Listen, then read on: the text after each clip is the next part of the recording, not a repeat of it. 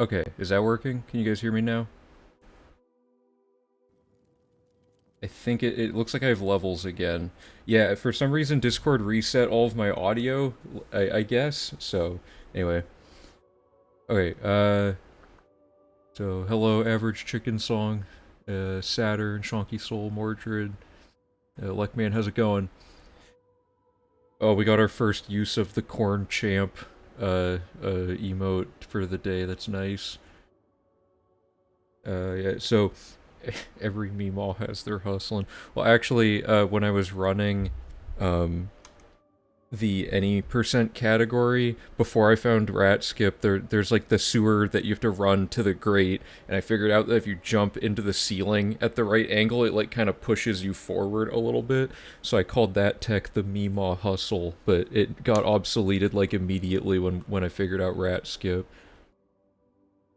And I was trying to get any percent world record, and literally every time I would get to the sewer exit portion, I would just say, "We call this the Meemaw Hustle," in case I got the world record off that run, so that it would be forever immortalized that as that name for that tech. But anyway, Ifucat, how's it going? Yes. Yeah, so really quick, I have to do May the Best Thief win because I guess I didn't save after doing it at the end of last stream. So really quick, I'm just gonna do that. And it shouldn't take too long, and we're just gonna kill Amantis Electus and not have to get his diary, and I also need permakey. Hey Han, how's it going? Yeah, so today is gonna be just a lot more quest routing. I also realized I didn't update the stream info, so let me... Yeah, I mean, that title still works. I could have made it a little more clickbaity, but whatever. Could have been like, over 40 quests at once. Is that trigger? Yeah. Okay.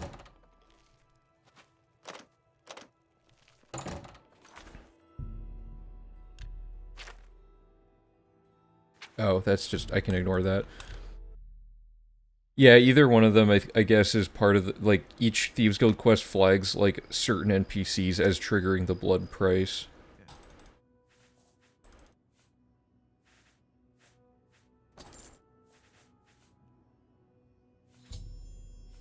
So we set all this up. And now that we're in the Thieves Guild, we're just gonna immediately get kicked out of it.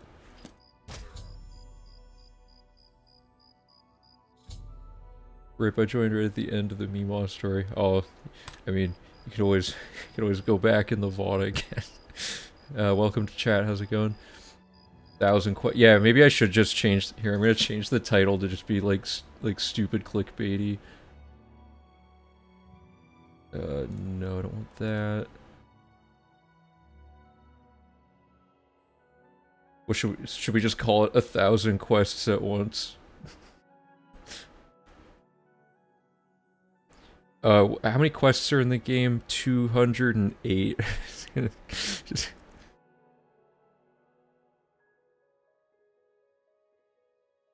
I mean, I literally put the word clickbait in the title.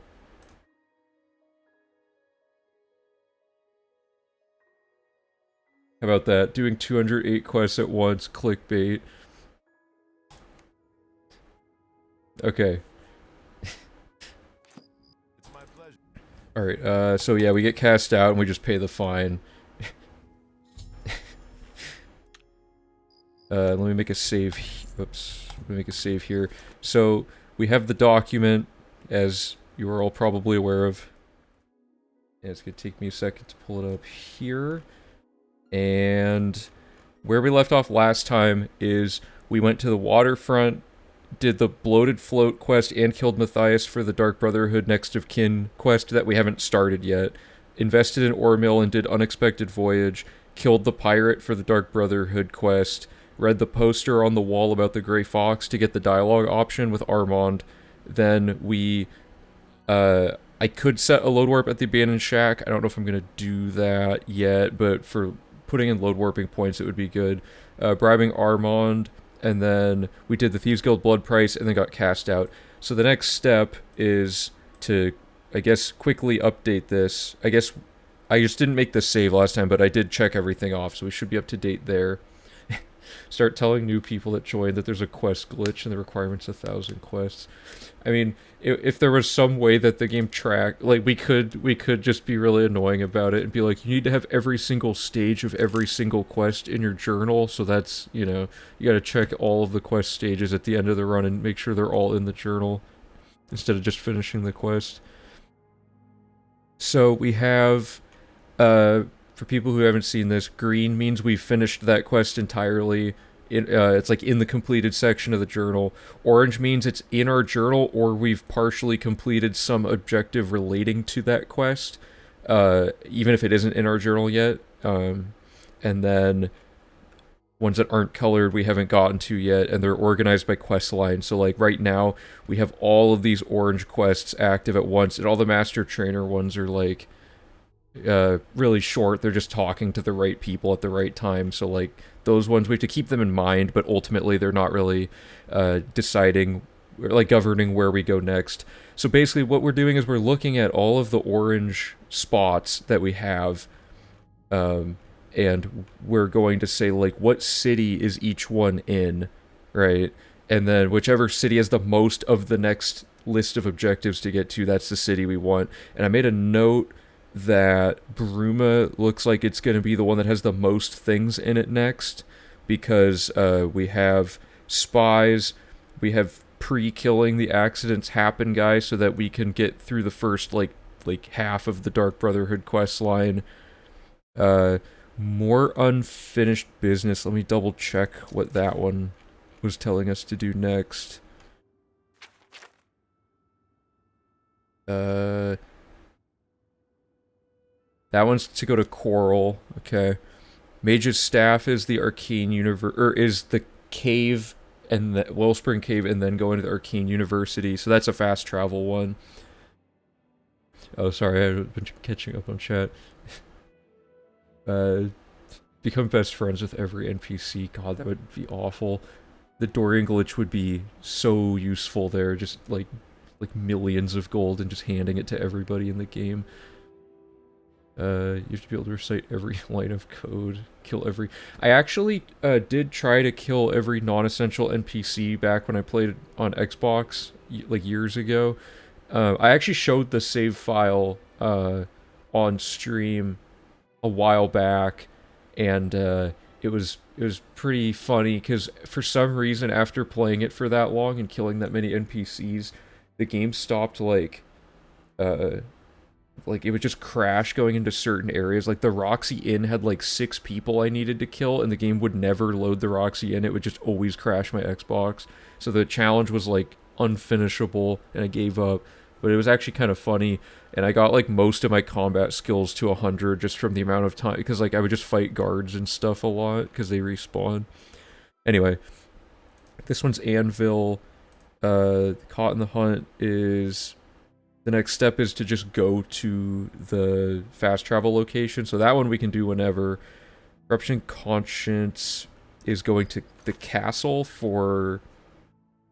during Allies for Bruma. And we're actually, like, still pretty far away from Allies for Bruma. So the main quest is probably going to govern most of our decision-making still, even though we've already gotten to the point of finishing Dagon Shrine where all the gates will spawn. I wonder if it's definitely doable on PC. PC doesn't seem to have like the decaying like memory leak issues or whatever's going on with the Xbox version. Xbox, no matter what's going on, if you play it for too long, it'll eventually just, your save file will just explode. So like I don't know why it does that, but on PC I've never had that issue. Even with like thousands of saves on a file and stuff.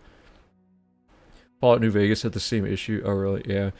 I never played New Vegas on console. I only played Fallout 3. You have to kill guards until you track murders. Oh, fun fact about that. I did I learned that the bounty, at least on Xbox, I learned that the bounty has a maximum of 999,999 because I actually, in my attempt to kill every NPC, I killed so many guards to get rid of guard aggro that my bounty overlapped from 999,000 getting 1,000 more. It went up to 1,000,000 and stopped at 0. And immediately everyone stopped fighting me. And I was like, what is happening? And I talked to a guard and they didn't arrest me. So like I haven't tested to see if that's possible on PC or if the integer value is higher on PC or something. Because it's like an arbitrary cap to be at exactly 1,000,000. But it's still funny that like if you're too evil, they just give up on trying to pursue you. Okay, and then we have a lot of stuff in Coral. So, like, here's a good example. We want to go to Bruma because of spies and because we haven't started, like, anything related to Bruma. However, Coral has, like, 3 things here, plus more unfinished business and Azani Blackheart and whatnot. So, Coral's probably going to be our next thing we want to do. Sounds like a new 100% requirement. If we counted overflowing, then maybe, but technically that's an overflow one because it doesn't cap the value. It actually just resets it. So it's like it's impossible to guarantee. And unfriendly competition is going to happen naturally. Tears of the Savior. Okay, so Tears of the Savior. That's not Bruma. I got that mixed up. Okay, so the reason we want to go to Bruma specifically, aside from spies, I'm trying to think of, like, if there's any other reason, because I guess we have to come back here for Bruma Gate, but we have to come back here for the Stone of Saint Alicia, which is, like, way later.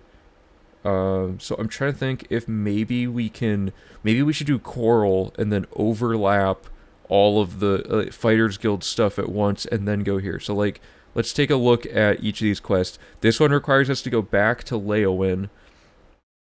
But first you have to go to Coral to start it, right? So that's that one. Wandering Scholar is in... Hey, Dr. Joyle, thank you for the follow, appreciate it. So this quest sucks, and actually we have a hilarious spell to speed this up that we have to rethink now that we have weakness to magic stacking. But this one is, who gives, okay, yeah, so Azan. So we have to go back to Anvil for that, and we can just load warp to do a lot of that. The Fugitives, I believe, is Shaden Hall, yes, so that one just requires going, yeah, okay. There's not much. I think we should actually do Coral next then, because we can do all of this using a series of, like, fast travel and load warps, which doesn't waste any, like, backtracking logic. Anything happens, yeah, that's another requirement. There were some people who were legitimately arguing that should be a thing, like, you gotta look in every container, you gotta own every single weapon, stuff like that. Obviously, it's not very practical for a speedrun. Oh god, I spilled water on my keyboard. 1 second. Okay. Alright, so it's a toss-up between... Okay, well, I guess the question is, what can we pick up in Bruma, and will it redirect us to Coral? 2 sides of the coin is entirely inside Bruma. Same with, I believe, Brotherhood Betrayed's the same way. Yeah. And then just lifting the veil and buying the house. So Bruma doesn't, like, add any options for us. And I don't think there's anything in the main quest that requires us to do this. So, like, spies and the other one are both just going to Cloud Roller Temple and going and getting stuff and bringing it back. Those are both like fast travel ones. Same with Muskarkand. So yeah, I think we can. Here, let's map this out. So we probably want Coral and then main quest stuff so that we have 2 things pointing to Bruma. And then we do Bruma, because we have to go in the chapel for the Fighters Guild quest anyway. So, and Bruma's gonna have spies, accidents happen, and like a million other things. Let's do that. Oops.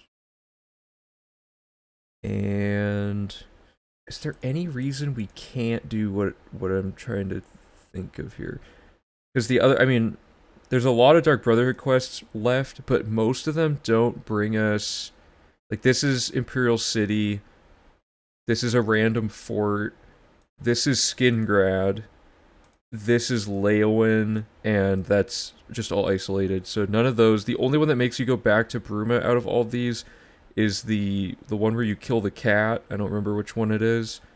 But and Coldest Sleep, you technically, or no, you can just fast travel for Coldest Sleep. So that should all be good. Yeah, okay, let's just stick with this because I mean Thieves Guild. Oh, and we just oh, okay, I remember. The reason we wanted to go to Bruma was because of independent thievery, because we need to go fence a ton of gold. The question is that like what time is that really saving? Because we have Shaden Hall, Imperial City, Coral. I don't remember who you kill for this one. I think it's just a guard. Oh, this is a battle mage. So that puts us in the Arcane University to do that. Lost Histories was... You gotta kill somebody for this one. Oh yeah, you kill the jailer, so that's Skingrad. I don't think any of these make us go to Bruma, do they? Oh, Arrow of Extrication does. Because... Or not Arrow, Turning a Blind Eye, because you have to go to Helvecicia's house, which means we can then do hand-to-hand training. Okay, so that could all work. On top of all of this, we have our mages. Like, we're basically trying to, like, push each quest line to a logical point where they're all lining up on the same thing. Every single spell. Oh, man.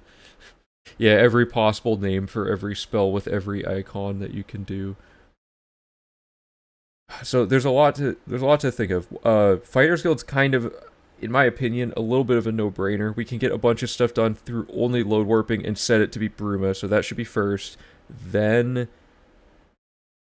I mean, Thieves Guild, I feel like I could have maybe timed this better, but I'm not sure, because these make you each go to like a different city practically. Thieves Guild might just have to be kind of a bit of a logic dump. I'm not sure yet. Okay, we still have the first half of Breville. Let's just map out the coral thing because we know that works, and then we'll come back to dock mode. So, we have... The first step, I guess, is to load warp back to Coral.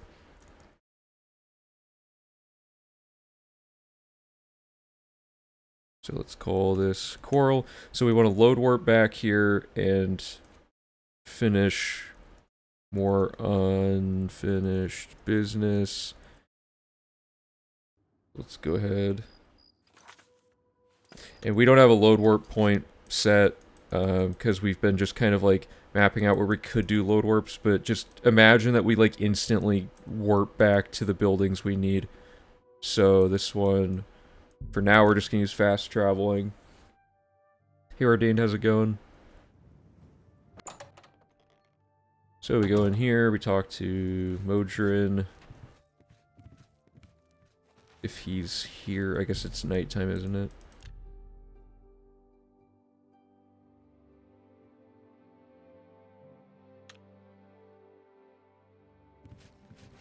There he is. What is it?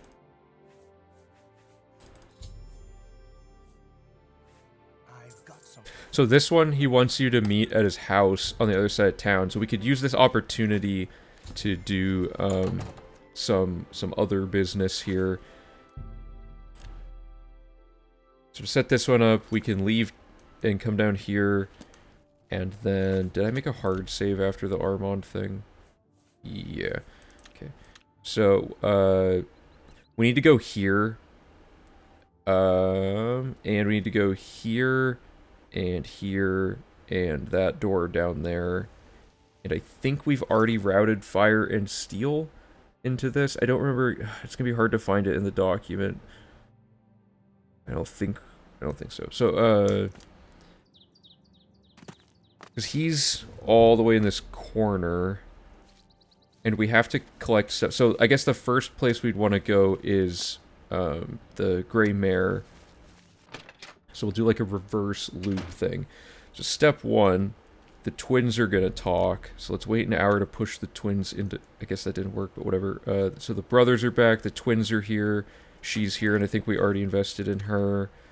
And Dharma has gone to the Seednius. So we talked to him. Sons. So that finishes that quest, and then the Jermaine brothers talk, and we talk to the most coherent one, which is Gilbert.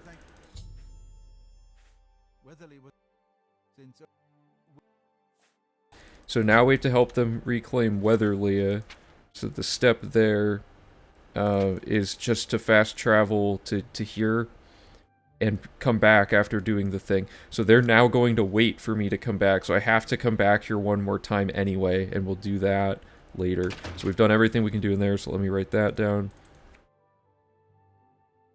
What's the name of the main gate? Is it just Coral South Gate? So we'll say, sorry, so we'll say brothers plus twins. And I believe we've already, on this save file, done this, but in here would be another invest slash a book that's up here. So we would go and hit those, and then we'd see if the lady has, like, left this building that gets stuck here. There's nothing else up here. So now we just come over here, and I think we've already done this on the other, like, earlier, but you would talk to her and invest, and then you would go finish Shadow over Hack Dirt. So Dharma, there she is. Walk in. We already talked to her earlier, but you would ask about the missing daughter to finish this quest. You get 5 mercantile, which is benign, but whatever. And then you would buy all of the home furnishings from her. Which, have we gone to the castle yet? Maybe this causes a problem. Because Coral Castle, we have to go there first to get her house. Maybe we don't want to do this yet, then. It lines up nicely, but we could also just... I don't know.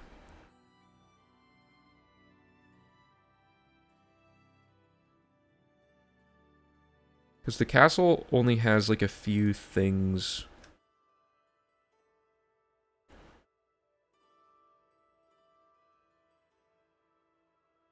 So yeah, these things all happen. Oh, I remember. Okay, the idea was to try to only go to Castle Coral once, and that would be during Allies for Bruma. So the emphasis was going to be on the main quest, which is why we were going to put Bruma first, so we don't have to go back to the castle. That's probably faster than lining up the Stone of St. Alicia, and we could still line up the Stone of St. Alicia, because we have to come back to Bruma during Allies for Bruma and go, or during Defense of Bruma.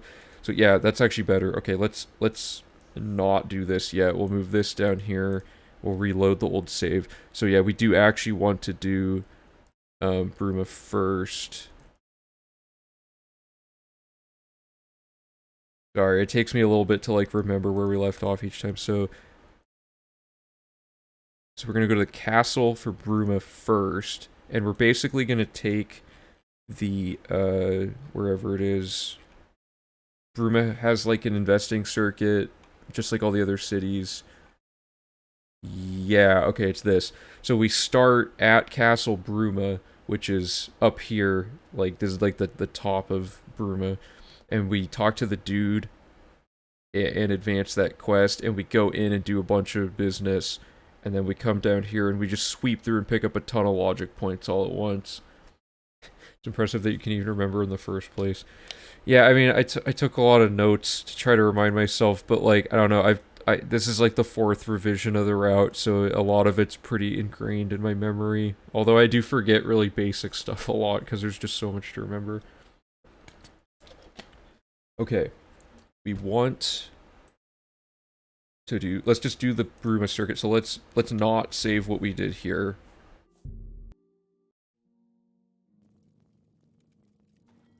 Okay, so this is right after finishing.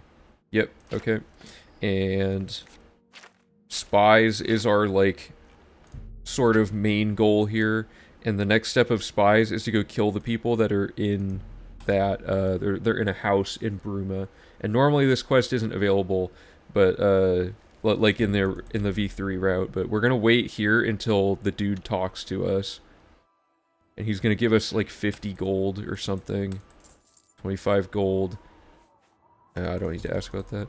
So this starts lifting the veil, and then we're just going to go in the castle and get lifting the veil set up and buy the house for Bruma. It's the wrong time of day, though, so we're going to wait till like 9 a.m.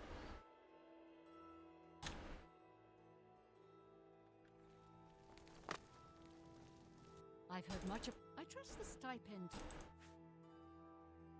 So step 1 is buy a house with... Oh, you got to bribe her.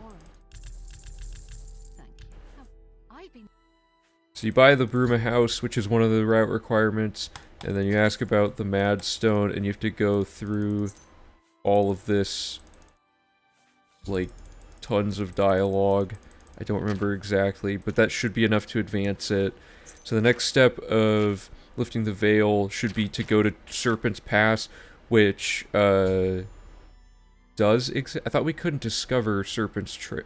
Oh no, did that auto-discover that? Hold up. Gotta double check this.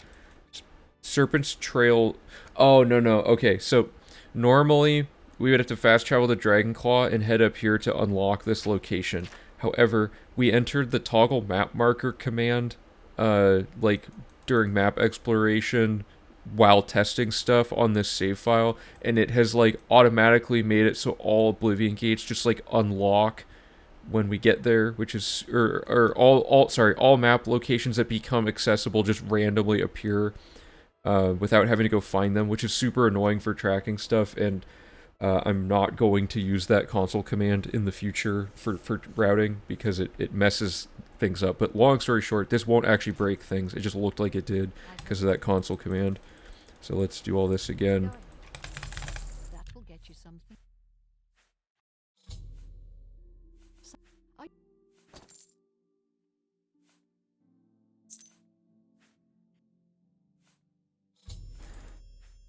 Okay, so we've set this quest up, we've bought this house. Is there anything else in Bruma Castle? Let me double check the document.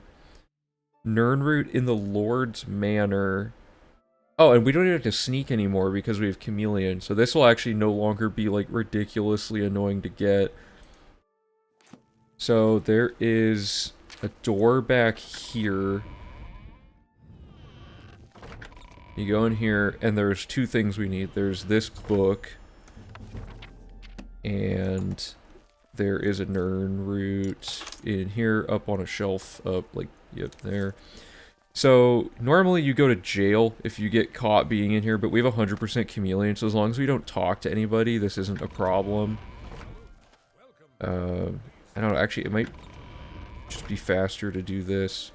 No, that's actually slower. Okay, so those 2 things, and then I believe that's it. Yes, okay, so now we can just do the investing circuit. So this logic will not change much at all, other than that we're adding a few things and removing stuff we've already done. But like the general premise of this is the same. So let me write down that we did the book and stuff. House plus serpent plus, or I'll just say veil, plus Nirn plus Orsinium book. That was all the castle. And we waited for Torburn. Okay, so here's an overview of what we're gonna do. And we're gonna basically copy this, but these are all the locations in Bruma. Oops. These are all the locations in Bruma where something happens. So it's like number 2 is Nord Winds, where we do investing. Novarama is where we buy the home furnishings to finish a quest and whatnot. There's investing here. Is spies? No, so this sets up... The reason we're taking this pathing is because we needed to go here to get the house first, so that when we get to 3, we can buy furnishings, and we need to be able to go here before we go to here, so that we can get the quest started, where you need to go read a book that's behind a cupboard, and we need to go here for... Is this anything? That's just a random house that has stuff in it, and spies is going to be this house, I think. So this should all just work great, and when we get to Olav's, we now have Thieves Guild started, so we can do the fencing requirement. And the only things we're going to change are... Ooh, we have to actually go back to invest in Selena, don't we? Yeah, because we already... Right. We do have to go back, because we don't have her invested yet, do we? Let me double check that. Right. So we have to do this before plot revealed, or she'll be dead. And you can just load warp to get her back, but we're not going to bother with that because it's slow. Invest in her, and we're going to add one other thing, which is right here. We're going to kill the dude for the Dark Brotherhood quest. Not the cat, the old dude that you drop the head thing onto, because you can kill him before his quest starts. So this is a pretty, like, efficient section of the V3 run, was getting all this, and now it's going to be even more efficient, which is pretty cool. The only logic point that we're wasting here is that we have to not go in the chapel yet, despite the fact that the chapel will eventually have the Allies for Bruma quest, but we're going to have to ping to the castle, chapel, and then outdoors anyway. So let's get rolling on this. I'm just going to write each of these things down as we do them. Step 1 is the first shop, and it's Nordwinds with 2 investments, and because we've permit enchanted our mercantile to be really high, it's above 75, so we get the perk for investing without having to actually cast the spell, so investing goes way quicker. So we're going to do Skjorda and Olfend. Let me write that down. Invest Skjorda plus Olfend, and then we're going to go next door. Invest in her and him. And because we have the house, we can now buy all of this garbage and get this quest finished.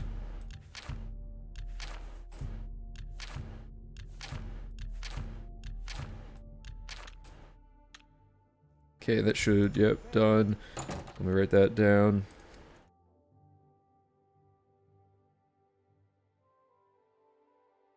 Sertan plus house, or plus furnishings.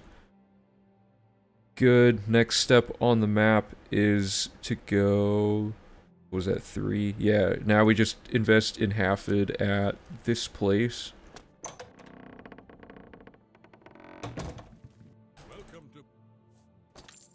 Cool. And then we go down here, and this is not the spy house. It's going to be the next one, but let me write down that invest.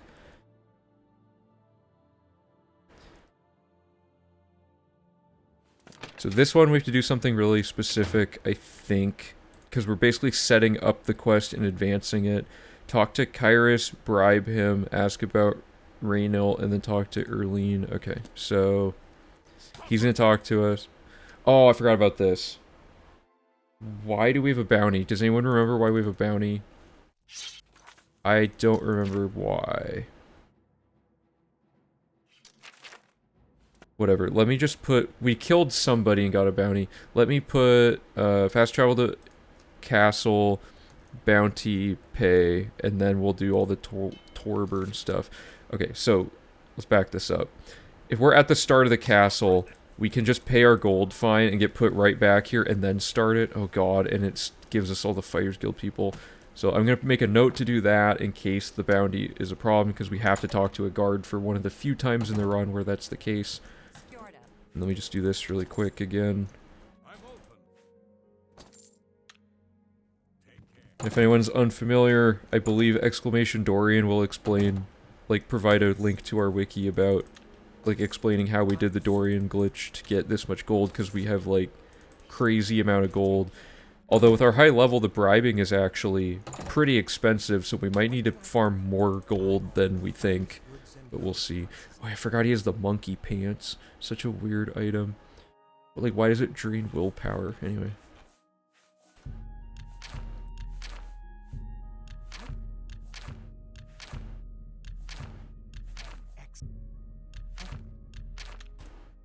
Okay. Oops.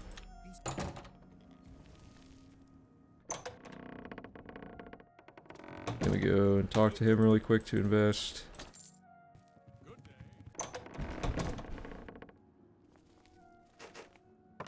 So now we shouldn't get arrested, hopefully. Hey Chicken Hawk, how's it going? Okay, good. So we have to get his disposition to 70. Ask about Raynal. He'll ask us to help investigate. We talk to the wife.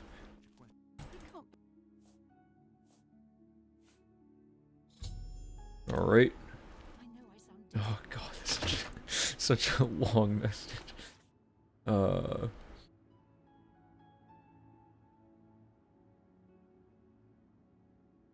long does it take you to type these out? Or are these like are these copy pastas that you replace with the channel name?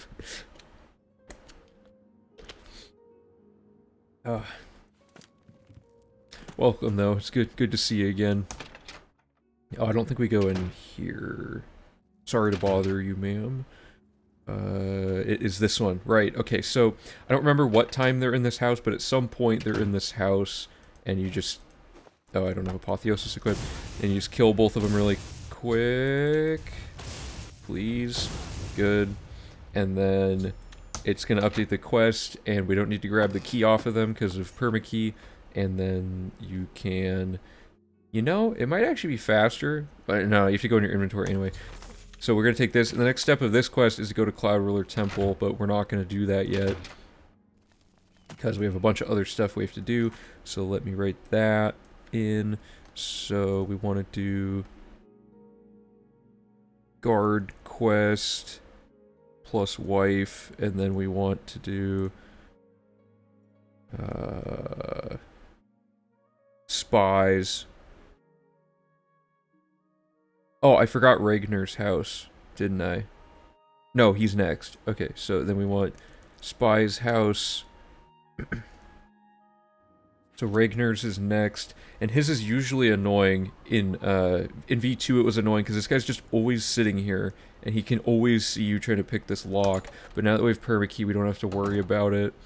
So we can just come in here, and he has a Nirnroot here, and he has a book here. So that's Dance and Fire V5.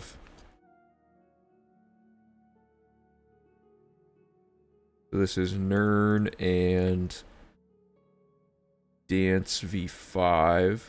Good.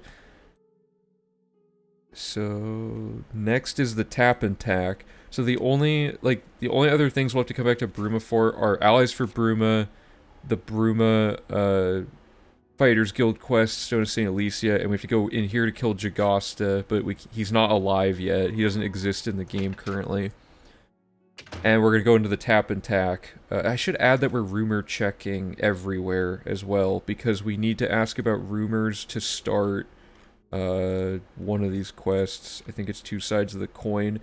And if we can find a way to start 2 sides without rumors, we'll officially have removed rumor checking from the run. We found a way last stream to avoid rumor checking, or maybe it was 2 streams ago, to avoid rumor checking the Corruption and Conscience quest in Shaden Hall. So if there's some way to get the 2 sides of the coin quest active without rumors, that would be really good. I just don't know how we would do that. And then Brotherhood Betrayed really quick. Let me... Is this one also rumors? Oh man, are there 2 rumor quests? Maybe I'm misremembering. Let me check our quest thing here. Brotherhood Betrayed, right, that one's easy. Or no, sorry, we just did Brotherhood Betrayed. 2 sides of the coin is, I guess, the only one, yeah. So, Ask people about rumors until Gerunder shows up as a dialogue option. Ask about this to start the quest. Olaf's tap attack usually has several NPCs. Yeah, so normally we just do a ton of rumor checking in the tap attack, but we should be doing it on every NPC we talk to until the Gerunder option is available throughout this whole thing, because he's not, like, there's no one in his thing. Because, like, What can I do? if you ask about rumors... oh, okay, that was just, like, super good luck, but that's not normal. I want to see if there's a way to start this sort of organically. I didn't save. Okay.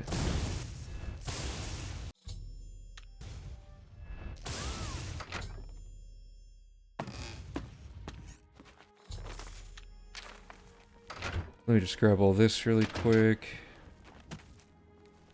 Because her house starts two sides, but I cannot get the quest to start. Can't you see that? I can't help myself. They're safe. We'll see. Like, I don't know if maybe, like, bribing her brings up the topic, or, like, there may just be no way to do it. But for the other quest in Shaden Hall, we talked to a guard that, like, unlocked the dialogue option for another character, like, without telling you you've learned about the dialogue option. So it's possible that if we talk to somebody Can't you see? specific, that it will unlock her dialogue, and my only guess would be something related to the jail in Bruma. So really quickly, let's just, like, run around and see if we can find anything that unlocks the right dialogue. Because it's like, you have to come over here anyway, so we can just set a load warp point. But it could be the jailer.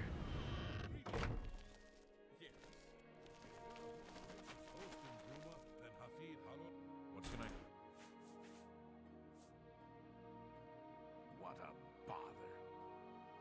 Yeah, it doesn't, that's not what I wanted. Well, that's not gonna work. Okay, so we can't talk to him.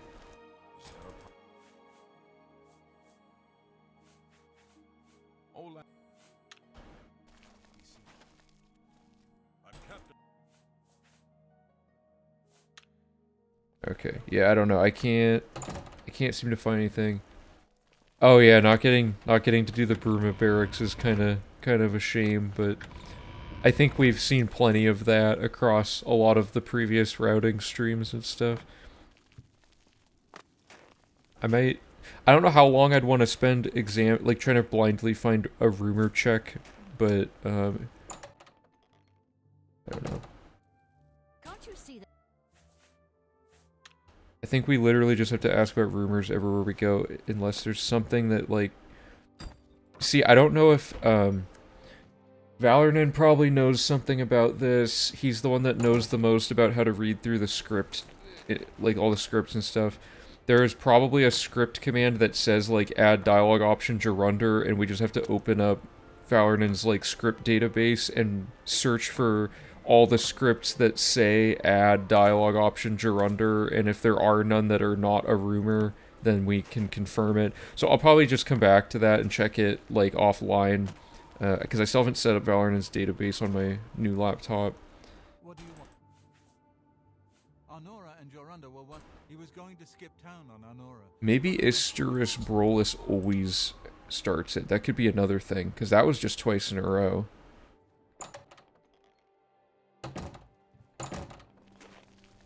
Let's see. What about this guy?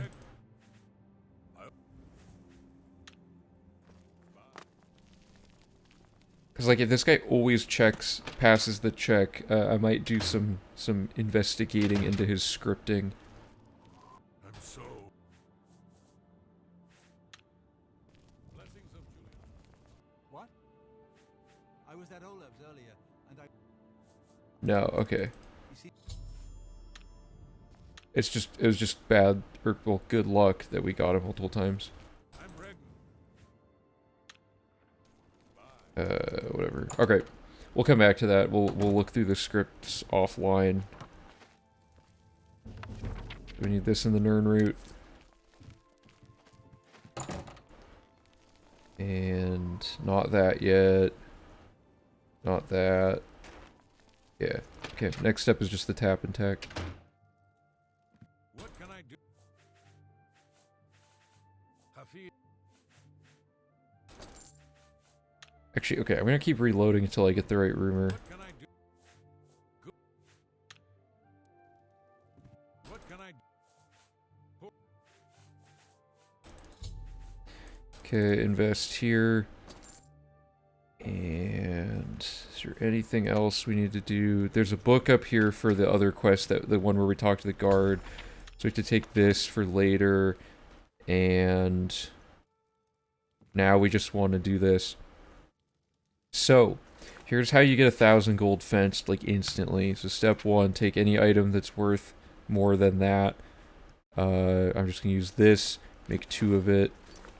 And then you're gonna put, in a stolen barrel, you're gonna put 1 in the barrel, look at it, take it. Or sorry, you... trying to remember. Actually, you don't even need to dupe it, but whatever. You put it in the barrel, then you exit the inventory, then you open it, take it out, and put it back in, and then you exit, and then it should count as stolen. Yeah, that's how you do it, and we don't need the actual ring. So duping was optional. So now you have a thing that's worth like a bajillion gold, so we're just going to talk to Olav, and we are going to just sell it. Oh wait, no, this isn't even the right guy. Where is the other guy? The other guy should be in here. Let me wait again.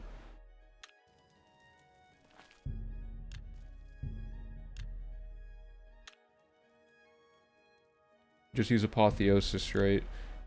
Oh, for like an expensive item. Yeah, probably. Is it him? He's in his house. Where is his house? 1 second. I'm just gonna see on the map really quick.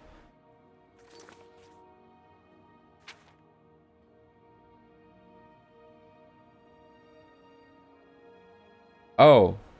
Yeah, yeah, yeah. Okay, so...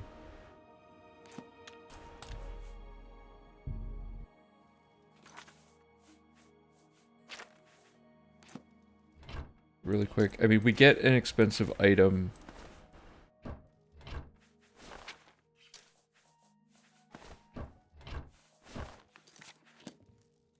What can I do? Oh, he has a quest marker. Oh yeah, that's true. Do we just invest in this guy? I don't remember. Let me double check.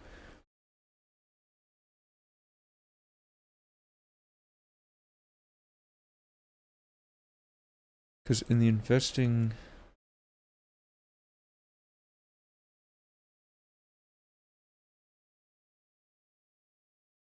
in the investing circuit, we talk to them, and then when we get to here, we just take this journal, I guess, is the only thing.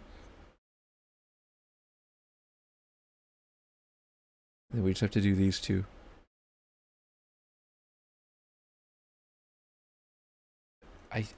Part of me wants to just wait until the time when he would be here, but I don't know, let's double check. Because I want to wait till 9 a.m., I think, anyway, for the spy quest to line up, and if he's in his house at 9...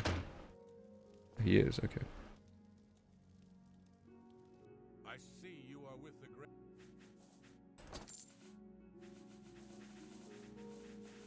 You got some hot property. Oh, it's not worth 1,000.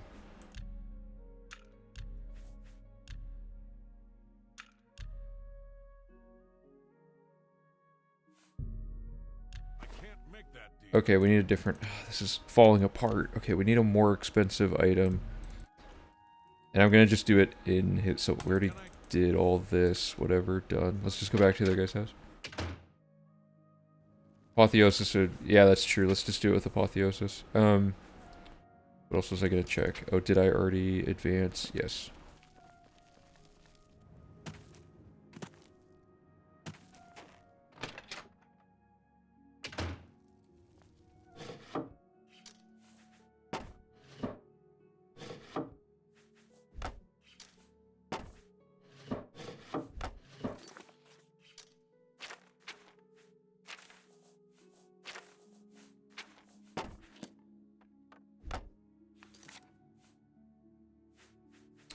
Well, whoops.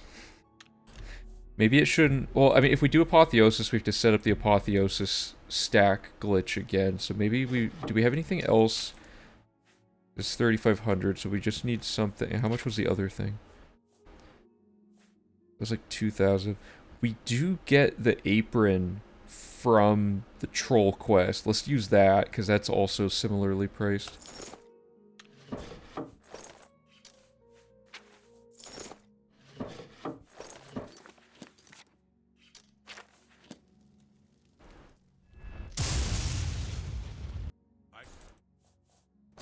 You got some hot property.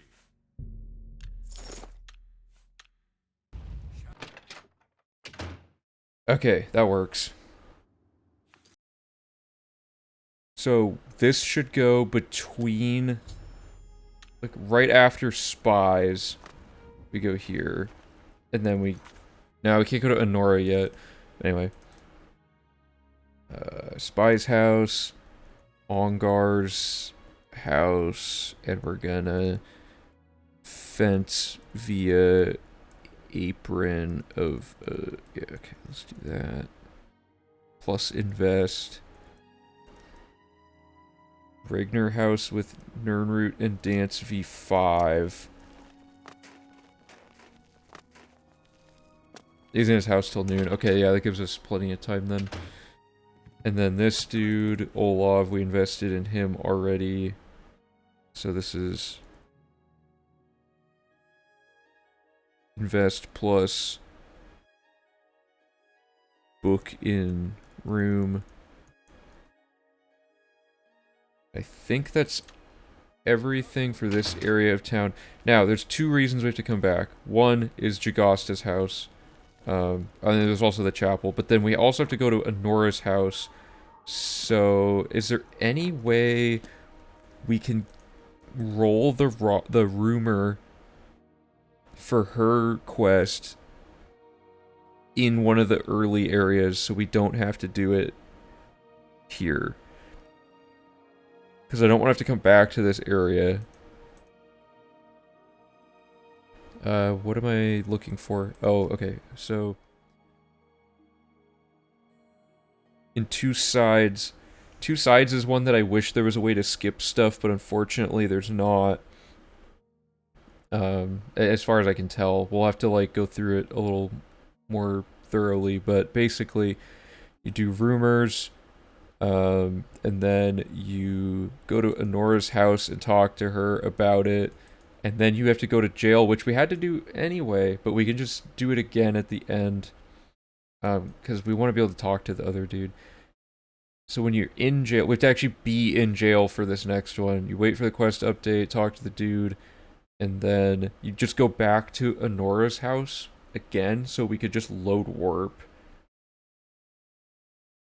And then you kill her.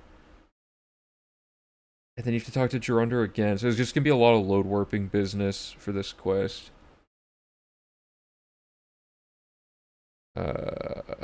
Yeah, let me... Oh, you guys can't see the construction set when I open it, because I gotta find some way to be able to screen share the construction set. The quest would be, like, really dense to unravel, though. We might want to... Well, okay, well, first of all, let's look at the quest stages on the wiki and see what they know.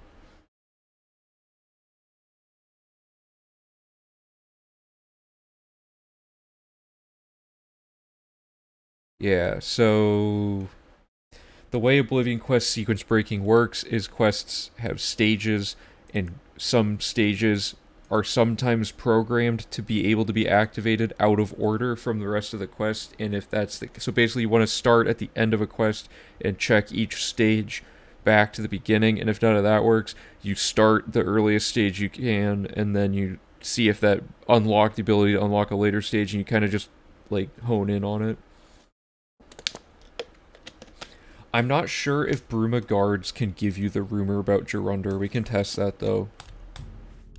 Oops.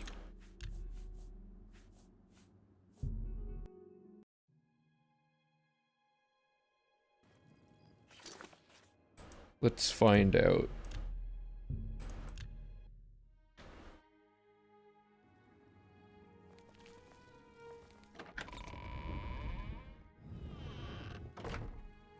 If we do rumors at the start of the run, does that help increase the odds? That's possible. I never thought about that. Okay, well this is... If there was ever a time that this... Hopefully they're all still there. Yeah, okay, let's just see. Good news. We're here to help. Hey. Yeah, guards are probably all gonna just be like, oh, you did all this heroic stuff. I understand that. Yes? Did you hear about something to Elena Dunn? It's also possible that certain NPCs have less total rumors that are in their bank of options, making the roll chance higher. Could be something like that. We're here to help. I've heard. I think guards just give you like a generic rumor each time. I don't think they give you quest-related things. They say.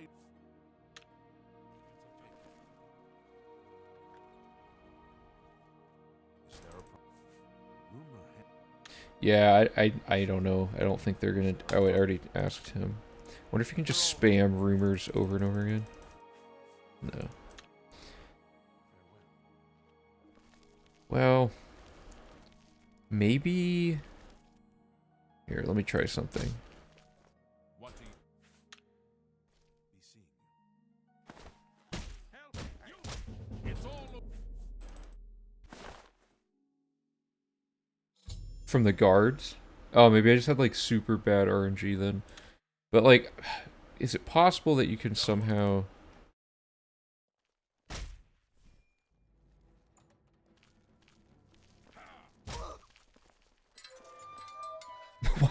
Why would they open the door? God. This is not the outcome. I was trying to see if like you can sequence break it by going to jail. We're always. Hey. Probably from the Bruma Citizens faction. Oh, okay. Sirach. That's possible. I mean, I guess that would make the most sense that those are the type of people that are like I don't think guards would be meddling in business related to this. Oh, they are I hope I can sprig it. It's my pleasure. I mean, they're not from here, I guess. PC. Free of the night. Sure. PC.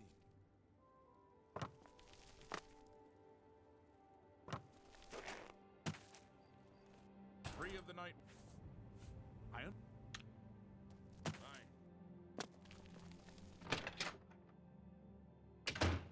Okay. I see. I heard. Well, okay, this guy we knew could do it. Over. All we really need to do is find the earliest citizen in the route of this city that can do it and just farm it off of them. But I really don't know if there's a way. So let's look at the quest stages. So you start the quest through rumors, which activates stage 10. To get to stage 15, you talk to Honora, but if you talk to her early, that doesn't do anything.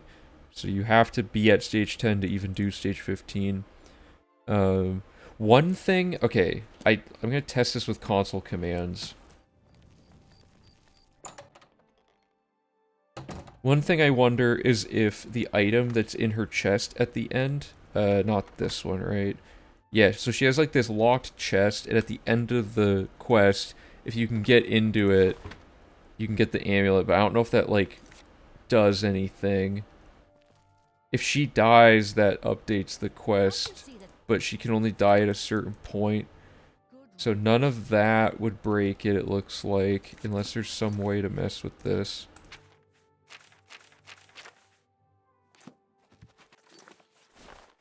Like, what if we brought... I like how her amulet is just the Amulet of Kings, also.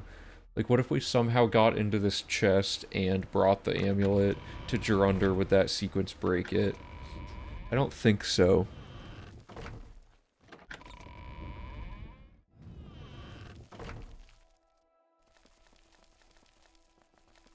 This is a labyrinth. Okay, there we go. Go. Yeah, okay. Blue food coloring.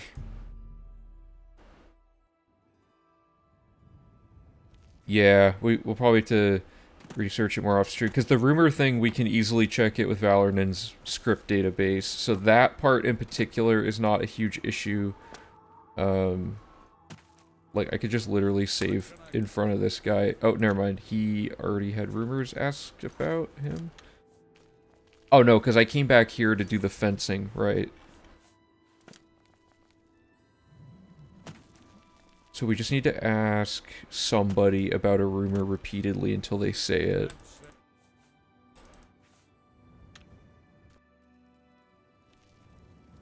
I'm sick. I can eat. One more cook. I was at Olav's. Me children. I'm sick. I'm so. Me children. Did you hear about Braid? I see what you mean, like, now they're all talking about this dude because I just started the quest related to him, so if we get the rumors out of the way... Like here, if we go back to the beginning of this and we get rumors at the start, I think this will trigger the rumors earlier.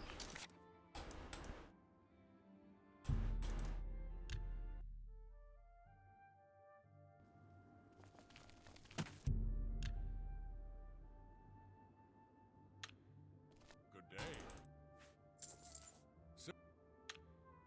Safe journey,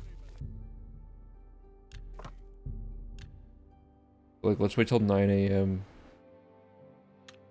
And then, like, in the first shop, let's just, like, repeatedly ask about rumors using the autosave or something.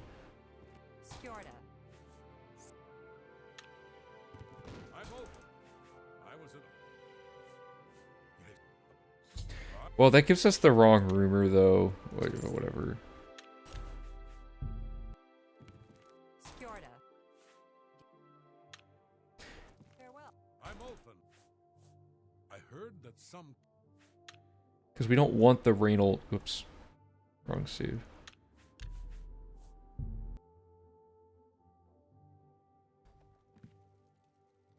Skjorda. Good news. Take. You know, we go to Bruma at, like, the start of the run before we... You know, yeah, let's try this. Okay, so... Very beginning of the run, we go to Bruma where? Go to Breville and we do some basic stuff. And then somewhere along the line we go to Bruma. So let me find where that save is. Somewhere around here. So, like, are we gonna get better rumors? If we... So, like... At this point in the game, very little has happened. Are the rumors going to be more likely to be about other things? I've heard that a. Goodbye. Can I help you? Okay, that gave me that one, but we don't need that one. What? I was at Olav's earlier. And Good day. Someone needs to get Skjorta under control. What? We're looking for.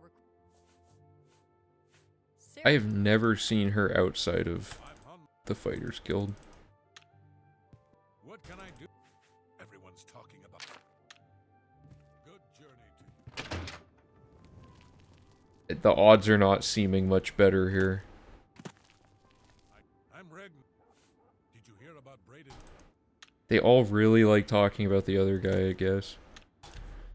Oh well, let's just keep going. We'll figure out more about this quest later. I gotta pull up the construction set and, like, pull apart what parts of the script mean what for the quest, and then we can analyze it further on stream. So where we left off here is we just did that, and let me just walk back over here so that, because, like, we would just come over here and go and invest in this dude and go read the book upstairs that we already took from behind here. So we go up here, talk to him, invest, and then we're just gonna spam, for now, we're just gonna spam rumors until we get what we need. Is this a test of the route? Right now we're actually figuring out what the route should be. So, it's like a full run through of the route. Wait, did he just say it? Wait. Wait, he mentioned it, but it didn't show up in his... Hold up.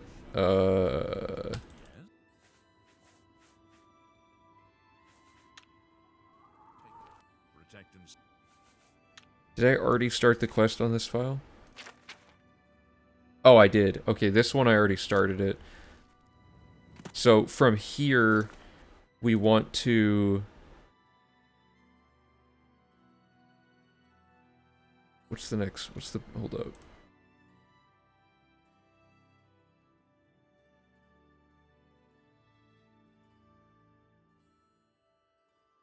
Mages Guild, and then Hammer and Axe. Okay, simple enough.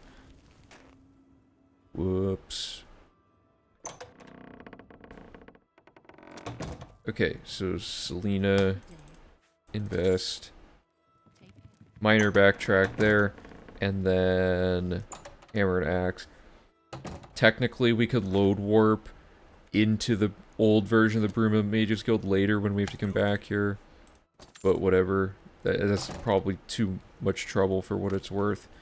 There we go. So that's our first pass through a Bruma that hits like probably 80% of all things you can do in the city. Oh, and I forgot to add this in. Really quick. For some reason you can't permakey this house.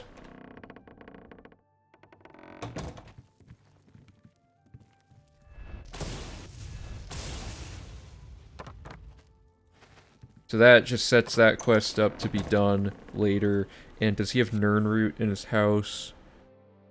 Let me find that. Nirnroot in the northwest corner on a drawer.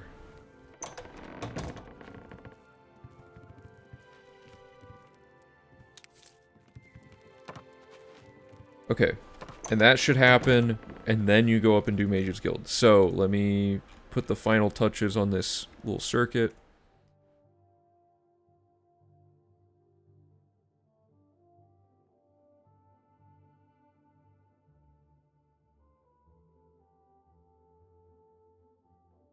So we're going to do rumor spam here, then do this, invest in Hafid, and then do the Honora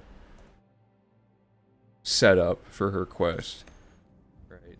So to simulate that, her quest is now set up, but imagine we set it up by talking to the people with rumors up there, so that when we get to her house in the actual circuit, right after the Ongar house...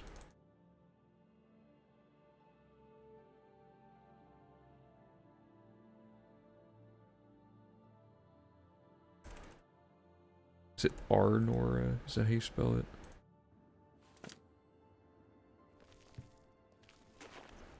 Arnora, yeah.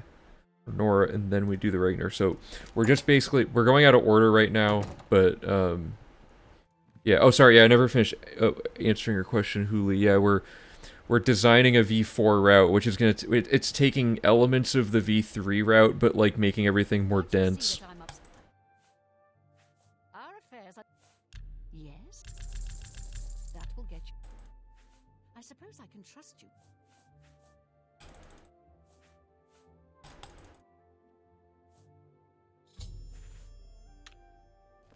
Okay, so her quest will be set up to that stage, and the next step of that is to go to the dungeon, and we have to go back to the castle anyway later, so we'll set up a bunch of load warping garbage for that. That's just it's gonna be inevitably painful, until we find a way to mess with that quest more. And that quest, I don't know when it decides it, but at some point, that quest gives you a skill book. Which would be... I believe it is out here. Like, we could pick it up maybe during Brumagate. somewhere out here is like a stash, I think. It might be around the other side of the city, though.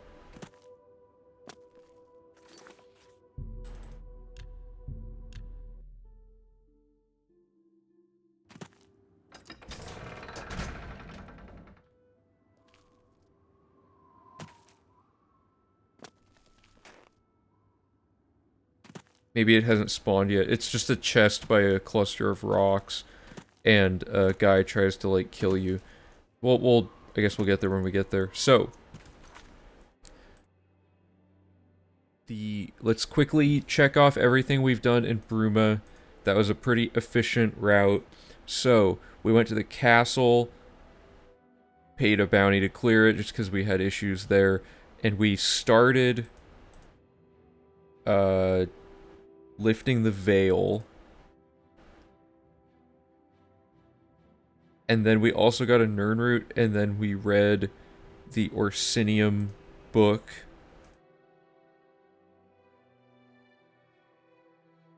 Okay, and we bought the house.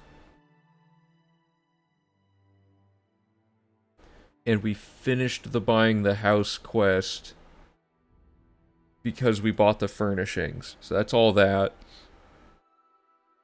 Then we did a ton of investing. So we got Skjorta, Ulfund.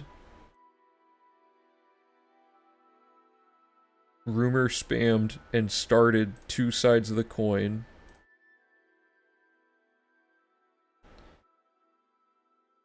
Invested in these 2 people that have hard names to pronounce. Finished the house thing. Invested in Hafid. Did the guard quest with the wife. What is that one? Brotherhood Betrayed. So we've started all the Bruma quests that are, like, specific to Bruma. We did the fencing with the apron and invested in Ongar. So that quest is effectively done, but I'm going to leave it as orange because it doesn't technically finish until you're done with Ultimate Heist. So that one's, like, in essence, we've completed that. We've done all the fencing we need to do. And then we started the 2 sides of the coin quest, and we got a Nirnroot and Red Dance and Fire V5.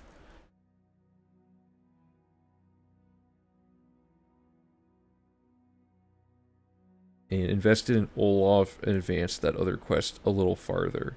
So let's mark him off. And then, oh, and then I forgot to write in the last 2. So this would be Mages Guild, invest Selena, and then invest Theotrid, or whatever the name is.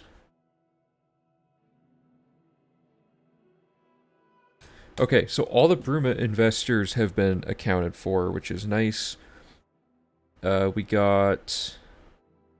We're pretty far along on investing. A lot of the ones that we're missing are, like, in other cities, or just, like, places we just haven't had any reason to go to yet. We could go to Kvatch now. I'm trying to figure out why, or, like, when we should go there. Because, the Kvatch people start Speechcraft, I think. Let me look. Invest in them, and then, oh, Restoration. Yeah, talk to Olita when she comes back to the camp, and that starts the Restoration training quest, which we might have already started. Where am I? Yeah, we started that just through some other means. So all that's left in the Kvatch city is that there's just some random investing to do. But we'll probably pick them up when we pick up all of these other random merchants that we're going to be getting during miscellaneous quests. Because all that logic takes place outside of cities. And that means you just fast travel to a location, load warp back, and you just fast travel to the next one, load warp back. You do that over and over again to clear all those quests. So, the next step... Spies is not done, but we have to go back to Cloud Ruler Temple, and then we can just do these 3 quests, and then it'll tell us to do Bruma Gate, which we can safely do without actually entering Bruma, and we'll use that opportunity to buy the horse at the stable. So this entire chunk of the main quest can now just be done out of order of everything else. It's not connected in any way to the other things. And when we do allies for Bruma, that requires going to every castle in every city, and we'll use that as an opportunity to kind of work our way through each city a second time and hopefully have everything in each city checked off after a second pass through. Some of them will require 3, but long story short, we can safely do spies all the way through Bruma Gate right now. Why didn't we invest in the Kvatch merchants back when we did the Kvatch quest? So originally we were going to wait to go there because of Olita, who you have to wait for her to walk back to the thing anyway to start restoration training. However, we picked up restoration training from a different NPC this time, so it's just like we could probably just go add that back in. But let me see if there's any reason we can't. Because by this point we have our ability to invest in everybody. Yeah, it just says main quest stuff. It says skip Olita, haven't started restoration training. But that's irrelevant now.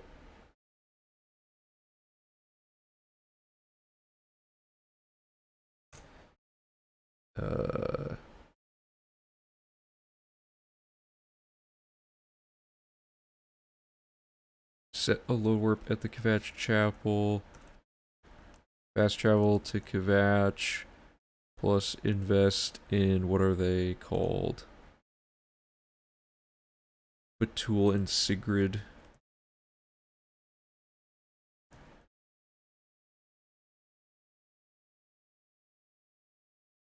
Okay, let me go do that on this save file really quick. This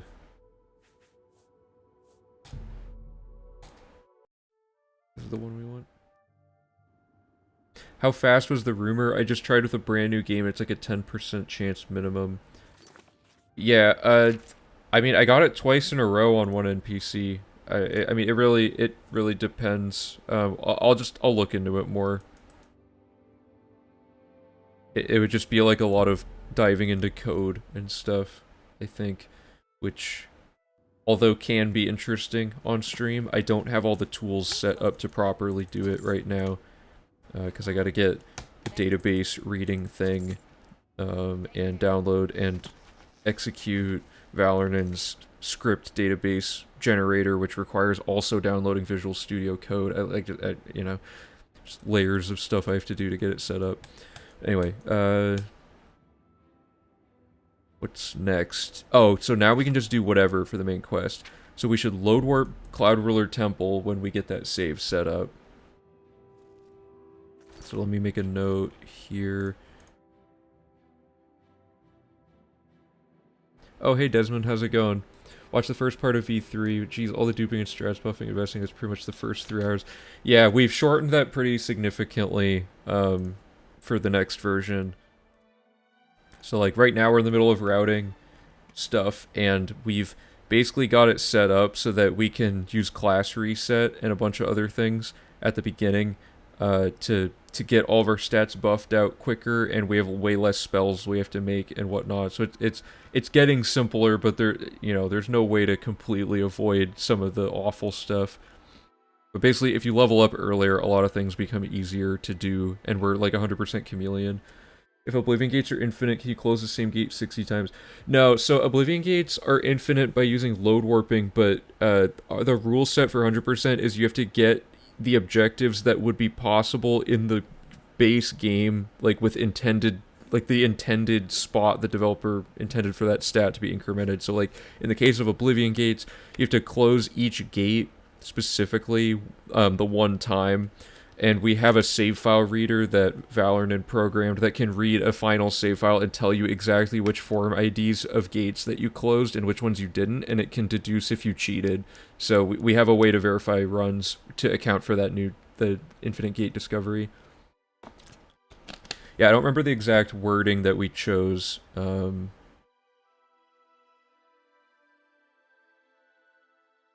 There's something in here. It was like, yeah, reach the maximum value of all consistent, practically finite statistics in the accomplishments tab via their non-glitched sources, which was would defined here in the rules. So like Oh, that's we had to Captain's. add that in. Hey Han, thanks for the $1 donation. Appreciate it. Do I have an emote for the cheese man? I think I do. Let me see.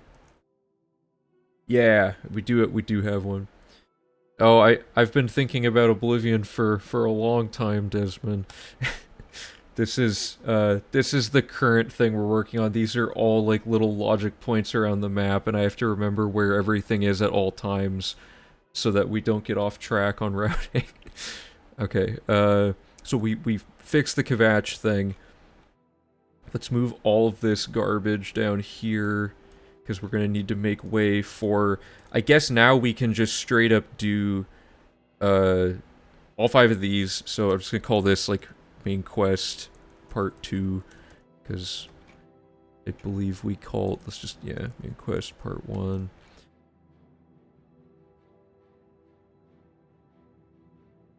Definitely looks like a cool experience to have a group of mates working with you as well.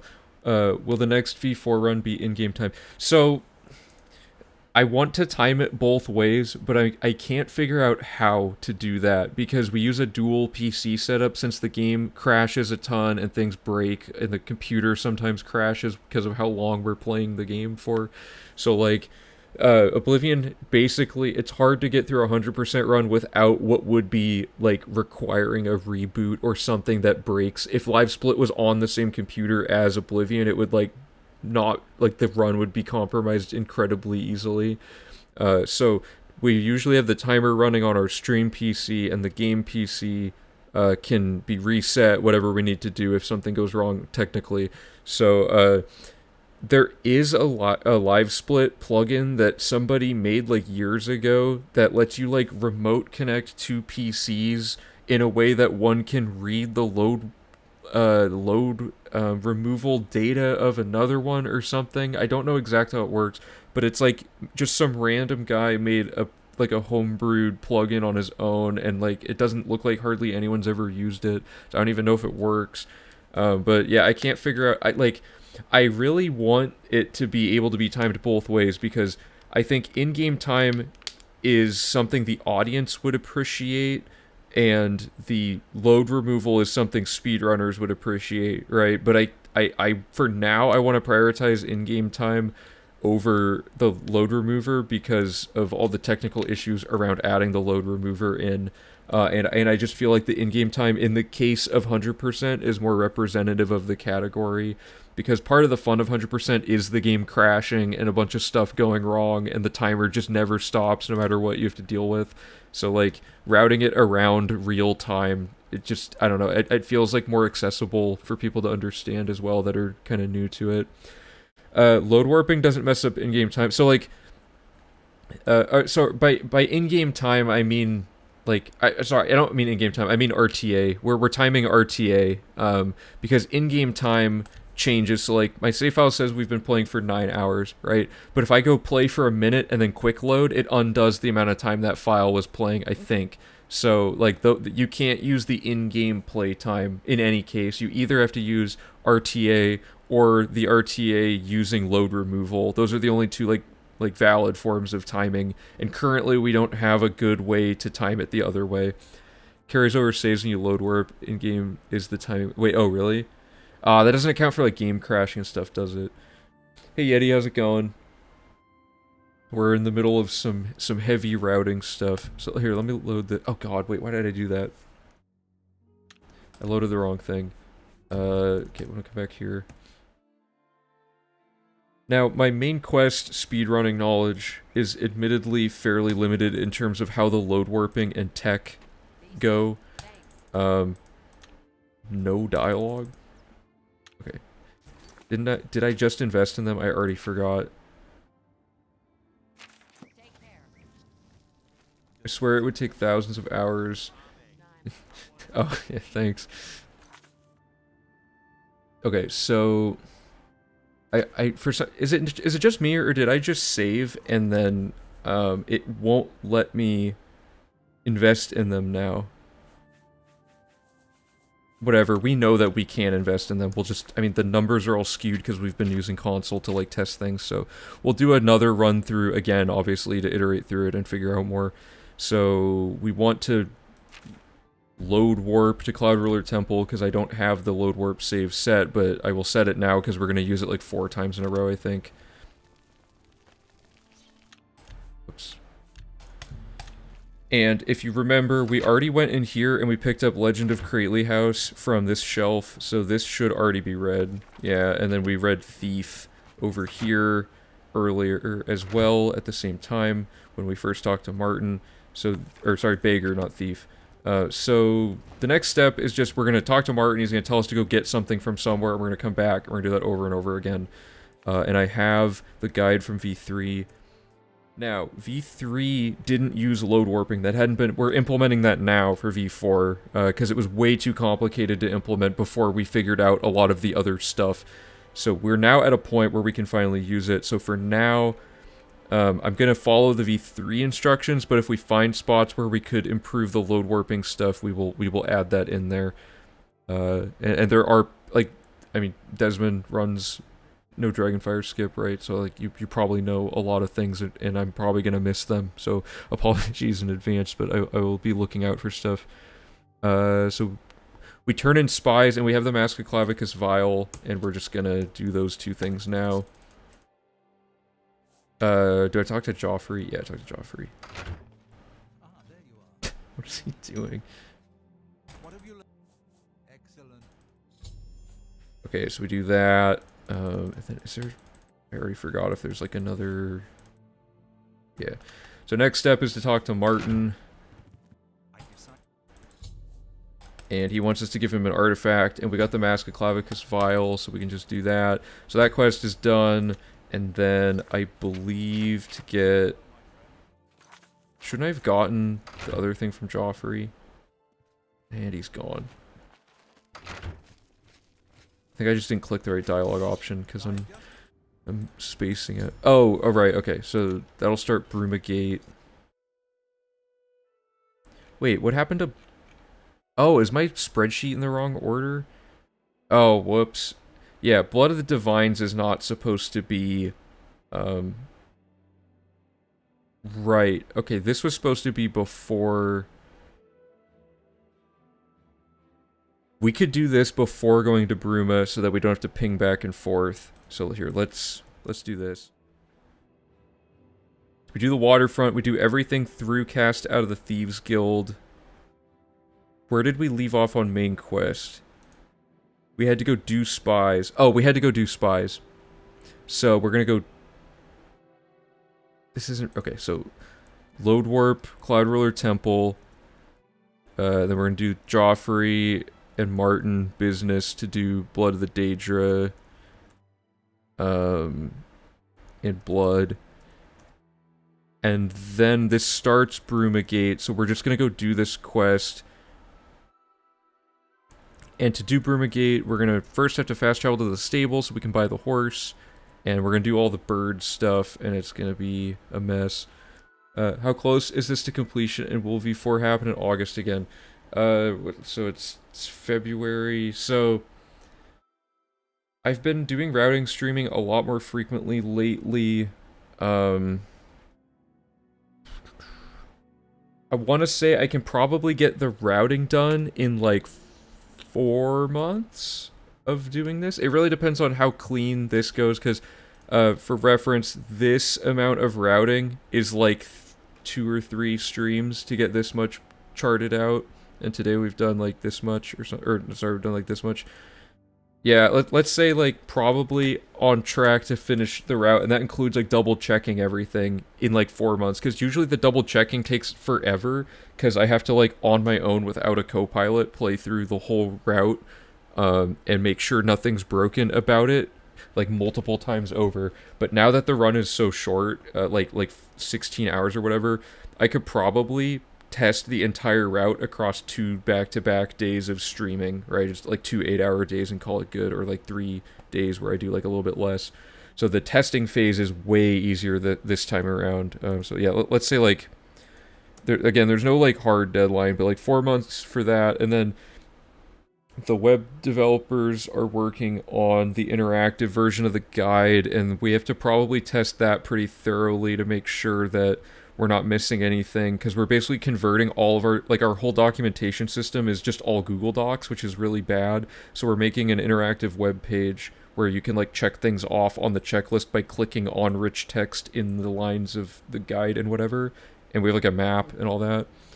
Will you use auto hotkey this time? For 100%, we're not allowing rebinding with third-party software, just because, I mean, it frequently has caused, like, gray areas in the official speedrun categories. So, like, for simplicity, I'm just saying it's not allowed, because, I mean, you know, it's not in the main category listing anyway.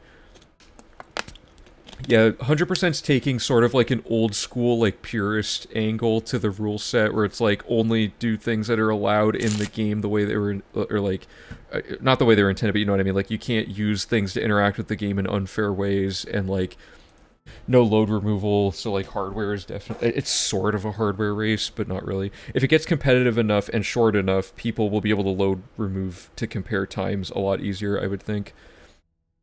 Anyway, so, now we've started Broomgate, and we're gonna do the stable. I can't believe my checklist is out of order. It's been like 4 years that this hasn't been in the right order. Anyway, Broomgate, we just talked to Joffrey, and then Bird, and then... Can we skip this gate somehow? Because we have to close it, like, organically, right? Otherwise we don't get the fame because of the instant gate glitch breaking everything. Don't think there's any tricky way to do this. But step one, I guess, is to just buy the horse.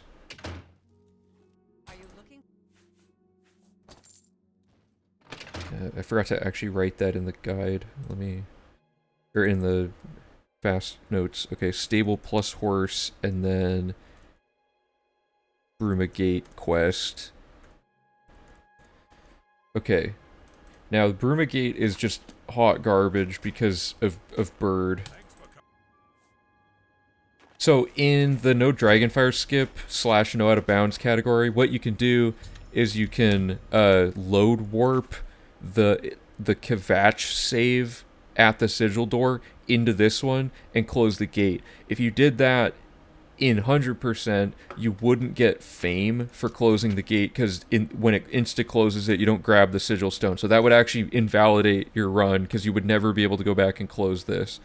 So we're going to have to probably close it normally, but we have this system here for closing gates where you... Oh, I don't know what Bosch's shorthand was for this. Whoops. What does HS mean? Oh, hard save. So you hard save outside the gate and enter it, and then you go... Right, so this requires having already done a very specific thing. The Bruma gate has a different layout, so we can't actually do this glitch on this particular gate.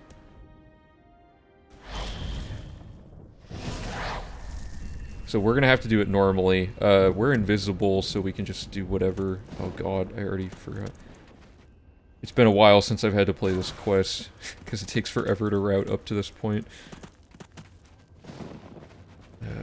I don't know the best route for this yet. Isn't the tower this? Yeah. Wow, I took, like, the dumbest way possible. But we're in, and you have to, like, make sure Bird follows you in, which can be really annoying, because he'll just get knocked unconscious and stuff. But certain doors... Sometimes, like, there. Like, that spawned him, so that's good. And then...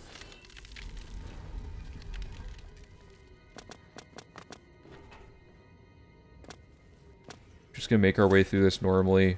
There's only, like, 2 gates in the entire game that you have to actually close, like, the right way. The rest of them we can just do a bunch of load warping business. But yeah, so the reason this quest is annoying is if you don't close the gate with Bird in the room, it won't do it. See, it says Bird and I have reached the sigil stone chamber. So if he's not in here by the time you get here because he passed out or whatever, like, random reason he didn't show up, you just can't finish the quest yet, and you have to go find him and drag him back, which can be really tedious. But we got pretty favorable Bird RNG, so now we just grab the sigil stone. Our fame increments to a 30? 30. Oh yeah, you get 2 fame for this quest. You get one when the sigil stone enters your inventory, and you get one as soon as you spawn outside of the gate on this one for some reason. Let's just clear all this out. Oh, I thought he died. Oh god, please. Why am I so bad at aiming? Doesn't help that there's like, I don't want to go to jail. Really? Okay, thank you. Okay, so that updates that, and then you can go back to Cloud Ruler Temple. Let me double check that I didn't miss any 100% specific requirements. No, we're good. So is the next step allies for Bruma? I guess it is.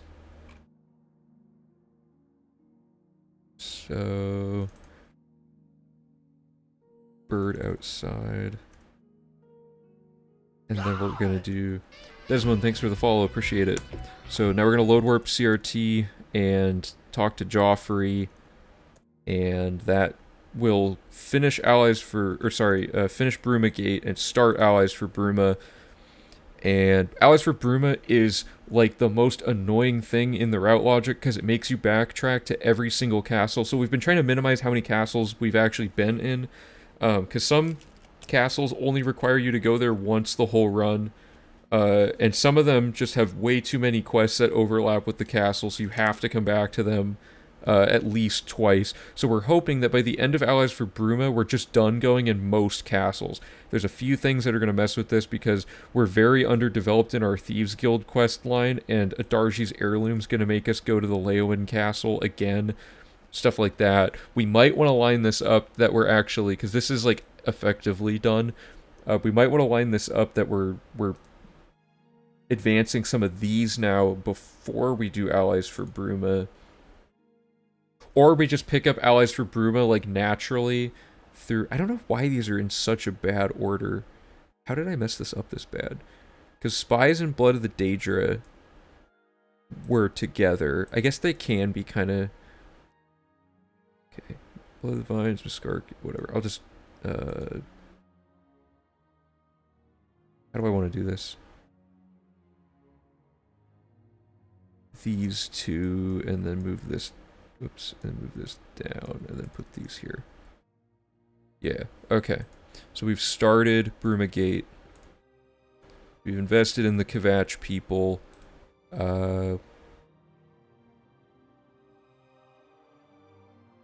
We did Spies and Blood of the Daedra. Good. We're about to finish... We're about to finish Bruma Gate, so I'm just gonna check it off. Bought the horse at the stable.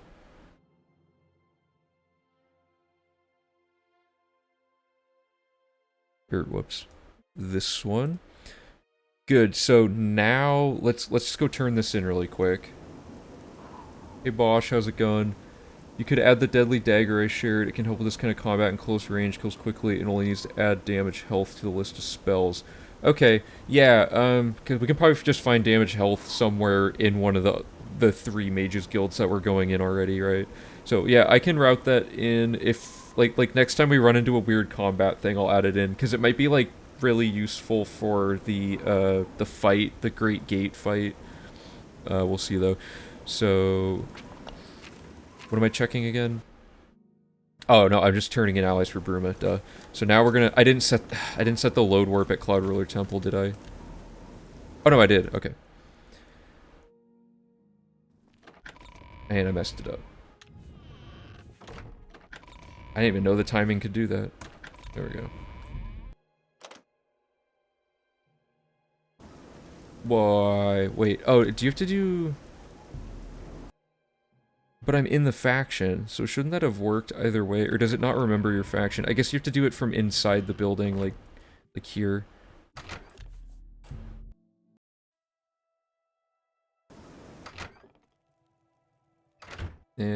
Jesus. Why? Why would this be like this? I feel like I'm in Interstellar or something. Like the bookcases that you're like folding your hands through. Anyway. Next step, let's just move past that. Next step is talk to him. Wait. Oh, I'm an idiot. I didn't know you could start that like that. How does this work? Am I just I'm not remembering anything? What? I just kicked like a book. This is horribly. What is happening? It just all went wrong. Let me see if I can fix this. Something went wrong. Can you start Blood Divines before doing Brumagate? I swear you can. One in-game week must have passed between Blood of the Daedra and Blood of the Divines. Is that really how that works? That can't be right. Is that how it's programmed? It says here that it has to be a week after giving him the Daedric artifact.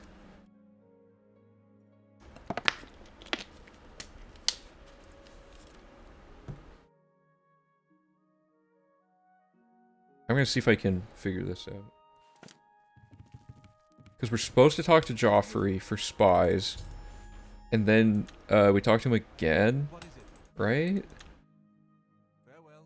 We'll wait to talk to Martin. Give him the artifact, whatever, and then I've just. this to do the Great Gate.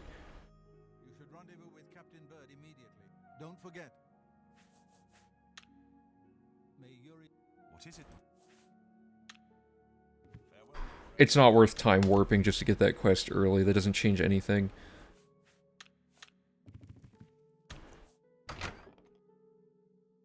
I want to see if the, Don't forget. I'm not gonna forget. How did he even? How did he even appear there? Oh, right, because if they're like, I need this, and then he's like, oh, you already have it. You're so amazing. I do remember that. Okay, so maybe straight out of, yeah, oh, that's what they do in No Dragonfire Skip. I should remember all this. I don't know why I'm not remembering this. But yeah, thank you. That's a good point. So right after this, before you even turn in this quest, you can just go to Miskarkand and go get, is it Miskarkand or is it Sacred Torque? Can you get... One of them requires a key, though, right? Sacred Torque requires a key. I mean, I can't remember anything right now. I'm just, like, totally blanking. We could time warp... What did I do in V3?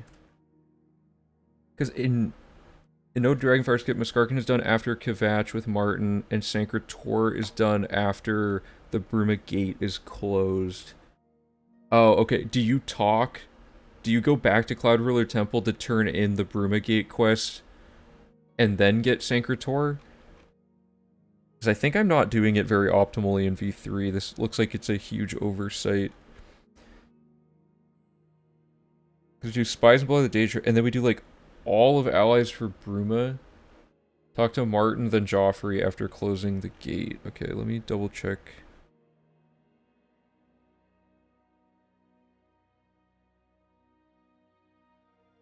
Why do I do...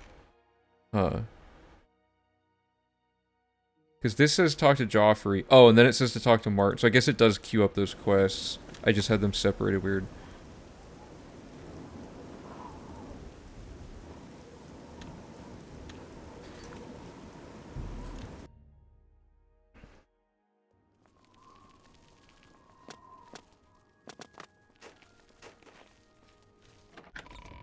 Talk to Martin and then Joffrey. Okay. I figured out. Right, so that's Blood of Divines. Good work. We. Oh, right. Okay, good. Now we're back on track. Let me write that down. Load warp CRT, Martin, plus Joffrey. Okay, so that starts all the... Thank you. So that's all the quests that we need for that. Which means we've now started Allies for Bruma and Blood of the Divines. And then if we just go do the Miskarkand quest during this group of things, when we come back, it'll already be done. So let me, okay.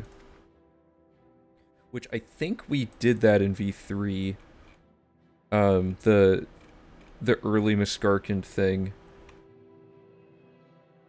Yeah, we did Blood of the Divines and Miskarkand without being assigned the quest.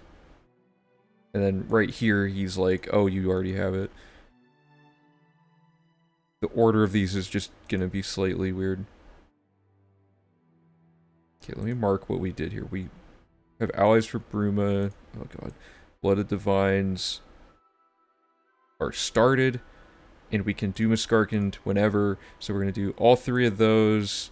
But we can do these 2 first. And then, do we... Okay, let me double check. Do we have to go back to Joffrey to finish allies for Bruma? I don't think so.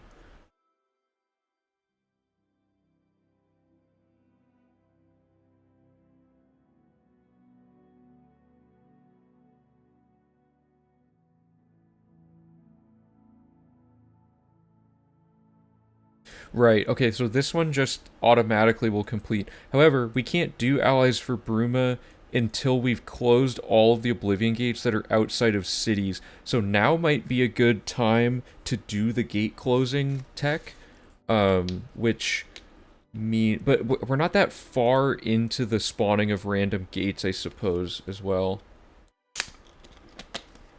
There's a system we have here, which we can take, and we're going to just chuck it into here and do all the gate closing, which is the simultaneous forced gate discovery. But we want to spawn as many random gates as we can before doing this, so maybe now is the time to do the Nirn route, right?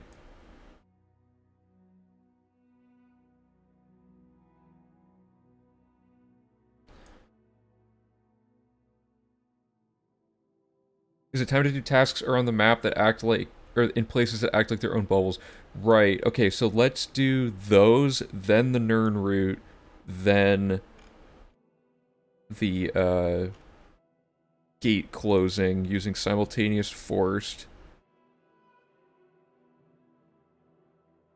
Extra locations after map exploration, ruins out of bounds. What? What does that note mean? Oh, it ends your out of boundsness, right. Oh, right, we can't, okay, so gates can't be discovered out of bounds. So I'm just gonna write inbounds.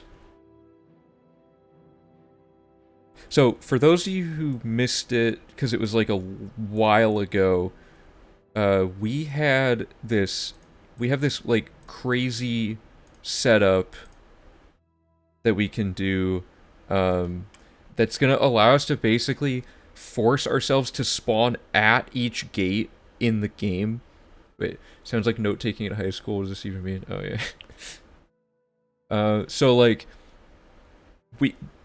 we can enter an Oblivion gate on one file and load warp, like, out of it, and the game's like, well, that gate doesn't exist on this file, and it just puts you at, like, another gate. And in doing that, it has set that gate to have the same layout as the previous one, which will always be, like, the short layout that we really like. And then, when you enter the gate, you just run to the tower, and once you're in the tower, you can do some load warping to get through it, like, in, like, a second. So each gate takes maybe a minute to close, and we don't have to look for them initially. We're removing, like, the uncertainty of where are the random gates from the run by doing this. And Wutha has a map that we'll now be using soon that will force spawn gates at locations to fill out the remaining missing ones. So I'm gonna say, yeah, so, I mean, this isn't really, this is all still basically part of Bruma, isn't it? Okay, and what we want to do now is... well, let's give Bruma... I don't care what color...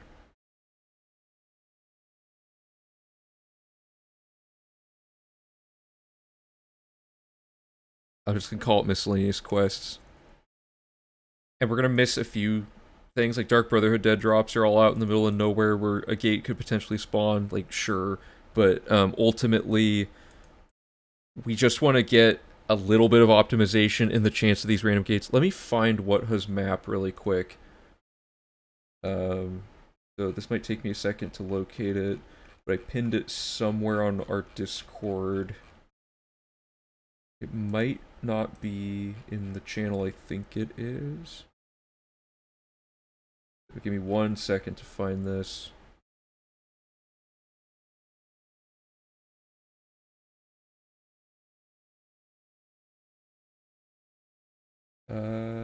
Here are nerds that are outside. No, it's not that one. So I went through every Oblivion gate and found ones you can easily force to spawn from a nearby location. I linked them with the nearby location that can be used to spawn that gate. So, step 1, we're going to open this. Thanks a ton, Whatha, for making this. Also, it looks like I need to make it larger. There we go. So, Whatha has found... I think this is just all the random ones, right? Like guaranteed gates are not shown near anything, and X's I'm assuming mean a gate that was not worth going that far out of your way to spawn it. However, we do now with the new map, because this was made like a long time ago. The map exploration system now allows us to very easily unlock all of these like more annoying locations. Okay, cool. So all of the set gates... Oh, right, those are just colored like a normal icon. Perfect. So for example, and for those you don't know, we finished Dagon Shrine, which means we have a 50% chance of spawning a random gate, right? And it checks this spawn every time a loading screen happens, meaning that it loads the world in that cell that you're in. Oh, the ones that have X's can't be seen from the door. Okay, gotcha. So the idea here is we're going to use the Phoebus load warping system to ping around to all the gates that we've already, like, spawned into the world to close them. And when the glitch stops working, we'll know that we've found all the ones we can possibly find.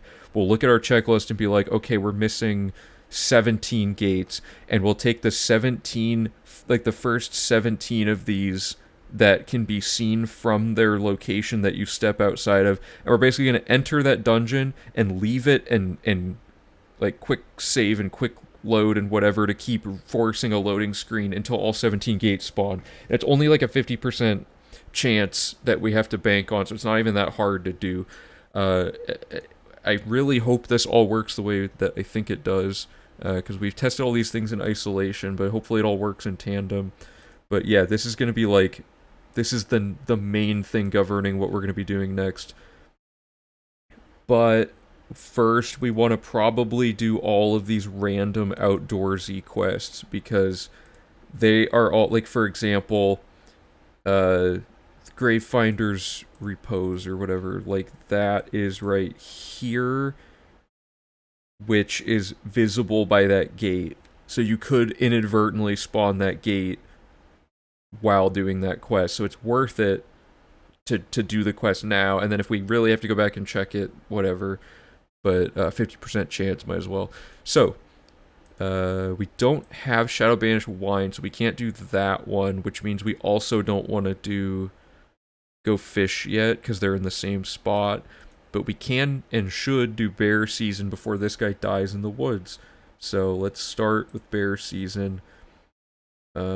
He is Shard Rock, right? Okay.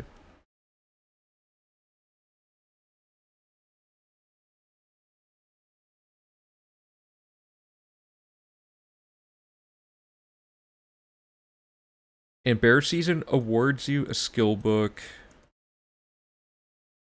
that can only be found in random loot, potentially. So we want to make sure it's any book except Sancretor or Warp in the West. What happens if someone dies during the run? Do you lose heaps of time or have to reset? We've been like super paranoid about that happening, so the routing usually overcorrects to avoid that. If that did happen to be the case, we would probably have to reset because the character probably died so long ago, and we'd have to undo all of our checklisting stuff, and it would be too hard to figure out where we were at a given point. Should we save Bear Season for the last skill book? No, so like... each skill book has like the same chance of... Wait, oh, no, I see what you mean. You're saying the odds of finding the last skill book are incredibly low, but they're a higher chance during Bear Season. The problem is just how the Bear Season, Oh, right, okay. I hate doing random skill books, but you're right. Doing those quests early would maybe be better for that, but could be slower. Yeah, so like a good example is marksman training. If you don't start it before the lady who hunts in the woods every day dies to like a bear or whatever, you can't get her training quest started to even fail it to finish the quest. So it, yeah. That one is like the most dangerous one. And there's some where it's like a quest requires you to kill someone who was like part of another quest, I think. I don't know. There's stuff like that to look out for. Okay, so this is quickly becoming a mess. Random skill books. We're gonna throw those in now. I think. Let me look at the wiki and see what our research shows. And you can type !wiki if you want to browse these articles at your own leisure. But basically, I've been documenting with Bosch and Ultra Potassium. We've been just trying to document all the route logic and like just every aspect of our research for this game. So random skill books. Here's like how it works with like all the rules about it. Oh, actually, there's one thing to consider, which is that Two Sides of the Coin also gives you a book, but you can't re-roll what it is. Whenever the chest spawns, it's so far back that the amount of time it would cost to re-roll it is like not worth it. But it says 2 skill books are earned, with one of which is a 5 in 6 chance of being one of the stealth random exclusive skill books. But another page on the USP claims it's 5 in 7 and doesn't specify which books are possible. A second skill book is allegedly a 13 out of 13 chance of a random skill book, but this also... So, like, we don't actually know what's up with this part yet, because all the other wiki documentation is, like, we have no idea why they wrote that. Yeah, so, like, 2 sides... I guess we could do 2 sides while we're already in Bruma.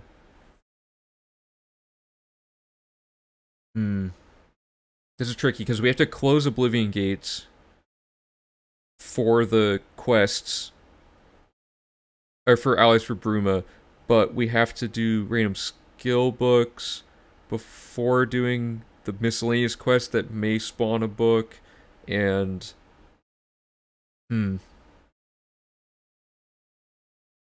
yeah, maybe we should just move the skill books to later. Okay, first of all, let me check if the bear season guy's gonna die. If the bear season guy's alive, then it's like, whatever. I don't think he can really die. I think I just killed him by accident with a console command. Where's Shardrock? There it is. Oh yeah, we've had some streams, Desmond, like to figure out this was like, so skill underflowing is a thing, and it took us like 6 hours to map this out, which is how to underflow using class reset and a combination of other movements and stuff, using the right race, the right build, everything. It took us like 6 hours to math out exactly how to maximize our skill grind to be automated, so that all we have to do is farm alchemy manually at the end of the run, and everything else is done like without having to grind it. So like that was like the most headache of a stream like ever. But yeah, so this guy Thorley is probably just in his house. Good. So he's alive, but sometimes he's out here and there's all these crazy bears running around, right? So the question is, can he get killed by the bears incidentally? I don't think he goes too far out of his way. Let me look at the page about him. Thorley, yeah, okay.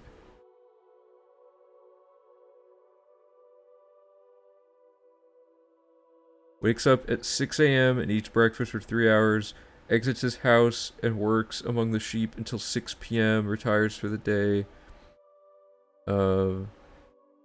Okay, wandering around his house.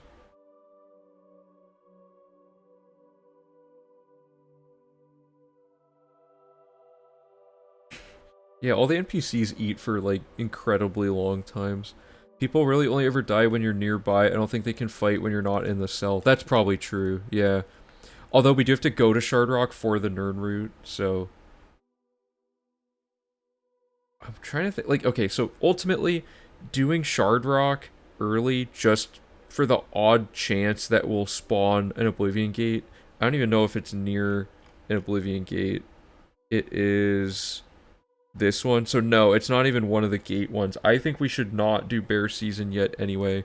So let me write a little bit of logic down here. We want, we have to do 2 sides before, the random skill books. And we have to do random skill books before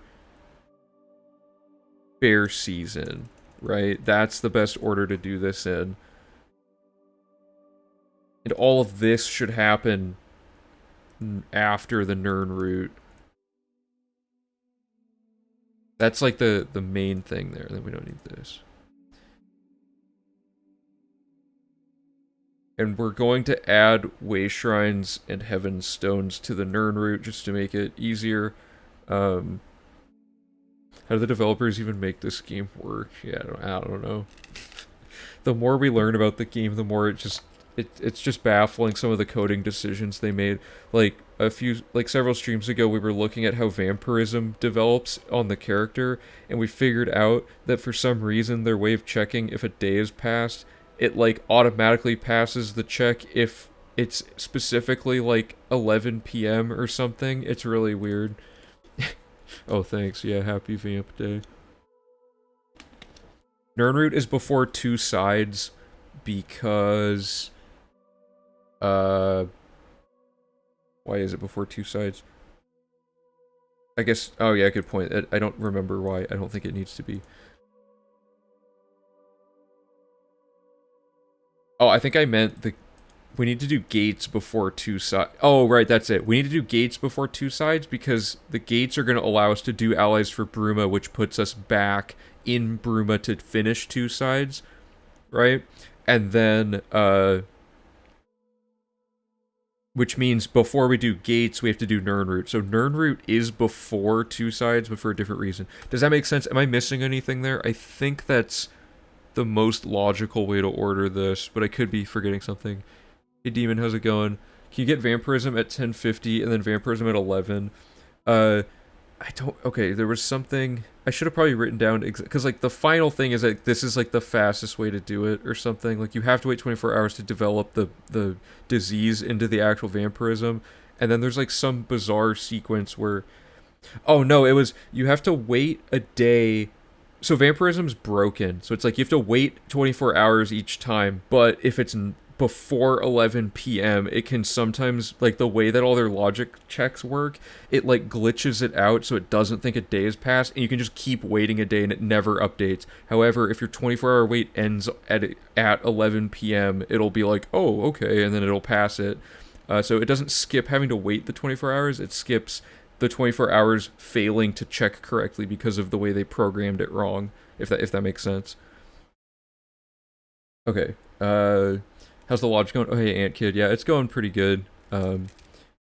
We're finally getting to Oblivion gates now, which is pretty exciting, because there's a lot of glitches in tech to develop here. But now we're trying to juggle, like, when to do random books and stuff. Okay, so why were we saying we should do random books? Oh yeah, we were just throwing that in. Okay. Step 1 is going to be doing some miscellaneous quests, which is not going to be bear season. So we're not going to do this because we don't have it. These 3 basically we can't do. These ones we can all do. So let's just do them. The order does not matter for now. I'll order them better later in terms of, like, which ones are near each other on the map.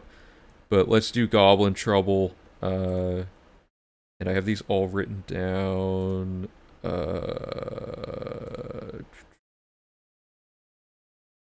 Here. Probably quicker to just... Yeah, okay. Goblin Trouble. So you go to the Cracked Wood Cave. And you just kill the shaman at the end of the cave, and then that lets you not have to backtrack because you can just start the quest and then it'll auto finish. Cool. Why did that, like, you see that? Something weird just happened. Yeah, that. Oh, interesting. Okay, so let's just get that one out of the way. This is southeast of the Imperial City. cracked wood cave. Let me catch up on chat. What happens if a zombie gives you a disease? Will you eventually die?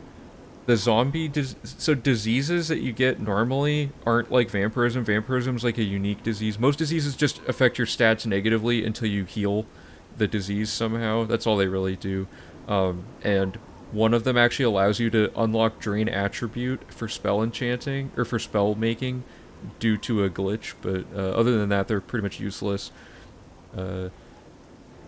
Basically, it's a 1 in 24 chance to be... Yeah, I guess.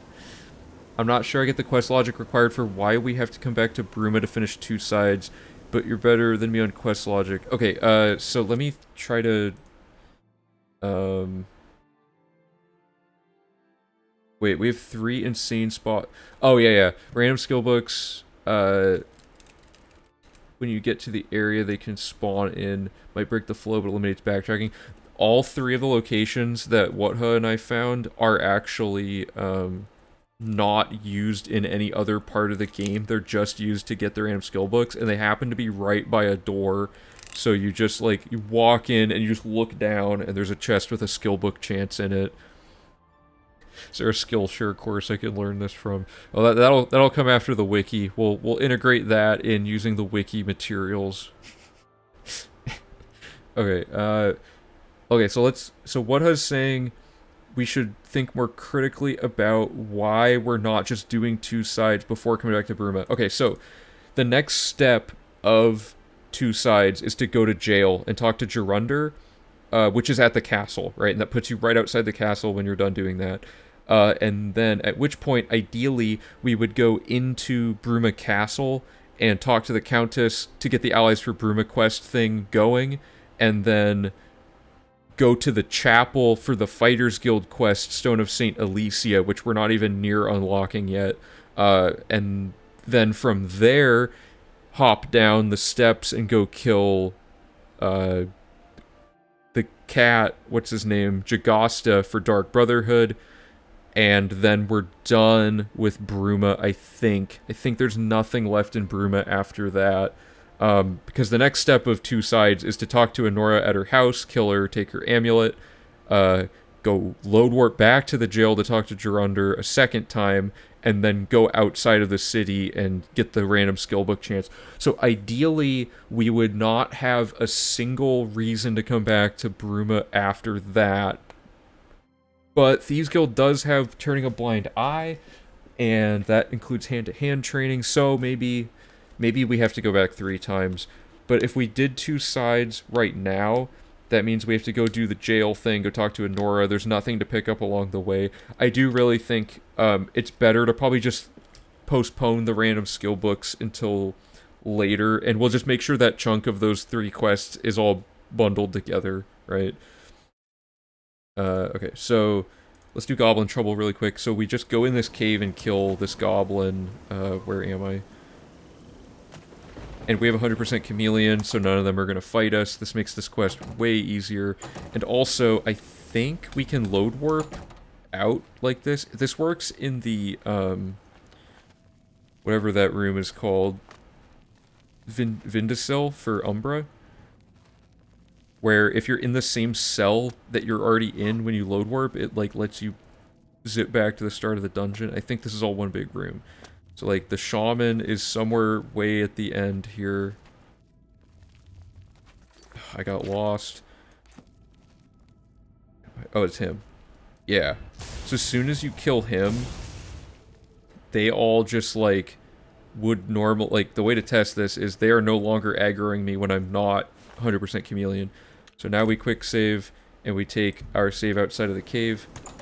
And hopefully this works. If it doesn't, we'll have to find some other way to load warp. It does. So now we're out of Cracked Wood Cave without having to backtrack. Saves a small amount of time. Go down the road to Crest Bridge.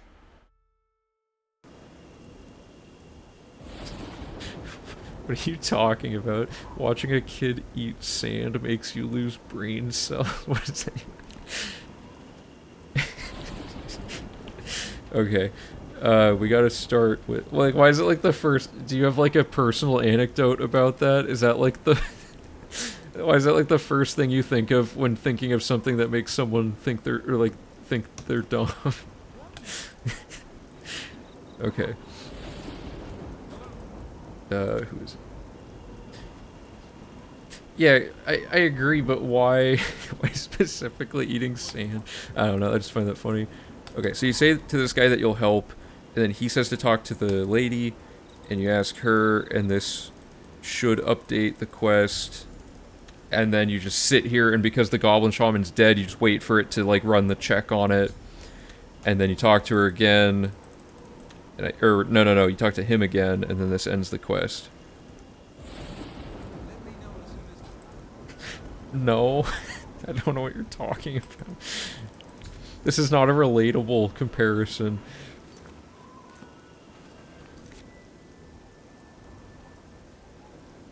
Oh, like at the beach and stuff. Never seen a man crawl out of a tent. I'm gonna be honest, I didn't know this quest existed until I started routing 100%. Like, this quest, I've never ran into it because I just happened to not go here. But anyway, so that, for the record, we went here and we went here. And there's a gate there. So let's look at Whatha's map really quick. So, there is no gate within spawning chance of here, but there was one of here, and we actually picked it up. It showed up on the map, so that's a good one. And because of our console command, unfortunately, we have to, like, it starts, like, auto-discovered, which is bad, but normally that wouldn't be the case. So, like, that did spawn there, which is nice. And I really wish I hadn't accidentally used the, or I hadn't used the console command to show all quest markers, because I hope that doesn't affect the Oblivion gate, like, warping system, you know? Because they are now considered discovered, so does that mean the game lets you spawn at them with, like, because they're discovered, or would it work even if they weren't discovered yet? I need to, like, I'm pretty sure that's how it worked last time, when we were testing stuff during our big Oblivion gate stream. Anyway, oh, Jesus. Label on my water fell off and I almost dropped it. Okay, what do we want to do next then? So Goblin Trouble's just like whatever. That's just like simple quest, nothing tricky going on. Why do I have an arrow here? Martin, talk to Joffrey, so that starts those. Okay, Goblin Trouble. The next one, I guess, is... It doesn't really matter which ones we do. I think I ordered them in some way on here, but I can't remember for what reason. Because we have Go Fish and this because they're right next to each other, which is obvious. And then, oh, and then these are right by those, so it was like a fast travel thing to do these. Yeah, actually, I'm going to adopt the order of this. So let's do this whole chunk of logic here. So... there's actually quite a lot to do in the Roxy Inn. So pretend we didn't do this, but we'll just reorder it later. So Roxy Inn and the Zero Visibility quest are here and here, so it just makes it so that you save time on having to do map scrolling. But Roxy Inn has 2 quests and an investment. Yeah, the miscellaneous quests are really hard to find through, like, normal gameplay, because you have to, like, talk to random people at all these random spots and just hope they give you quests. How complete is this save file? 90%? Let me look at the checklist. 26%, but that's using the old weighted system of points. Quests are now, like, easily at least 70% of the route logic, so the percentages should be way higher. Skills take about an hour total to get all of them to 100. So, because you have to power level up to 150 and then do class reset. So, skills are like a 16th of the run. Oblivion gates are similarly about an hour of the run. These take like maybe like 30 total seconds to do those. So, like, I need to reorder the weight on these. So I don't know. I think routing wise we're probably closer to like 45, like 40 to 45% done, but like look how many quests are left. I mean, like, there's still quite a lot to go. Anyway, so Roxy Inn. Can I kill the Gravefinder? Does she even... Maybe the Gravefinder spawns before I talk to this lady to start the quest. Let's figure that out. I don't think she does, but she might. And if she does, then I can save having to backtrack to the Roxy Inn. This is a good start. There's like... And this is the old... Okay, is she in here? No, there's just some random dude. Okay, so there's two things we have to do. She is... Oh, she's asleep. Where is Pranel? He's probably asleep. I'm just gonna wait till morning, because normally... Are you gonna time each segment, like all quests, then max skills, nerd route? We're gonna time each split, for sure, because I like to get timing data to figure out how long we need to schedule out our stream for the big debut of the route. As far as timing how long each objective takes, that changes per revision, so it wouldn't really make sense to completely time it out each time, like per individual thing. It's too hard to like exactly calculate, because it's all interwoven now. Hey Bubba, how's it going? We are currently doing random quests around the map to spawn Oblivion gates around those locations, and then we're gonna go close all the Oblivion gates using a series of glitches that load warp you around the map automatically, so it's gonna be pretty cool. Where is Pranel? There he is. Step 1, kill him, end the heavy armor quest. Guess what? We saved tons of time on that quest, because we no longer have to go pick up the silver pitcher and glasses from the Coral Mages Guild. And we don't have to talk to her, talk to him, talk to her. The quest is just done. So that's the optimal way to do that now. She's essential, so we can't kill her, but we invest in her and we start the Gravefinder quest, and she can't die. So the next step is to... honestly, load warping's probably not that fast here, but I'm gonna test it. So the next step is to just go kill this lady and load warp back to talk to her to finish it. Hey, how's it going? Welcome to the stream. We're gonna run in here. This now spawns her dead. Quest update. Quick save. Load the save in front of the Roxy Inn. Load warp the character who has killed the old lady into the building. Talk to her. Turn in the quest. Done. That's all that is. Get a ton of gold, I guess. Oh, his eyes are open. This is just creepy. How did he even get... Someone must have walked up the stairs and, like, pushed him. Load warping at least lets you skip... Oh, yeah, that's true. RTA load warping isn't faster, it looks like, but in-game time, yeah. Well, it can be faster, especially in really long caves. So, it really depends on how long the cave you went into is. Anyway, so that's all done. Let me write all that down. And there's no book or anything in here. Yeah, okay, so kill Pranel, plus do Gravefinder, plus invest. Great. So next step.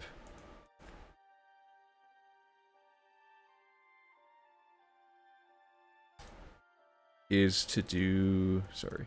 Fast travel to Allswell. Because we're now going to do zero visibility. And this quest is just talking to some people. Miscellaneous quests are not hard. So it's not exactly a 100% run, more like a complete everything run. I'm not bashing...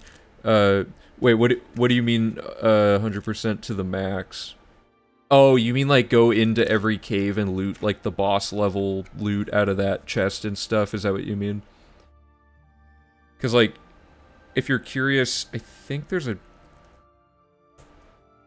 Yeah, if you... Oh, that's a video here. I'll link you this if you want to read exactly how our requirements work. Yeah, the important thing to note is Oblivion has no actual in-game progress tracker that tells you what is, like, considered 100%, like you would have in a game like Grand Theft Auto or something. So we had to kind of define it ourselves, and we think it's pretty thorough. We've been working on this for, like, years. So the main thing to understand, really quick, is just the only things that the game does track are in this tab, and we take every stat on this page, which includes things like quest completed, getting your skills maxed out. Any of these that have a maximum value in-game are the things we have to do. as like one of the main requirements, like finding every nerd root, right? Because nerd root don't respawn, or like getting all the Daedric artifacts. But we don't have to tell jokes infinitely because jokes have no limit. So like those get removed from the requirements. So that's like a general overview of that. And it has to be a value that has a definite maximum amount. So like attributes, for example, can change depending on like which ones you, like what time you read a boost and stuff like that. Quests are not unlimited. No, it's not like in Skyrim where there's radiant quests. Oh, yeah. No, I get it. Yeah, so the problem with Oblivion... Why is this guy Claude Merrick? Dude, why is Claude Merrick here? Anyway, so quests have multiple endings, right? In some cases, killing that guy is considered finishing the quest. No matter what you do, as long as the quest ends in this journal part, it increments this quest completed value, which is the only way we can like unbiasedly declare a quest done. We don't want to decide, or like we don't want to assign like a morally correct solution for quests that have multiple ways you can handle them, because some people might argue, well, you took the side of the vampires on the Vampire Cave quest and they're the bad guys, but then someone else could be like, oh, well, I have to, I would argue that killing the vampires is cruel because they did nothing wrong, they're in their own cave. So to avoid like the the debate of the correct way to finish a quest, we take the game's consideration of quest completion as incrementing this. So I hope that clears it up a little bit. I remember you failing every Thieves Guild quest in your 100% run for two quests completed for this. Correct, yeah, Thieves Guild quests have a glitch where if you do the blood price for them, most of them will just automatically also finish the real quest as well, even though you don't grab the artifact. So it's pretty funny. So anyway, what we want to do now, so we did all the stuff we need to do in here, so unfortunately he's not going to be alive anymore from V4 onward. Yeah, Oblivion has way less like moral quandaries than other Elder Scrolls games for sure, but there's still a few quests that would cause debate if we were to say this is the right way to do it, quote unquote. Okay, so let's do this quest really quick. Skyrim 100% would be contentious. Yeah, I've been trying to figure out how to map out Skyrim 100% stuff. I'm not super familiar with the game, but I imagine we'd have to do something similar where is a quest done, then you did it, right? Like, it doesn't matter how it's done as long as it is done. And then you would have to take the faction side that gives you the most quests, which I believe one of them gives you one more quest than the other one. So that would be how to clear up the Civil War debate. Okay, so we go in the inn. Can we not invest in this guy? Well, anyway. So we're gonna go in here. Or just, oh yeah, like a category for each one. Okay. And then I can never find this guy. We might have used life detect. Yeah, Skyrim has a lot of stuff. Like, so... The 100% for Oblivion was defined, like, there were a few attempts to define it before the speedrun version of it. UESP had a lot more of, like, the, like, subjective type requirements in it, and the speedrun one's more of the concrete ones. Yeah, if Elder Scrolls 6 were to have that, that would be really good. Where is this guy? I don't think Bethesda really wants to do that, though. I understand why they wouldn't, because it... Where is this guy? Okay, because imagine you're playing a game that's all about choosing your own path and whatever, and you now have a button that says you've done everything in it. That would kind of ruin the immersion, because the illusion of Skyrim having infinite things to do would be broken by a thing that says you are done doing everything in the game.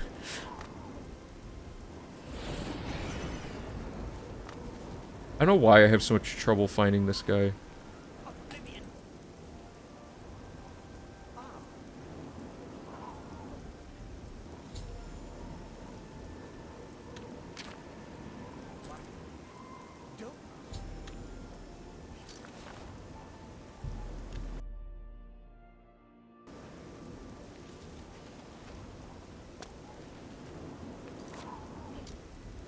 Okay, so we wear the ring, then we equip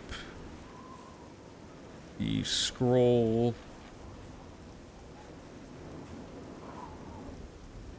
Cast it, does that, and then we unequip, oh, unequip that. Talk to, and that finishes that quest, and I believe there's, oh, I forgot to grab a skill book, whoops. Well, okay, just, the other thing would have been to grab this skill book at the fort. Yeah, if Elder Scrolls 6 comes out, that'd be great. That would really set back our ability to 100% the whole saga, though. Because we'd have to learn what's even in the 6th game. Oops, that was not the book to read.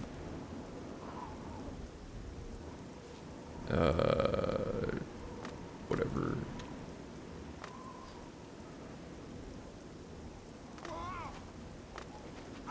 Yeah, so, I think my Redguard save probably didn't work.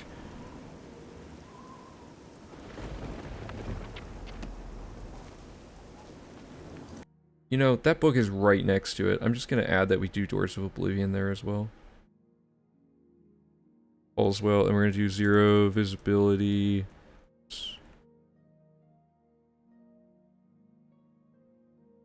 And then we want to get plus, there's the Talara, whoops. Talara V4 plus Doors of Oblivion, and then that'll be that.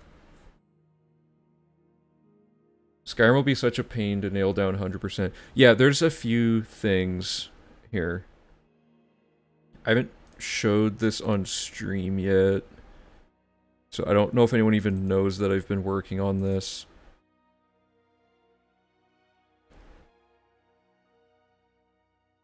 So my long-term goal with this channel is like with this community and whatever is like to eventually expand to other 100% categories. So I've just been kind of theory crafting a rough idea of what I think those requirements should be like for each game. And keep in mind, I haven't played any of these games nearly as much as Oblivion. In some cases, not at all, like Redguard up until recently.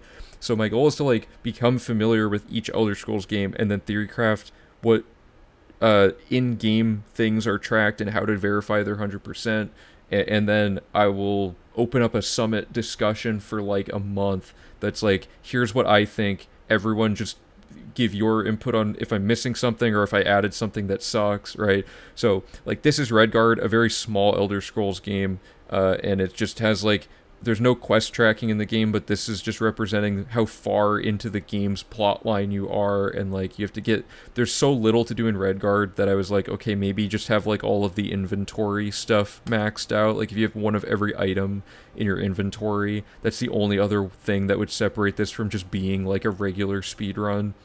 Is the collectible aspect of it. Redguard's a tough one, but also there's like the journal entries, so you have to get every single journal entry in your thing throughout the game, so that's all I can think of for Redguard. Skyrim, however, there's a lot of stuff going on. So like I found videos of people claiming to have done 100%. None of them are single segment. The important thing to note is it's single segment, which I just find that challenge to be interesting, is like trying to 100% everything in a video that people can sit down and watch the whole thing start to finish if they really wanted to. And these are people who've like claimed 100%, but they don't list, like, nobody ever documents what they're doing with 100% for some reason. Like, the people who do Skyrim 100% will either use mods, which are not allowed for speedrun, so it's like a casual 100%, which is still really impressive, but they only show like the result of having done it all without saying how they did it or showing any of the gameplay. Or like the UESP is in the process of trying to define the requirements, but their page hasn't been updated in a while, so I think they might have given up on doing that, I'm not sure. This run didn't explain anything, they just did it, and it's segmented, and they didn't finish it. I didn't watch it, but like, I clicked through all the different parts, and the final part of it doesn't actually finish the run or anything. And then this is a spreadsheet somebody else made that lists a ton of objectives, and then these are like ways to verify things about the requirements, and I think we're probably gonna do all DLC for Skyrim and then go back and put that in for Oblivion. And then the Creation Club is the only thing I'm very strongly against for Skyrim because it's not things Bethesda made. It's just mods by community members, and it can feel kind of unofficial to use those. It verges too much on like unofficial mod territory. But I'm like trying to map out all the things that could be in it, and then like how they would work, and how a final like max all finite statistics page would look in Skyrim, and additional things that the statistics page doesn't cover. I have one Skyrim save that I would say is 100% as every single unique item, and I have a box with every single non-unique item, all quests, all radiant quests, all perks. Oh wow, okay. Yeah, that could be cool. There would be 100% no DLC and 100% DLC. Yeah, we could probably do both. I think I would start by doing it with DLC for Skyrim, because it's a lot easier to take DLC out of a run than it is to put it in later, is what I'm finding with Oblivion. Is like the idea of trying to work all the Oblivion DLC in is kind of painful. I've not looked at Daggerfall yet. No, but like, so these are all the stats in Skyrim's stat tracking page, and I've like color coded them based on like red means that it's infinite from what I can tell, green means it's definitely finite, and yellow means I can't really tell. It looks like it is probably finite, but for all I know, like quest completed might go up infinitely because of radiant quests. I don't know. Daggerfall would be a nightmare because they don't track anything. Like you would have to write like one of like the thing Valorant made for Oblivion. You couldn't even run Daggerfall until you had a program that could do that to read your save file, because there's no way to tell what you've done or not. Thieves Guild trophy shelf. I mean, if it's some marker of progress, we'd probably have to do it. Luckily, Oblivion's stat page was super all-encompassing. Like, there are very few things you could argue the Oblivion stat page is missing. However, the Skyrim page has a lot of major issues in it. But one thing I found interesting is that dungeons cleared is not a finite statistic, but the flag that it puts on the dungeon icon doesn't reset, which I want to make the argument you should clear every dungeon in Skyrim, since there is a thing that is tracking that, you know? But anyway, so like I've been trying to like kind of map things out, so like I haven't got very far into it, obviously, but there's certain quests that are like have things that are interesting, like I don't know, like No Stone Unturned could be counted as either of these. There's a bunch of shouts in the game that you have to get. Here's all the perks for every skill that you'd have to get, and get them all to level 100. You have to buy all the houses. There's locations. Spells are really annoying because you start with some of them, and those don't count as learning the spell, I don't think. And there's some that are, like, I don't remember what's up with them, but, like, you have to only get them through, like, a tome or something. I don't know. And I'm marking what is part of DLC and what isn't as well. One thing that's really annoying is skill books, because some books just straight up have 2 copies of them, like this. So there's Chimmer Vimidium or whatever, and it has 2 versions of itself, one that's a skill book and one that isn't, and you have to read both of them for it to count, which sucks. And then you have to max out factions. So I'm like, and like maybe do the marriage and adoption objectives. I don't know how those really work in the game, but I'm just kind of rough drafting it. So at some point I'll like have a whole checklist finished, so like every page will look like as finished as this, and then I'll post it on our Discord whenever. But like I don't think I'm going to work on Skyrim until we're done with Oblivion v4 at the very earliest, because it's hard to even remember what's going on in one game, let alone multiple at once. So I think the workflow that would be really good is like on stream, like the streaming group is all working on one specific game until its version is done, and then we pick which one is the most worth developing next, while the Discord group kind of works on updating. So like we as a streaming group could be working on Oblivion v4, right? And then as soon as we're done with v4 of Oblivion, we start Skyrim v1, and the Twitch team works on that, while the Discord team is like could optionally keep working on Oblivion and try to put a v5 together, because I there's no way I can work on every one of these games at once, right? So we have to find some way to divvy up the work And like, if people don't want to work on V5 Oblivion, that's fine. When we get to it on stream, then we get to it, right? But I'm pretty confident that V4 of Oblivion will be so, like, optimized that there's not much reason to immediately need to turn around a V5. Like, when we finished V3, we were like, okay, now we can put in load warping because we know V3's, like, functional. Like, we immediately had new things. V5, we have to learn and discover new glitches to even begin to figure out what to reroute for it, right? Like, for the most part. So, or it's very, like, programming intensive, like making a huge data set to analyze with an algorithm or something. Like, there's a lot of non-human applications and stuff. Skyrim 100% is going to be me trying to figure out how to even play the game, and also getting over my crippling arachnophobia because I hate the frostbite spiders. So those are like the two major hurdles to get over for Skyrim V1. Once we get there, you know. Yeah, I think V4 is probably going to be fast enough, because like V4 is going to be definitely shorter than Breath of the Wild 100%, and single people do those. I thought about doing the T-posing bear mod, but that counts as a third-party mod, and that means like I would be totally good, and then as soon as we run the actual game live with no mods, it'd be like, oh, they're not T-posing bears anymore, right? And then it's all over. So okay. Sorry, that was a long tangent, but anyway, let's get back on track here. So we got we did this. So it says next is Potato Snatcher and Blade Training. Have we started that? We have. Oh, and we finished Blade Training? What? Oh, we already did Potato Snatcher. I forgot. We killed her earlier. That's right.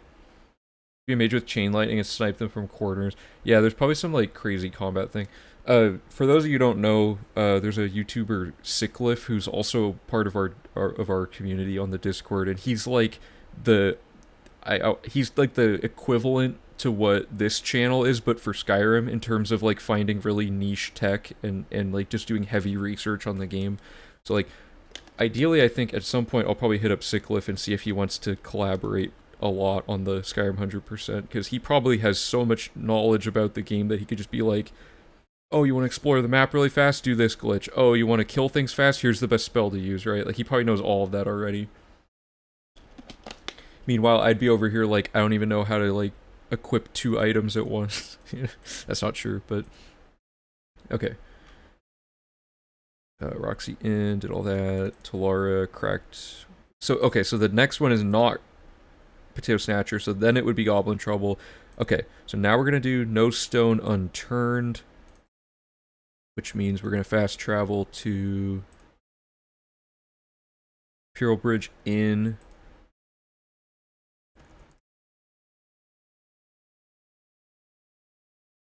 Okay. Yeah, I think like switching. What am I looking for? Imperial Bridge Inn. Once we finish V4 of Oblivion, Skyrim's probably the most in demand one, and then we'll probably do Redguard to add like a meme game to it, because nobody likes Redguard. And then from there we'll have to figure out which one we can develop tools to create a category for. Okay, so step 1 here is talk to Lithnilian and then kill him, and then invest in the lady, and then read Calcinator on the top floor. Whoops. Go ahead, please. Training. Talk to Helvia's. Oh. Well, wait, who gave us that quest? Because if we could just talk to her... Hold up, let me look this up really quick. Hand-to-hand training is Ragnar? Did we go to Castle Shadenhall already? Yeah, okay, here.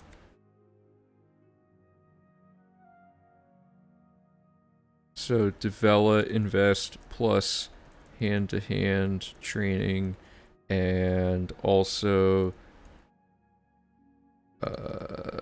Lithnilian kill plus, what was the book? Calcinator.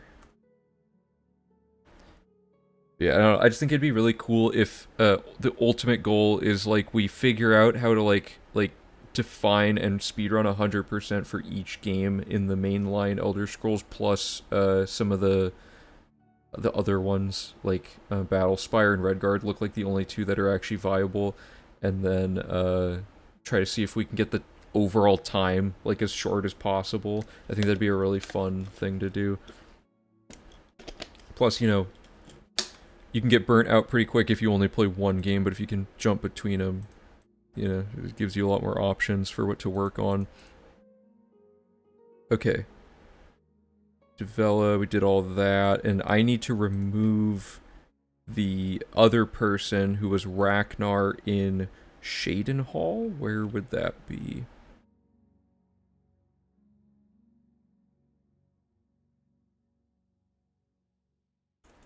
Am I spelling his name right? R-A, okay, R-A apostrophe, okay. Maybe I don't have him listed on here anywhere. Speechcraft. We don't need to do this anymore. Because this lady is equally... For some reason, this random person in an inn is just like a hand-to-hand master. And why did I not need to cast a spell for that? Oh, because I had already boosted, right. So let me double check that we have that correct. Okay, good. Alright, I think we're good to move on from this area. Oh, I gotta go read the book really quick, and then we're done. Last run, we weren't 100% chameleon, so we could get caught killing Lithnilian, but now we don't even have to hesitate. We can just immediately kill him as soon as we talk to him. So that's like a very small time save, but a welcome one, because, you know, we don't have to wait until 4 AM for him to be asleep upstairs away from that guard.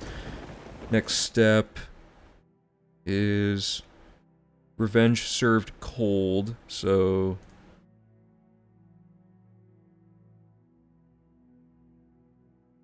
Harm's Folly. And this one is... So there's a bunch of quests in a row. Oh, yeah. Thinking of it, there are only one spider that you need to kill, the one in Markarth. Oh yeah, because you can skip the one in, the tutorial by load warping. Apparently load warping exists in Skyrim, which is hilarious. But it's like way harder to input. Where's Harm's Folly again? What did it say? West of Shadenhall. Okay.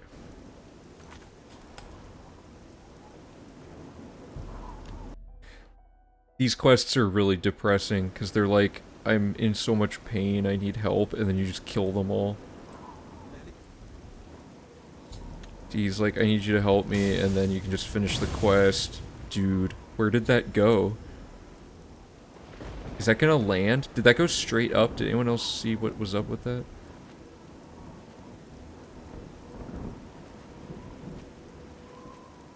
I swear that the thing just flew, like, out of the map. Anyway, that quest is done. Then we want to go to Shetcombe Farm. Enter the farmhouse and leave as soon as the quest activates. Oh, you know what? That restoration training that we added.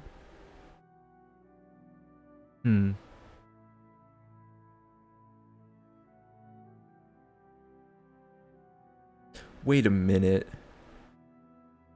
If we do all our main quest stuff, we load warp to Waynon to be away from all the enemies, right?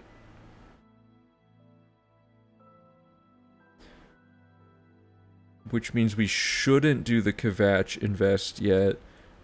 Which means we're going to do it now. On our way to the other thing. I'm moving this. And this is going to be the sunken one.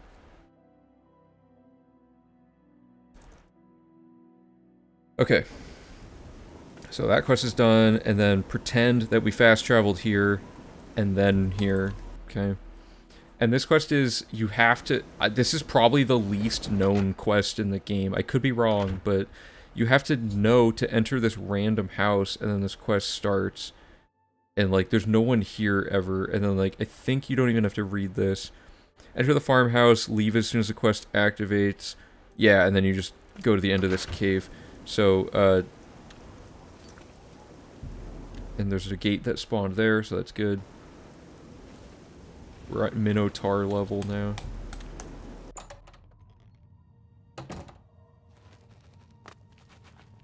There's a way to get infinite dragon shouts, but you need to activate bound to scroll wheel. Oh, interesting. I'm assuming that's using the auto hotkey.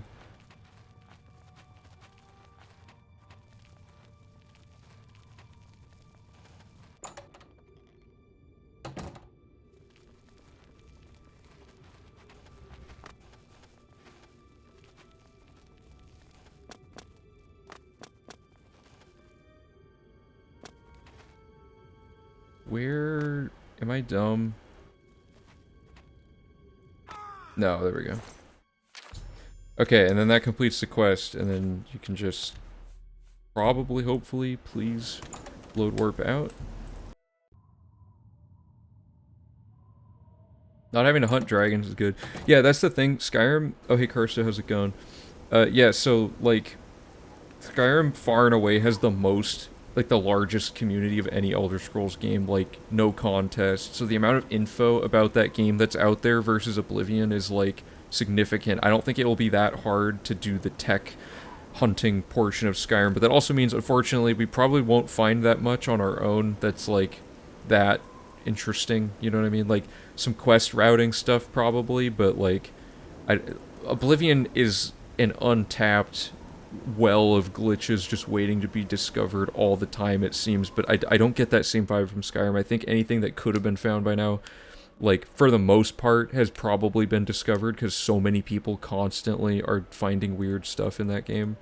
But I could be wrong. The sunken one, done. Okay, and then we're gonna do When the Vow Breaks, which is Whitman Farm.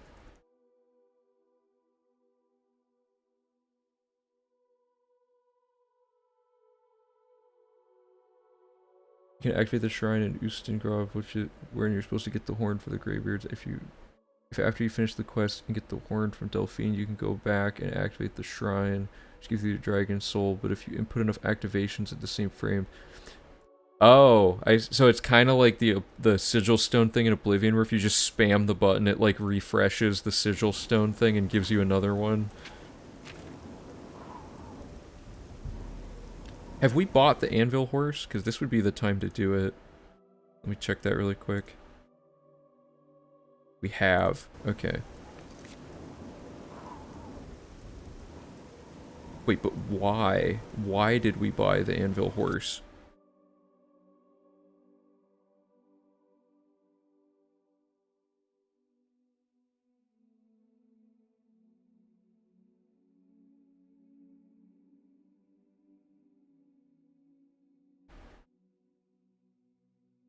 Right, okay, that's fine. Probably the best spot to do that. Okay, so When the Vow Breaks is bleak.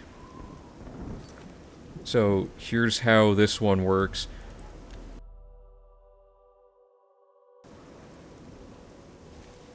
So there's this person, I guess they're probably in their house right now.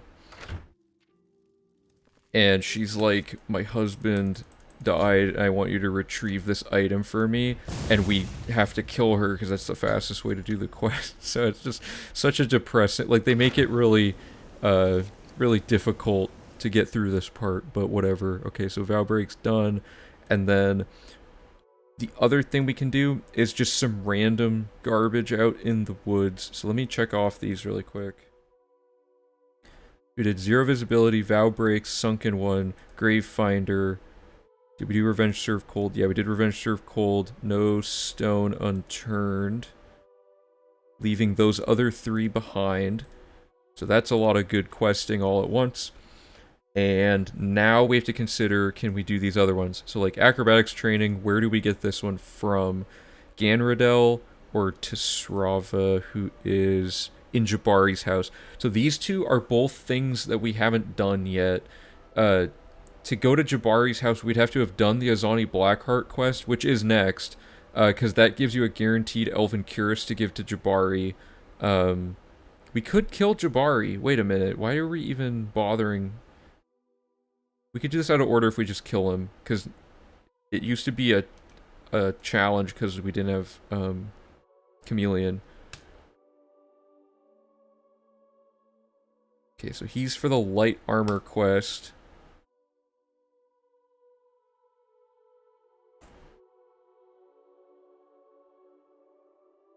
Adarji, which would have been if we did the Thieves Guild far enough, or Luciana Galena. Oh, wait, we already talked to her. Wait, don't we have this quest then? Oh, yeah, duh. Okay, so...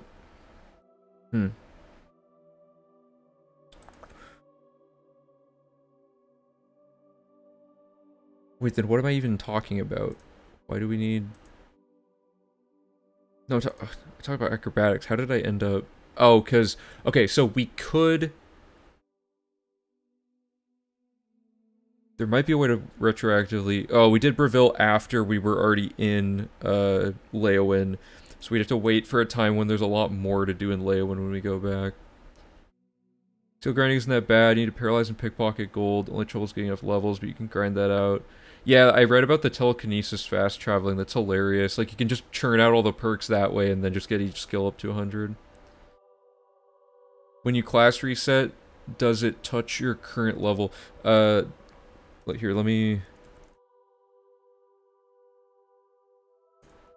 Yeah, okay, so if you type exclamation class reset into chat, there's a whole article, but long story short, it scales all of your stats, like it resets all your stats, and then it scales them back up based on whatever level you're at, and your level stays the same. So if you class reset at level 150, the game gives you stats as if you were level 150, because it has like, all the races have a different ratio of what the skill values go up by and stuff like that. So...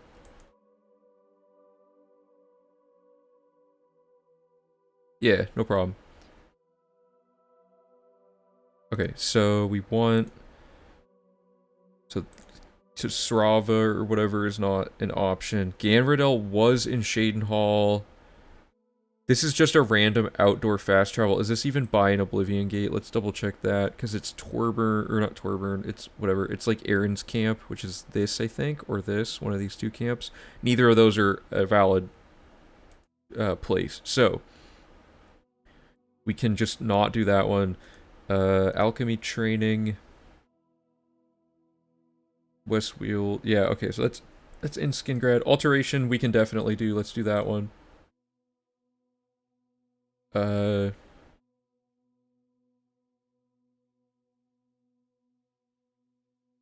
don't know why I'm looking there. Fast travel, yeah, we can just activate the quest and go to this quest marker. So we started alteration training quite a bit ago, so it's somewhere in here. Yeah, so let's just do this. This quest requires you to sit underwater with a water-breathing ring or spell for 6 minutes of real time, not in-game time, 6 real minutes. So if you kill him, the quest ends instantly, and you don't have to waste 6 minutes of your time doing that. So that was a huge time save when we realized quests count as completed upon killing somebody, which is pretty sweet. Okay, so armor training is... Didn't we finish armor training? Pretty sure we're done with that. I might have just forgot to check it off, because we talked to Jin Wolm in the market.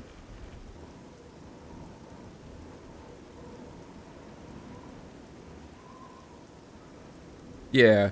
Okay, let me double check that it's in the guide.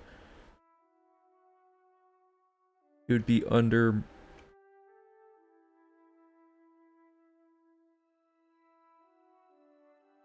Hold up. Where did all of our market district stuff go?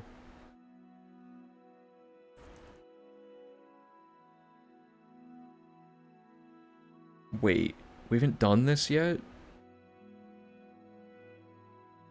That can't be right. No, okay. Wait. We haven't gone to the market district? What is happening? I mean, I don't know if this even matters.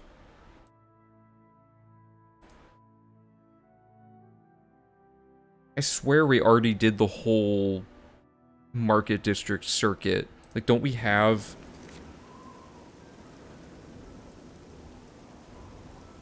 Don't we have the quest about the shop with Thorinir and all that?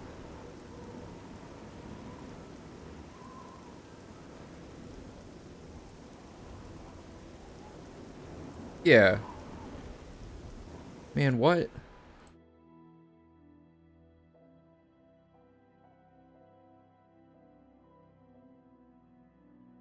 Okay, hold up. Something's incorrect here, or we just forgot to put something in, because we have the market district logic is already done. Does anyone remember? Oh, I can't believe this. Unless I'm misreading the notes.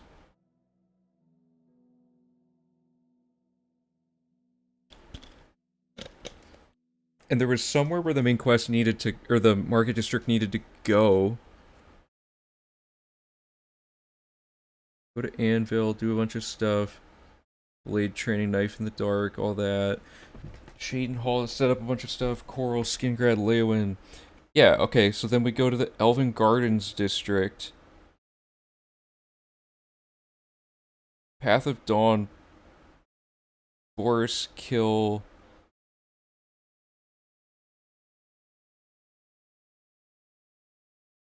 Did I, like, delete a line or something?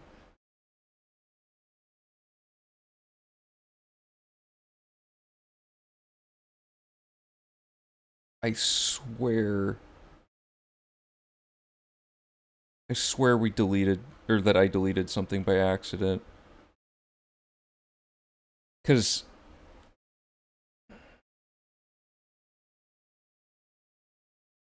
we had this stuff written down here that we were going to do Elven Market Temple.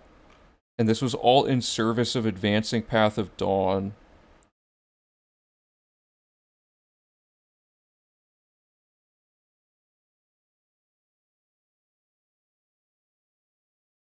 $80 down to 20. Yeah, it's been a long time. I mean, the first version was just like play the game normally, but do all the objectives in an order that works, and then we slowly added more and more like glitches and tech into it. Is there a way to see like revision? I'm not crazy, right? We wrote like this whole thing out and it just like now it just isn't in here.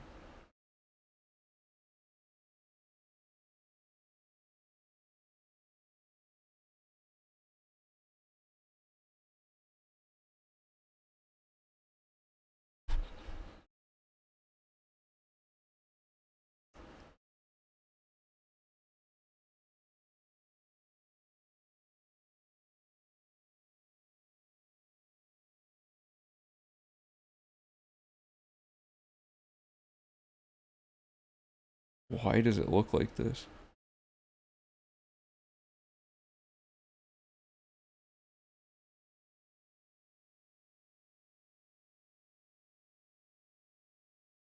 Did I just like forget? Okay, because this, we go to Elven's. I might just be dumb and I'm just like not thinking of this correctly.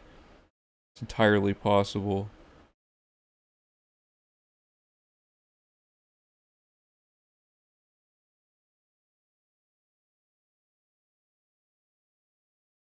Arcane University, talk to Tarmina, join the Mages Guild, do the expulsions, Fintius's Nightfall and the Mythic Dawn book, read Nightfall, Talos Plaza, Fothis Basement, meeting, read all 4 books, buying game upstairs at Fothis's.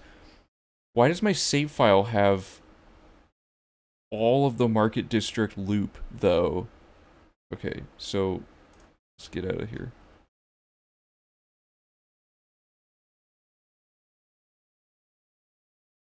Sorry about the holdup. I gotta figure this out. Hey, Jestros, how's it going? So, I think maybe what happened is I just didn't write that we do the market loop, because I made a note down here, obviously, that we had to do Elven, then Market, then Temple. We've already done Elven now. We still have to do Temple later, but we just somehow this didn't end up in here. Unless I'm like insane. So let me make a save. Because we shouldn't have... I think what happened is I did the Market District, and then we tested a bunch of stuff, and we're like, oh no, we actually have to do it this way. And I never, like, I loaded the save that had already done it. Because we should hit up Fintius during this circuit, like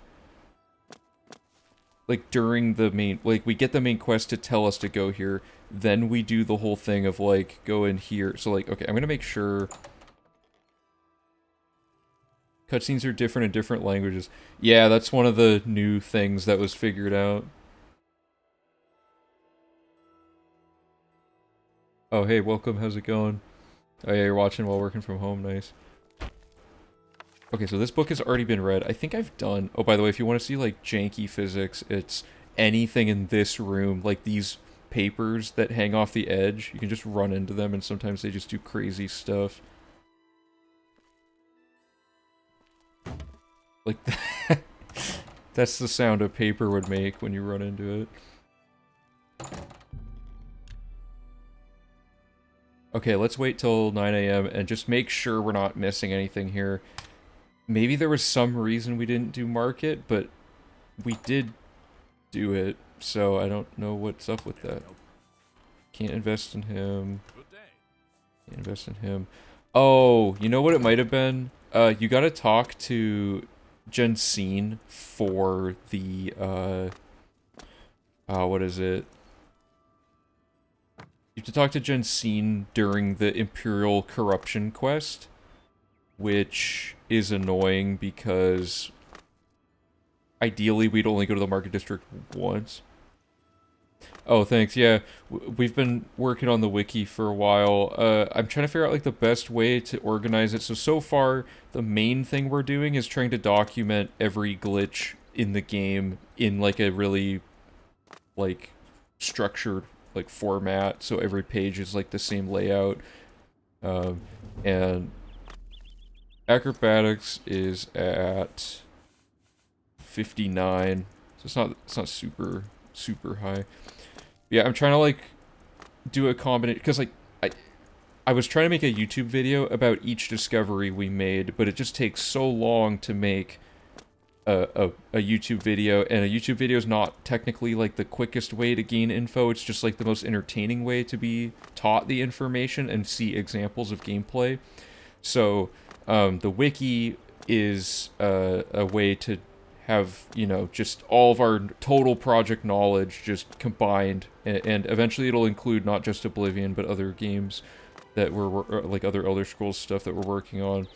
But yeah, I think we have too much information. We're gonna get to a point where we forget old things by the time we finish learning new things. So having the wiki is a good way to make sure we don't forget anything that we've learned so far.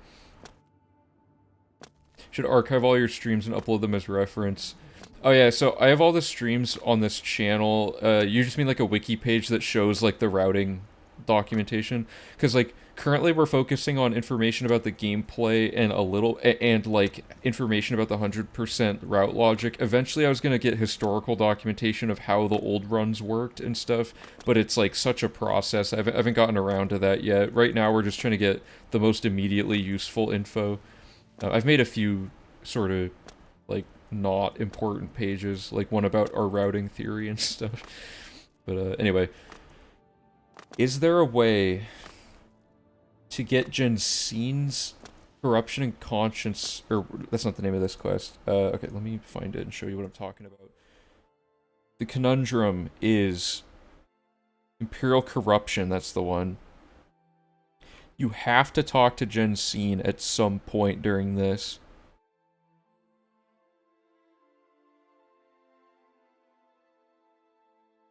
So yeah, you talk to...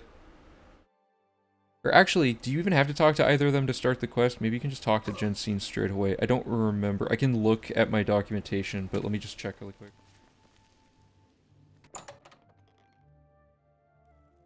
Any news?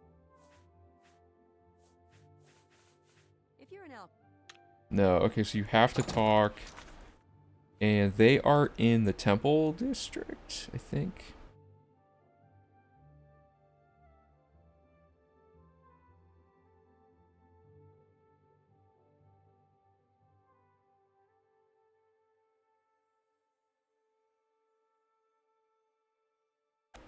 So for this quest, you go to the Temple District, you go to Ruslan's house, and you talk to him, and then you have to talk to Jensine, and then you have to find a guard that's wandering around, and talk to them again, and then the quest will auto-complete.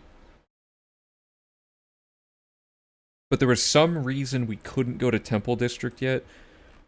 However, I have already checked everything off so far out that I don't remember the state of the game pre-Market District.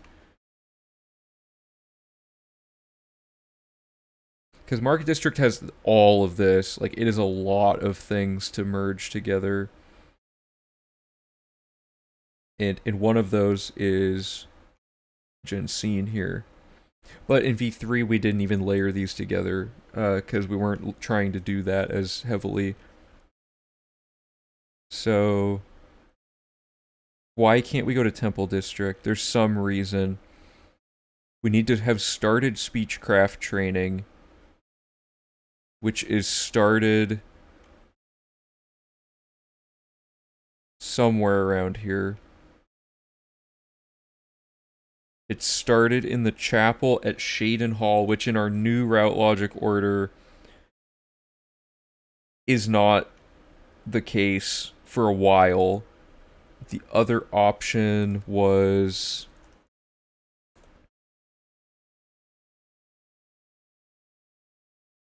Varen Vamori. Oh, okay. We had to talk to him for the recommendation quest, but that's so early in the run that we can't get our speechcraft high enough to unlock that. So he's not really viable either.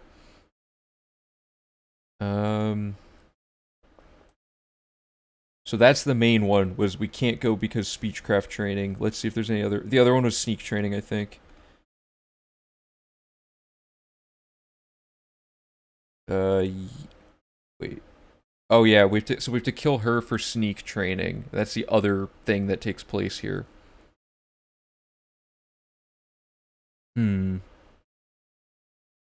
mean, I guess you could just skip these things and go here just to start the other thing, but it's not that efficient. I don't know. Maybe a slight backtrack to Jensine isn't that bad. It's like, I mean, we're really talking about like maybe like 8 seconds.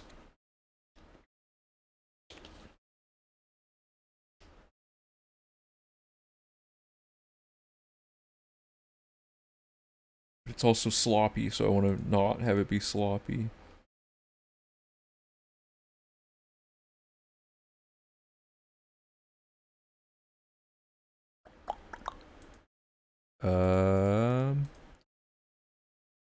Yeah, so there's no way we can make this truly efficient. Before I forget, let me add... Where do we...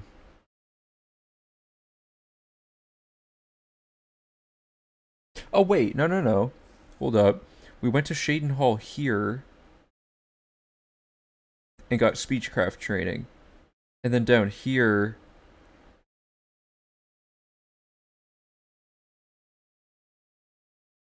is where the main quest stuff is. Oh, okay. So we should get to the point where it says to go talk to Fintius.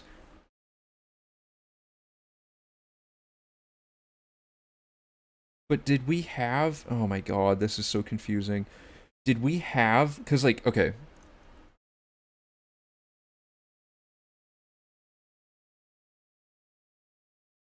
God, please.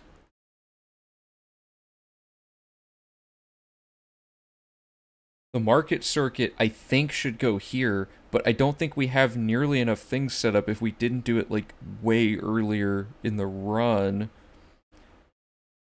And I don't know how I would verify that, because I thought I wrote it down.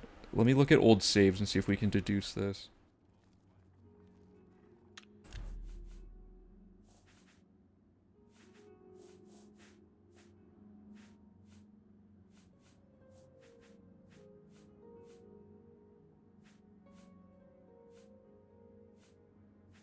Because this is all setting up through perma enchant. Yeah. And then we do the whole map exploration. And then this is main quest part 1. Okay, so let's load. This is at the end of map exploration. So the tell here is if we have the like the whatever quest started, the one that's like the, yeah, we don't have it, the Thornair quest. So we know that by map exploration our routing was not forgetting anything. So now we just have to go step by step here.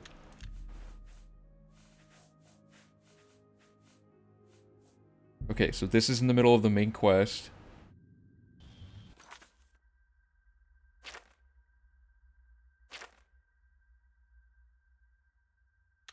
So it's not at that point. Let's jump a little farther ahead.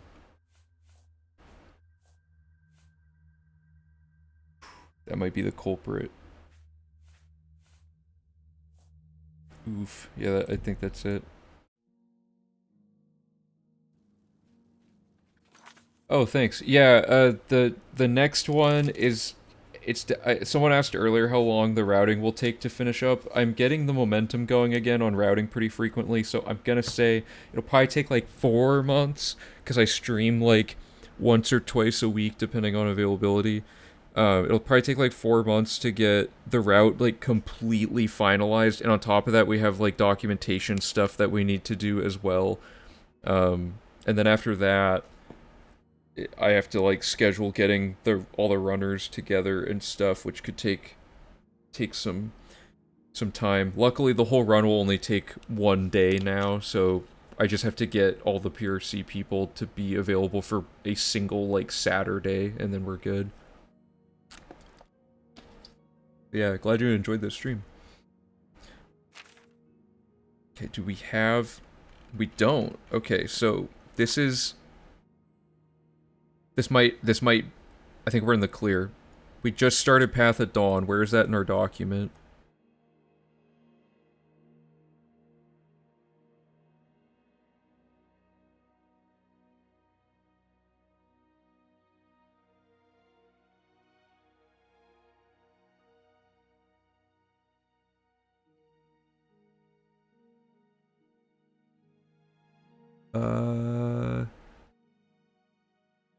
Right, because that just finished waiting on Priory.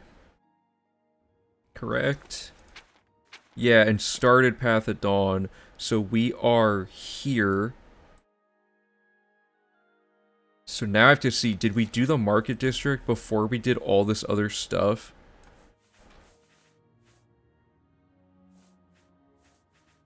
And I think we did.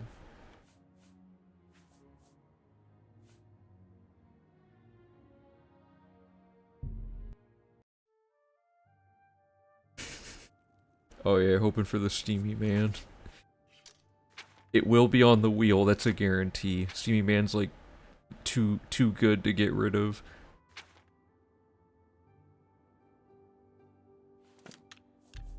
This is reminding me of V1 when we forgot to read a skill book and we had to look at every save file and write down like the state of the save file skill books to figure out what was going on. I think I'm just dumb. Well, we got that here. Oh! Wait, what?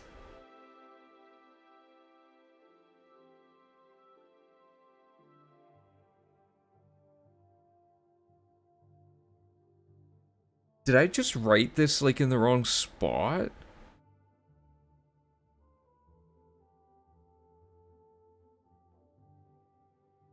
Dude, what is going on?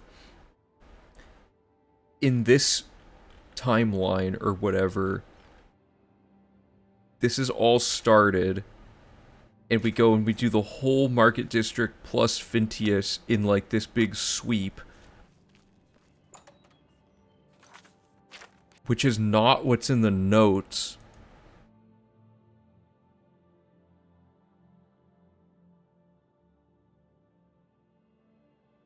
And we haven't done, like, Rat Problem or anything yet, right? Right. I might have just forgotten to write Market District.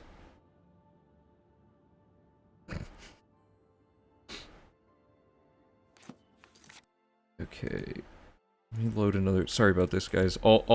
This won't take that. The good news is, this doesn't mean that our route is bad. This means I just wrote something down wrong. So, like, the route isn't compromised in any way. The game crashed. That's an ill omen.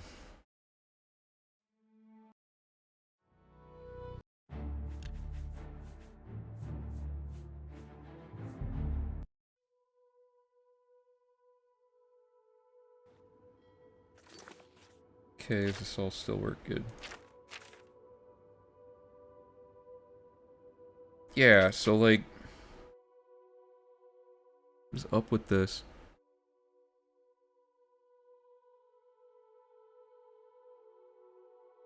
Just like, looking at this much text and having to figure out where we're at is just so much. Because what we did was a little bit of Path of Dawn business, and then all of this, and somehow, like, this got in here, like, last stream.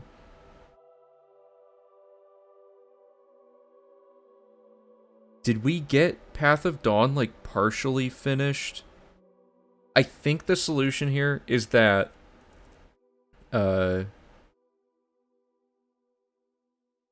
well, no.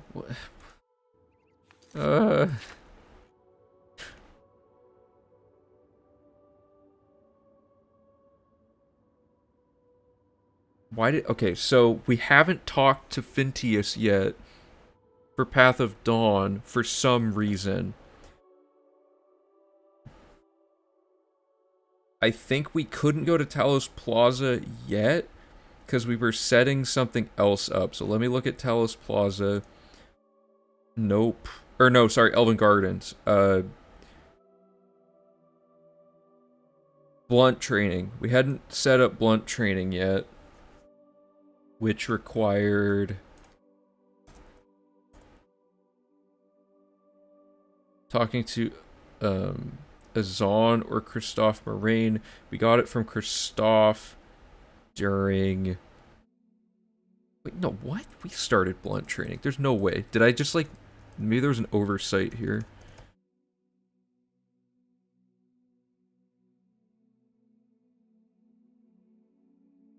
Yeah, no, we started... Is there something else in Elven Gardens I'm forgetting?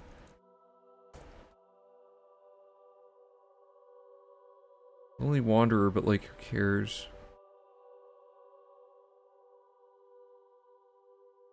Because what I'm thinking is, why did we do it this way?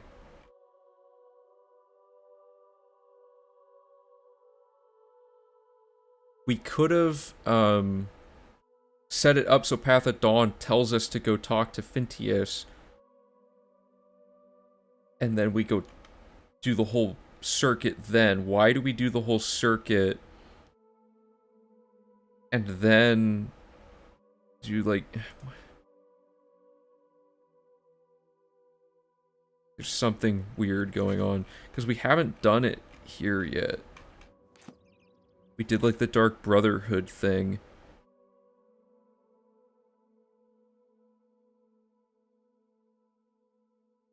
Where does that happen?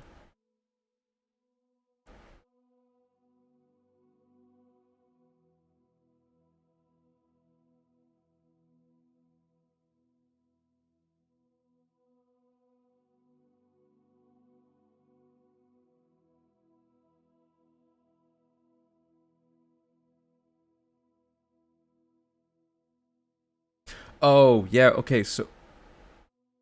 What, we should have gotten the Lucian bed before this.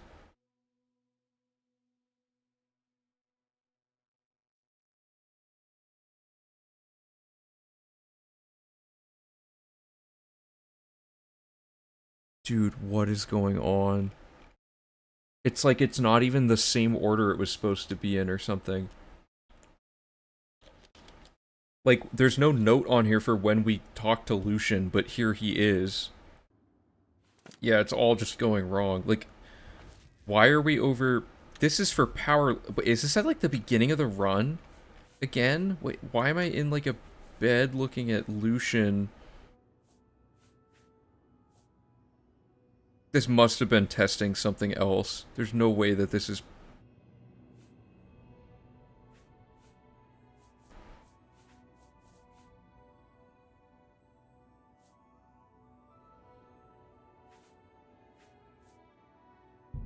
What is this file?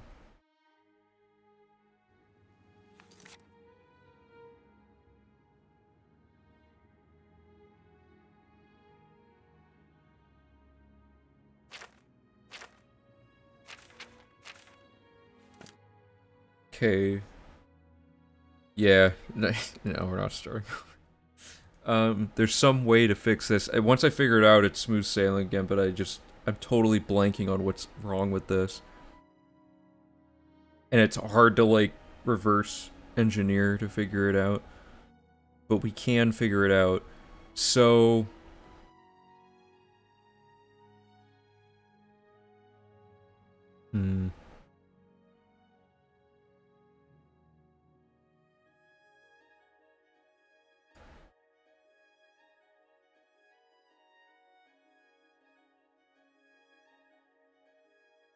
The thing that perplexes me... Okay, so it wasn't there. The market thing should go... But it shouldn't go there. Because, like... What is in the market district that we can't do right away? Start mercantile training.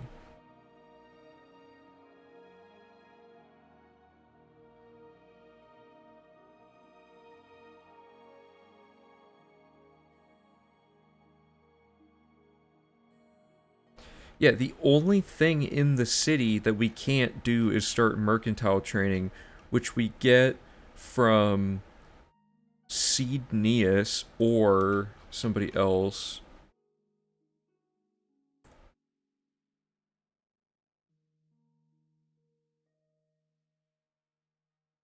You know the top of the head of any quest that can get blocked and stop you from 100%. I can remember there's a guy that falls off the bridge and dies.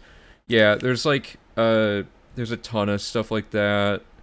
I wrote a lot of it down. So the casual player document for the thing lists a ton of logic stuff like that. So like it breaks it down by quest line. And it says like, here's all the ways Path of Dawn can be failed. Here's all the ways Dagon Shrine can be failed. Or cause a failure of another quest. Eventually I'm going to convert all of this to information that'll be on the wiki, so it's a lot more accessible. But, yeah, this is, I think it's just exclamation guide. Yeah, exclamation guide will link you to the Google Drive. It's the casual folder for that.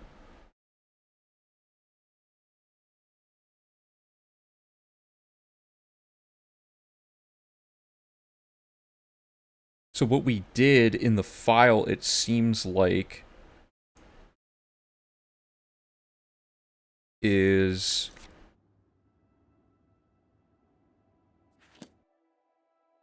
like, from here, and then market, circuit, I think.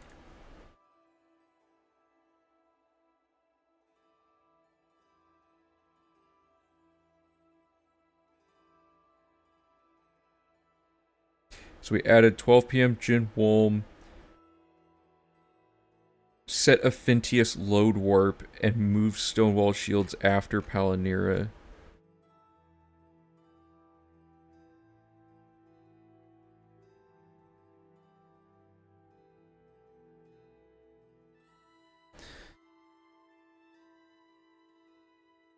Okay.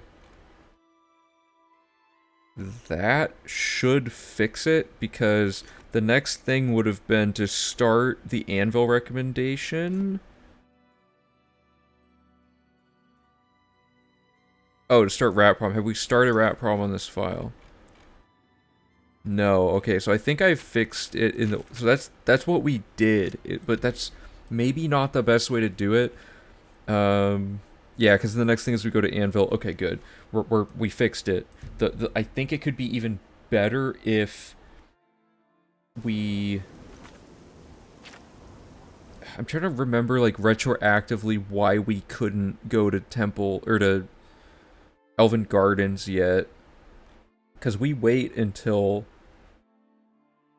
like... We wait until way, way later to go to the Elven Gardens district.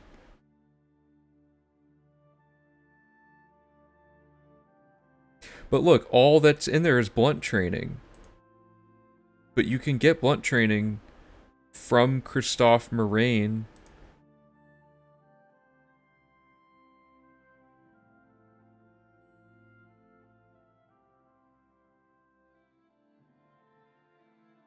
Wait, you also get it at the fighters. So if we already had blunt training, why didn't we just go to the Elven Gardens right away?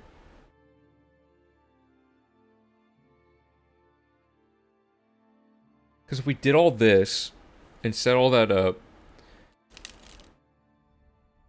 the next step... Oh, I guess... Oh, because the dude that goes to the manor wouldn't be there. That's probably the main reason. Okay, well, if you can't be the guy that goes to the manor... But the... Then I could have put it... Right, like, Elven Gardens could go after Miscellaneous, I think.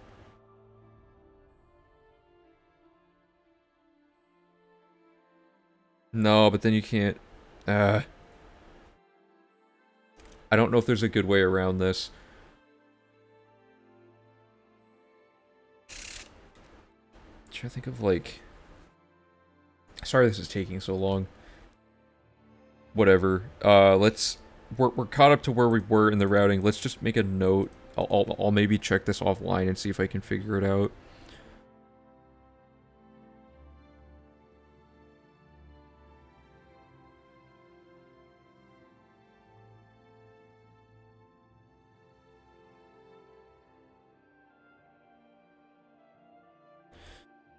Okay, whatever.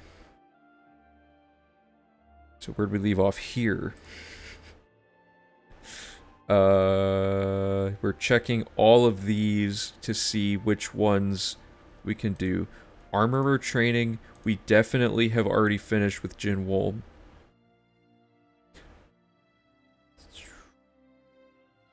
That's why I didn't check it all off. Because I'd already checked it off and then forgot to uncheck all of it.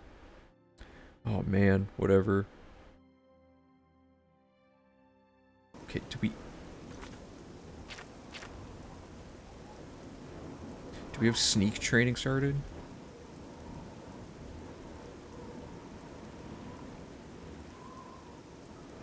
Oh no, we get sneak training from Othralos, that's right.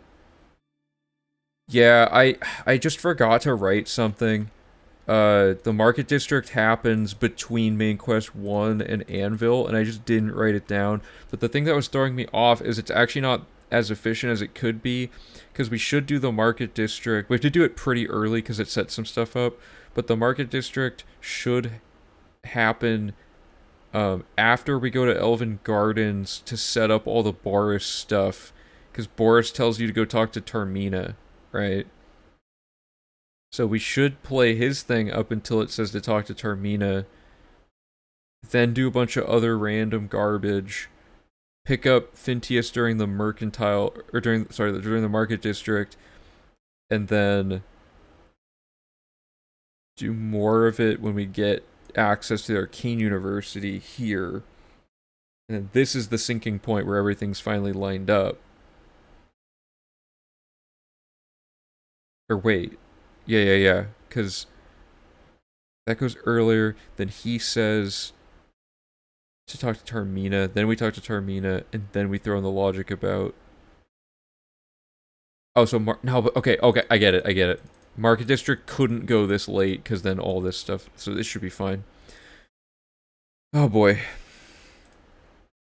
It's getting complicated. There may as well actually be 208 quests being done at once. Alright, well, thanks for sticking through that part, guys. We're back on track now. So we just finished Vow Break. This is done. We haven't started that, so we can't do it. This one's in Skin Grad. Where is athletics training?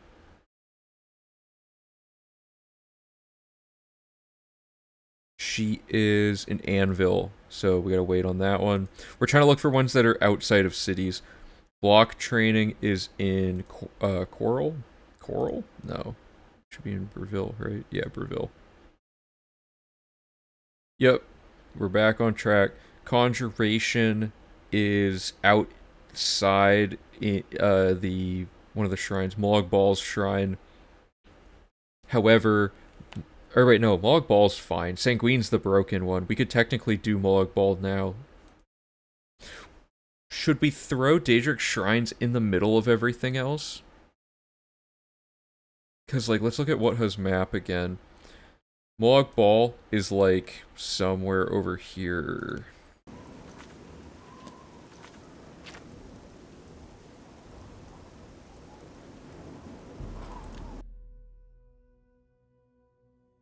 Yeah, it should be good now, because Conjuration training is just killing him. And then, what does Molag Bal make you do again? My memory is fading. He's the mace. You drop the mace on the dude. Okay, so yeah, this is the one right here. Oh, okay. So Molag Bal's here, and then you fast travel to here, which has a chance of spawning a gate. So this one would be worth doing now. Let's throw this in here. Let me find Molag Bal on here. And we're level 25, so we can do every single one of these. Kill him, Nirnroot, read a book. The rest is the same. Okay, let's just knock this out. Do we have the offering, which I believe... Yeah, we have that from Rat Prob, so this is able to be done. If anyone, once again, one of the main things we need to figure out is how to skip all these cutscenes, so if anyone finds a way to do that, that'd be great.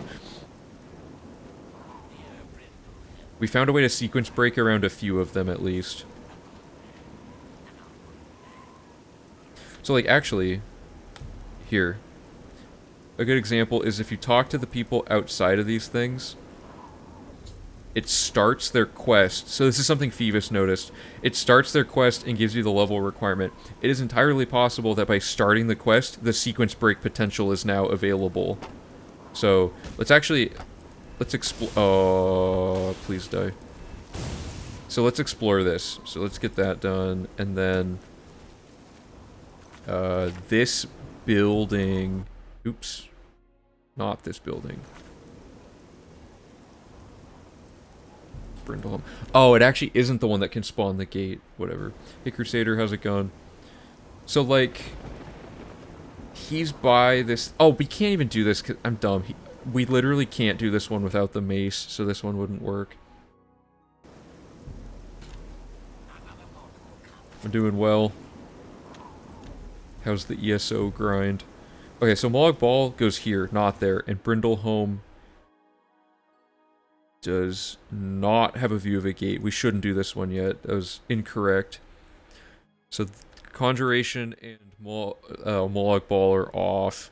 Destruction training is...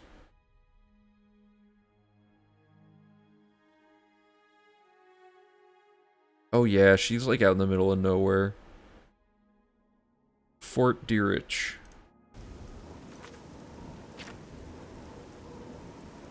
Grinding for a cosmetic robe. Nice.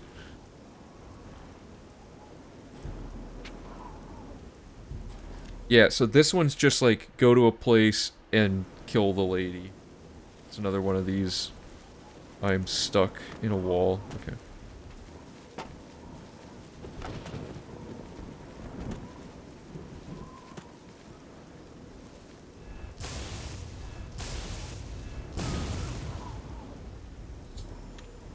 Okay, let's add that one. I know it's right by a way shrine, but she's not always by the way shrine. It depends on scheduling, so that's not going to be safe to assume. Did we add any other ones? Oh, I forgot to write alteration training.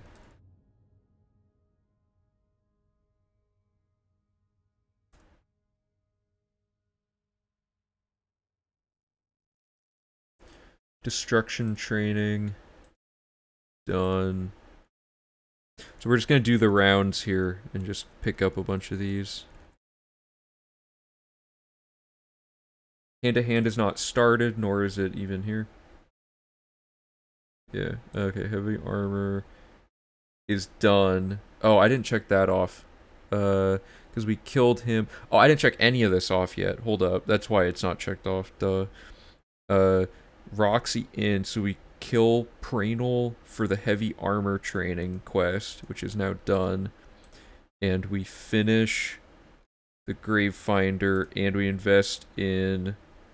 Was it Maylene? I think it was Maylene. Yeah.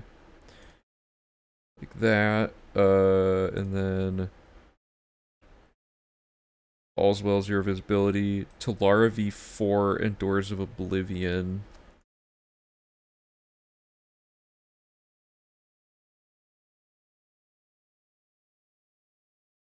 And then...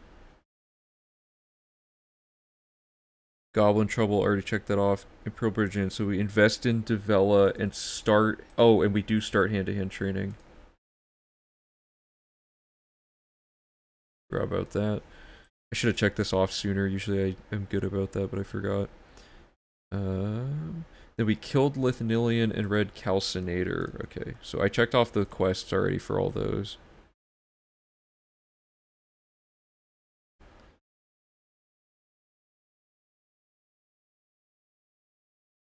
Revenge, and then invested in Sigrid and Batul, Sunken One, Vow Break, Alteration, Training, Destruct. Okay, so we're caught up on the checklist.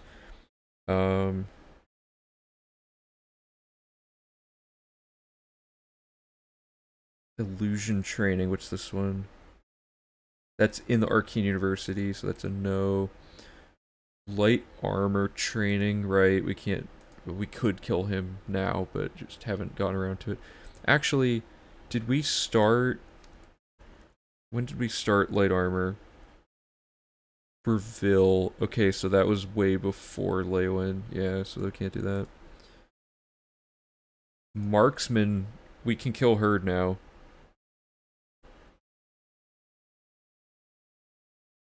What is this, Troll Candle? Yeah.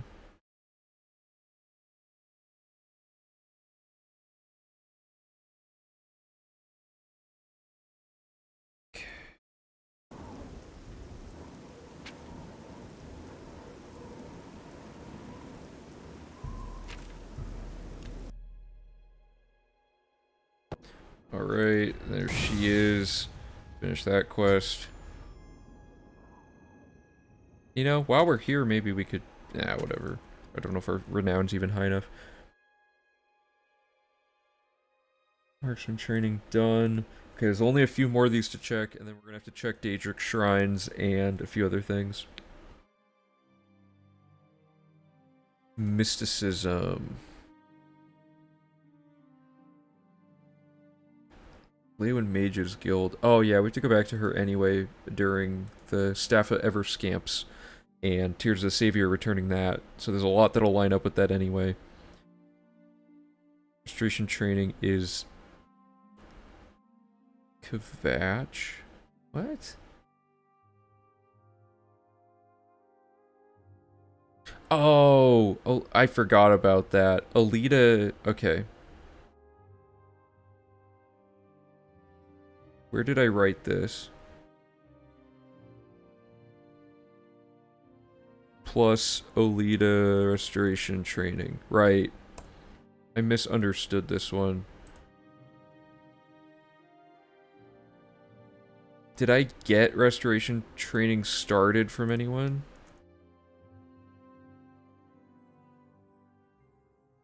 Yes. Okay, so we started restoration. I should have got it at Kvatch. Let me go get that really quick. Would increasing any non-tagged skills affect Vampire Overflow? No, because it should just reset all of our skills during class reset either way. Okay, where is Alita? Is it her? Is it her? Everyone wears the same outfit. Okay. I should have picked her up during the other thing. So, let me mark that off.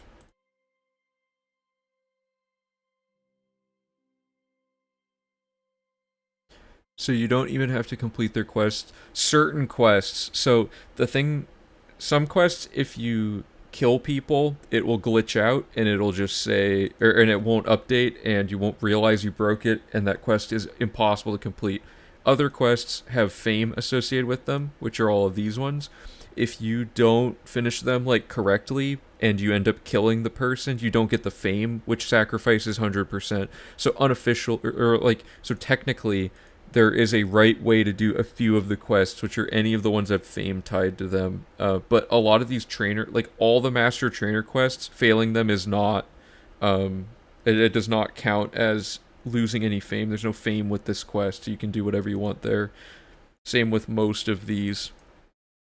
Like if it doesn't give you fame, just do whatever you want.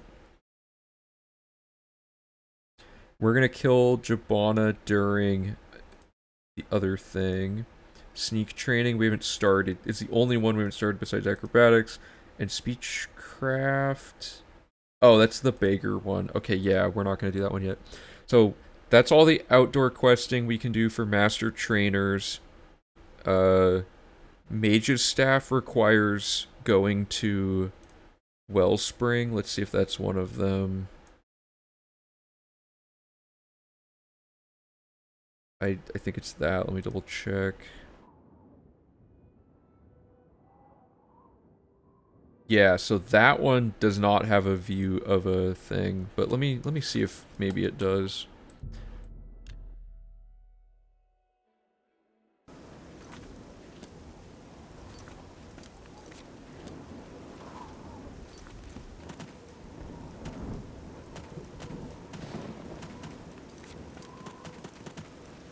Right, so nothing there. Okay, so probably don't want to do that yet. There is only one essential trainer, I think, and that is the speechcraft training lady, but you can fail her quest by killing a beggar, so we do that instead. It's only marginally slower than the other training quests. Okay,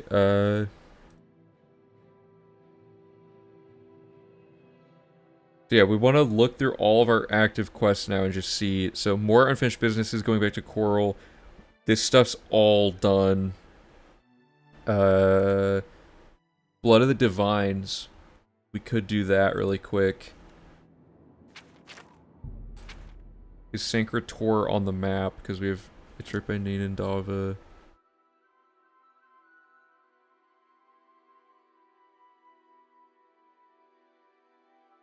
Okay, Sancrator is...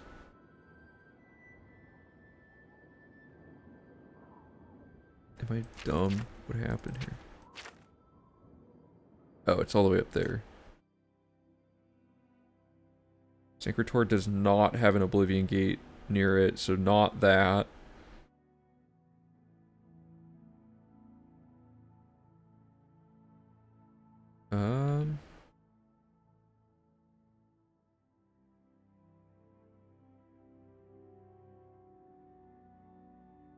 Furtive Leases in Anvil. Caught in the Hunt is on this little island here. No gate, not gonna do it yet.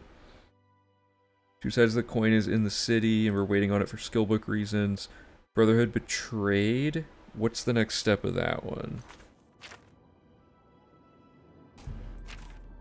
I believe the next step is to just straight up go to the dungeon and kill the guy, but we might have to...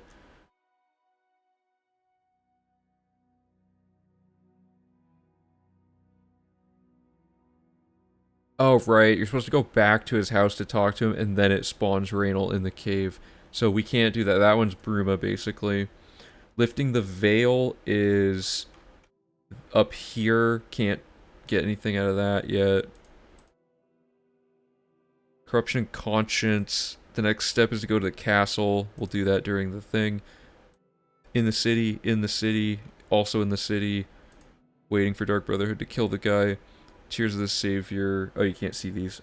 Tears of the Savior is... Where are we at on that? I think it's just to go to the place.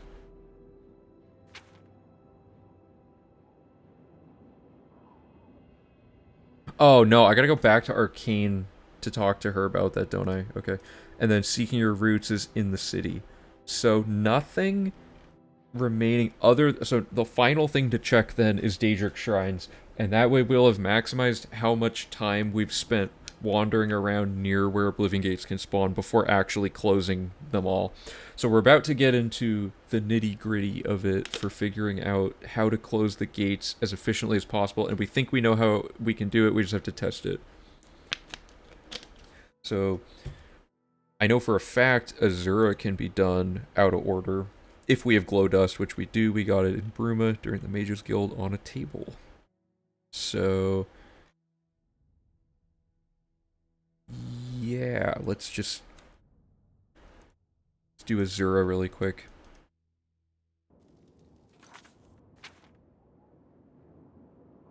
Leowen. Oh wait, that's... oh, no, whoops, I'm thinking of Nocturnal. What is Azura's thing?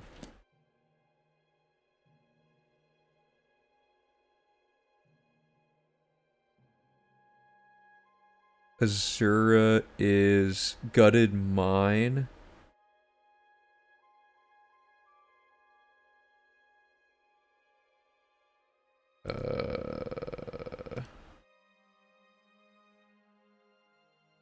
North of Shadenhall.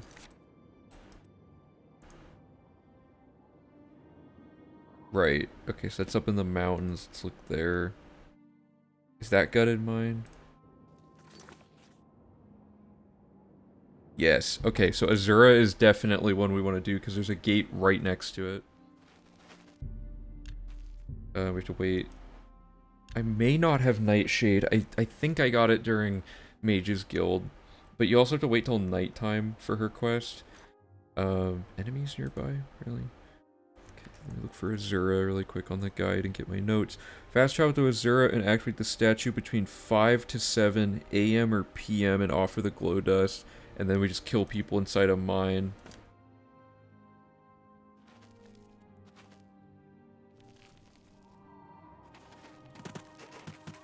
What enemy? Is it that?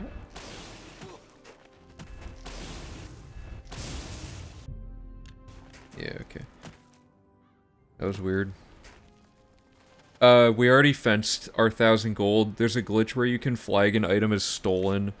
And we had an item we got from a quest reward that was worth 3,000 gold. So, hey, welcome back. It's going pretty good. So we flagged the item as stolen and sold that all in one shot to get all the gold we needed. Dude, what enemies?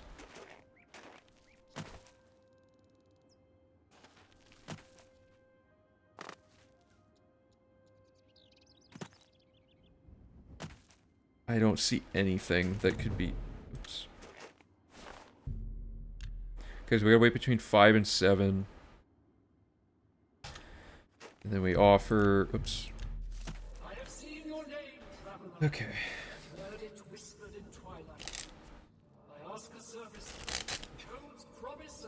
Let's use the gloves in the box next to the girl in the arena district. You know, those might actually be useful for what we're gonna be doing for this. Yeah, you put an item in a container, close your inventory, then you open the container again, take the item out and put it back in while the inventory screen is still up, exit out, and then open it a third time and take it out, and then that flags it as stolen. We're doing quests, Dr. Joyle, that are all near Oblivion Gates. So on this image, we're doing Azura right now because it's right by the mine that's gonna spawn that gate potentially, and we're trying to get as many of those as we can. Combat may be a bit of a chore here. Hey, thanks for hanging out. See you later. Okay. I also realized I don't have permakey active. Not that it, like, super matters, but... oh, whoops.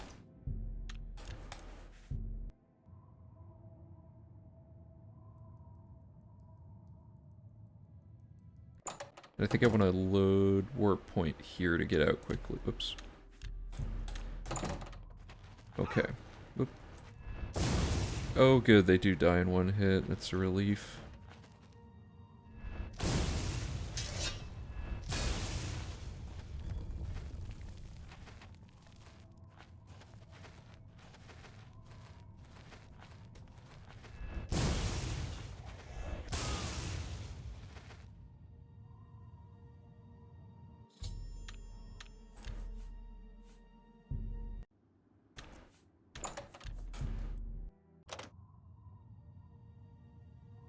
Oh, right, you can't load warp out of this one because the door is scripted to be locked. Sad news. Oh, this is the best thing about load warping is that I am horrible at getting out of dungeons, so not having to get out at all is nice. Like, I feel like I'm in some infinite loop.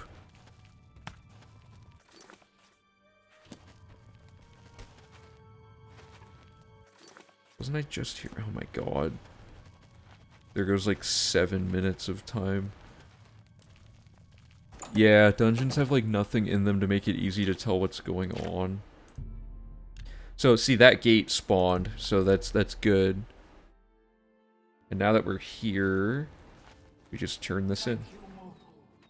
Their spirits are free, and henceforth above my shrine, 5 bright candles shall burn forever in memory of their sacrifice.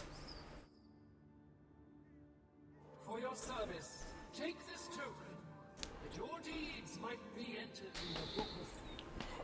Well, we've been making pretty good progress today. It's kind of cool that we're already at the Oblivion Gate closing phase very soon. Okay, so that was Azura. Let's put that in our guide. Is there anything else to do with this quest? No. Okay. Azura, done. So, the next quest to be checking is Bothia. Hey, how's it going? Welcome to the stream. Nice name. Okay, Bothia's Shrine requires, what do we have to do again here? Oh, okay, this one only will be important if Bothia's Shrine ends up being, like, near a gate on its own, because we have to go into an Oblivion realm. Southeast of Shaden Hall. Oops. I believe it's this, which means that the answer would be no, we don't have to do this one. Yeah, because that shrine is not near... Oh, you can't really see it. That shrine is not near a gate. If it doesn't have the red line, it's not good. So, we can skip Bothia. Let's... Hermes Mora we can't do till we've done all the other ones. Hircine is, like, in the woods. Like... Here. Okay, so is Hircine... No, so we shouldn't do that one. Or, well, where does it make you go? It makes you go to Harking Grove, so that's not good. Malkath is this one, which is near one, because you have to go here and here. So let's do Malkath. That one's super straightforward with permakey. Is it Malakath or Mal? Did I type it wrong? Whoops. Malakath. My bad. Okay. And is there anything in this quest? No. So this one's pretty straightforward.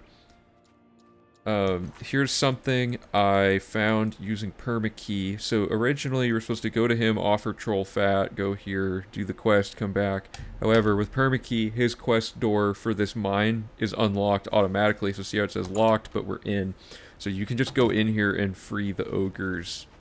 That way. So if you hug the left wall the whole time, you can unlock these 2 doors. Because see, the script telling you to update the quest, or telling the game to update the quest when you unlock that door, doesn't check to make sure... Yeah, see, I should return to Malkath. So as long as we can get back to Malkath before the ogres die, we've basically sequence broken the quest. How are there enemies nearby when I have 100% chameleon? Okay. Why did... Whatever. This is insane that they all just auto-spawned outdoors.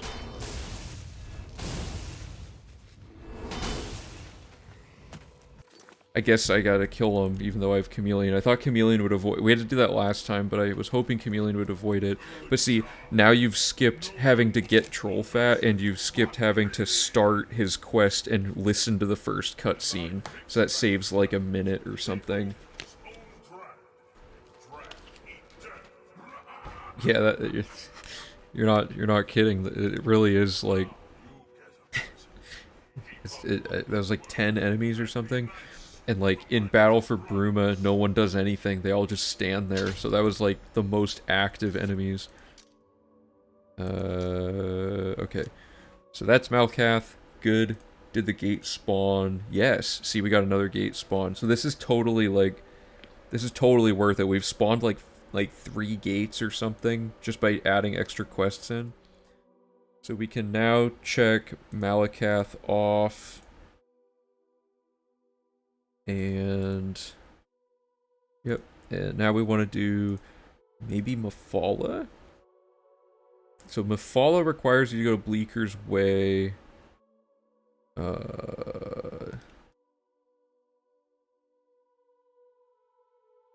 Between Imperial City and Bruma.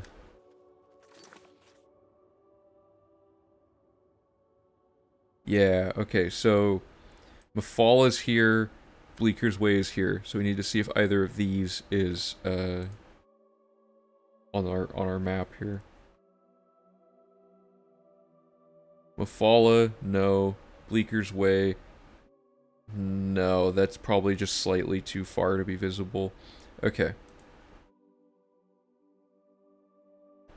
Meridia.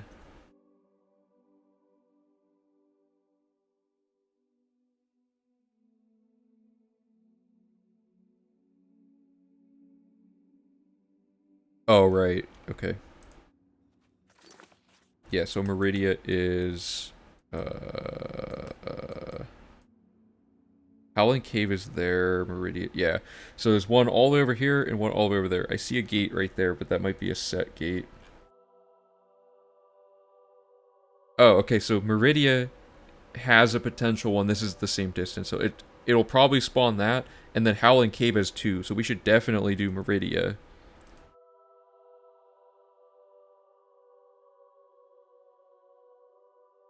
And during the Meridia quest, there's nothing else going on. We just have to start by going to Howling Cave.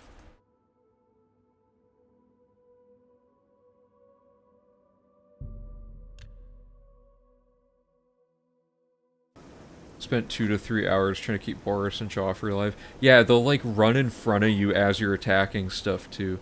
So Oblivion quest scripting is a flat point system then doesn't check for quest flags at all. Yeah, it literally just checks what stage you're on, and stages can only move forward, but some quests don't check like if the previous stage is the current stage before updating it to the new one. They just straight up update it because they don't think you would have been able to get to that spot.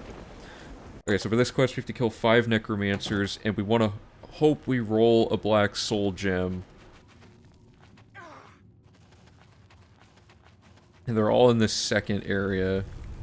So the black soul gems, unfortunately, the necromancers have already been generated from like the start of the game, I think. So you can't, oh, also they drop like crazy spells. But you can't re-roll what these guys have, which is super unfortunate. So we just have to like, and this is like a, I don't know, 5-minute time loss if you don't find one, and you only get 5 rolls, and it's 20% chance per roll.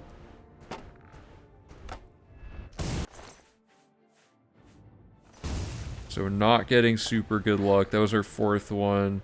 So we're looking for one final necromancer. Is it back here? Oh, yeah. Ooh, clutch. Okay, that saves 5 minutes.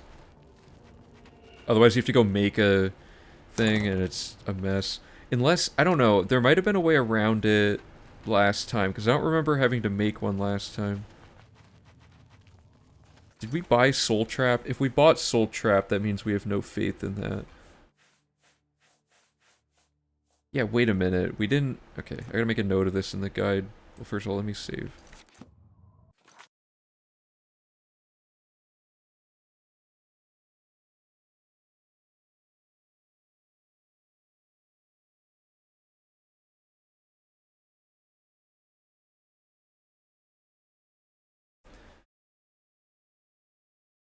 So somewhere in here it'll say...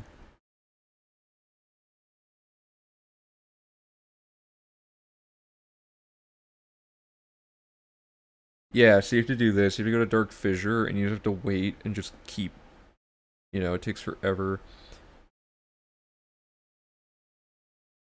And this is for a different shrine quest, by the way. Do the black soul gems from Mages Guild work? Or are they separate? The ones from Falcar's drawer are not the same. Those ones don't work, unfortunately. As far as I can tell, this dungeon is, or dungeons like it, because there's other Necromancer dungeons. The only way to get the Black Soul Gem is to either find one in random loot during that quest, or going to another dungeon just to find one. Or you have to do this whole process of waiting 24 hours at a time, and then doing Soul Trap. We have an empty soul, Grand Soul Gem, which is nice. At least we should. Yeah, we've an empty one here. So if we had not found it. Oh, and we don't have Mort Flesh yet, do we? Yeah, so you have to pick it up here. Something is attacking me. I understand how I have enemy aggro.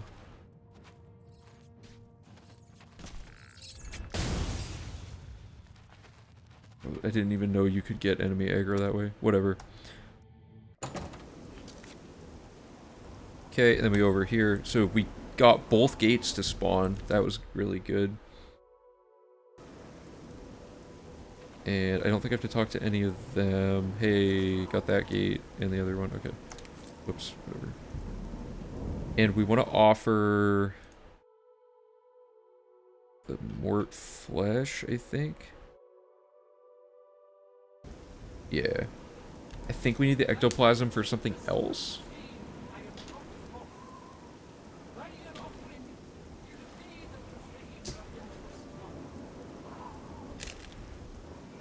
We did need it for Fighters Guild, but we already did that quest. Maybe we could make it that you just keep an extra ectoplasm from that quest. I'm gonna make a note of that really quick.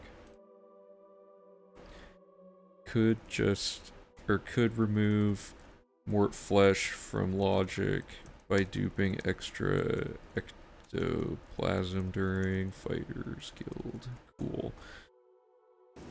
Okay, and so this cutscene's gonna happen, and then she's gonna be like, hey, do this thing, and then it's gonna auto-update because we've already done it, and then we just talk to her again, so this is really quick.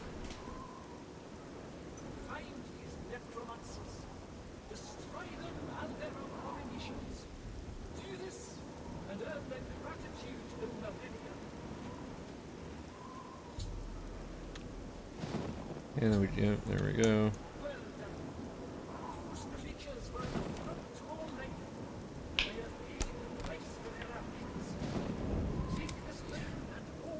Who's your favorite Daedric Prince?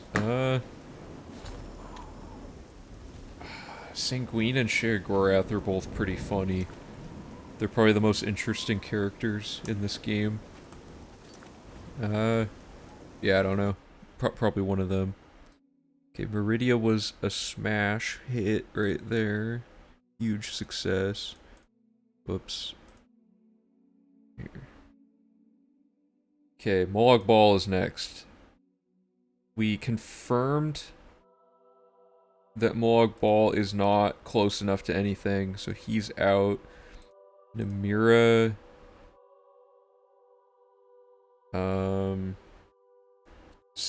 east, southeast of Bruma.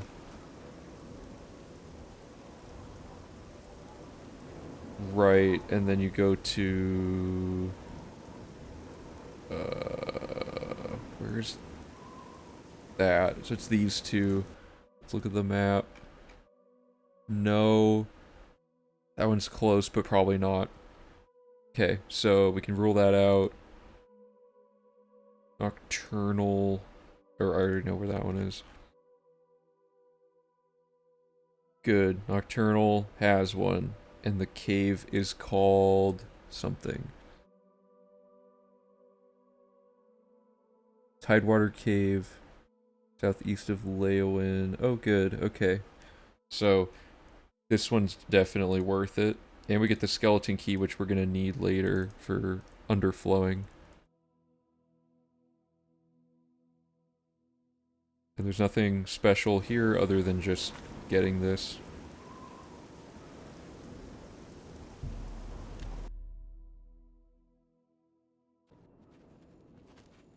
Yeah, yeah. The Shivering Owls, they knew Sheogorath was one of the best characters. Nocturnal is here. But my eye is blind and drowned, stolen from its shrine and hid in dark waters. Someone did actually, Karsto figured out you can skip the dialogue on these cutscenes by disabling the audio driver on your computer, but we're not allowing that because that's like hardware manipulation. That's not like an in-game way of skipping it. You have to like mess with your actual computer.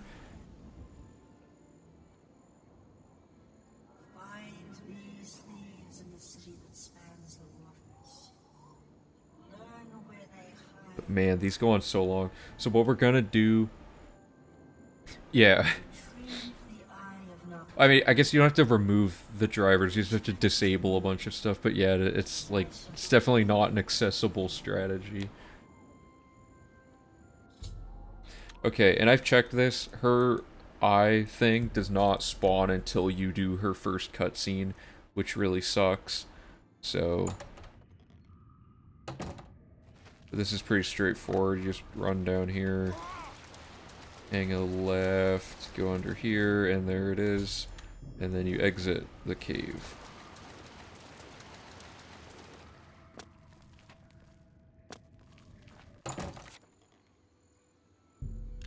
And we'll just turn the quest in really quick, get a second chance at spawning that gate that spawned, very good.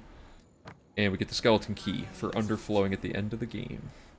And I once again see into the darkness. Log ball's pretty cool, yeah. We mock the thieves who are bitter as their loss. You, mortal, may take this. It shall open the secrets of dark. Feed stream. Okay, so... Let me go. There we go. Got the skeleton key. We want to make sure we keep the skeleton key. And now let's look at... what was it? Nocturnal.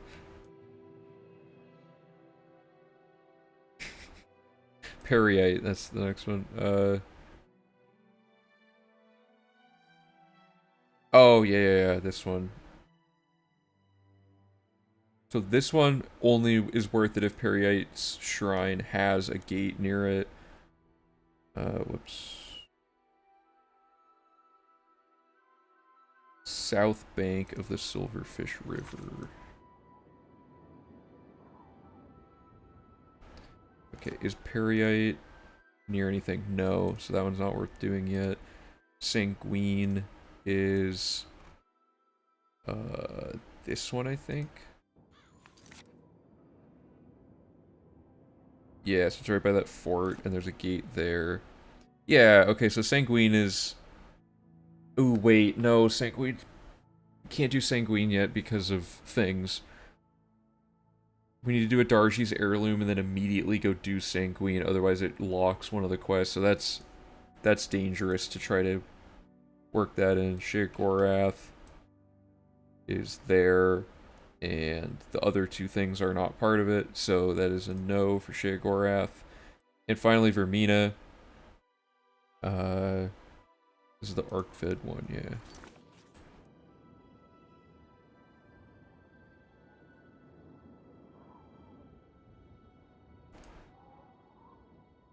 Okay, so Vermina's on that lake, and then Arkvid Tower's there. So, lake. Oh, that's a no, I guess. But Arkvid's Tower is a yes.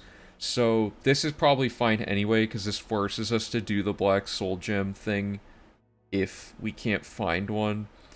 And the Black Soul Gem can be found at Dark Fissure, which is right there, which is right by it anyway. So, I'm gonna write Black Soul Gem creation, and then Vermina. And Vermina has a book, yeah, PAL Volume 1.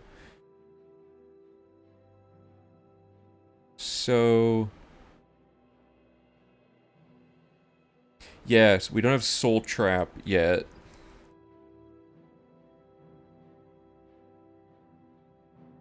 So we need to add that during early... So Arcane University, where did we buy Soul Trap? Salinas Vassinus, is he in our new setup?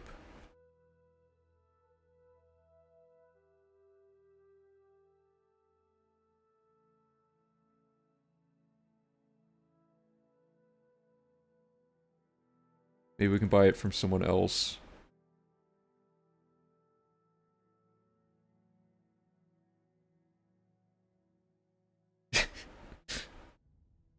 Came in at the wrong time. Sorry about that. So Soul Trap requires 75 Mysticism to cast the spell. I think, yeah. So Mysticism is fortunately one of the ones we're in the clear on.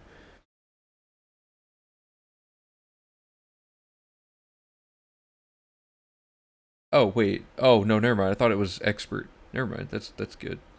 Ooh, so many people sell this. Okay, one of these has to be one of the ones we've already talked to at the start. Okay, so Inberville. Oh, wait, no, it would be...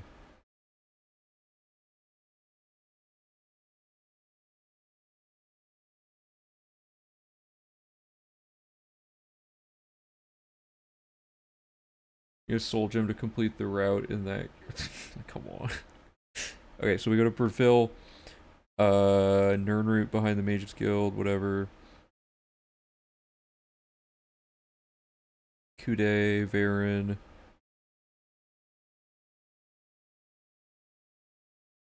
We not buy any spells there? Oh, here we go. Skingrad, weakness and drain skill from Viggy the Cautious. So, does he sell it? Nope. Command humanoid from Alberic Liddy. Good. Okay, we'll just add Soul Trap there.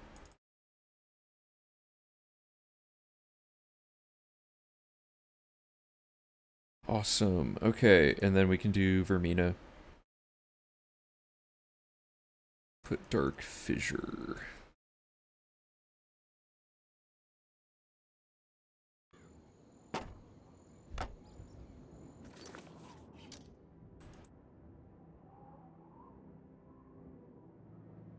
On the lake. Yeah, there we go. Okay.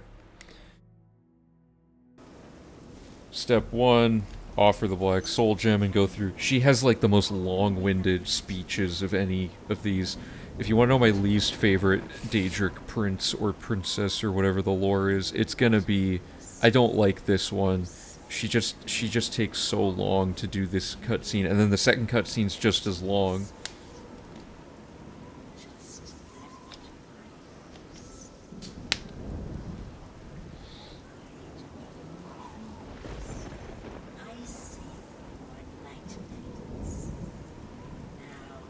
According to my Twitch stats, we just hit a milestone of 13,000 total views on the stream. Not this particular one, but just all time. It's pretty cool.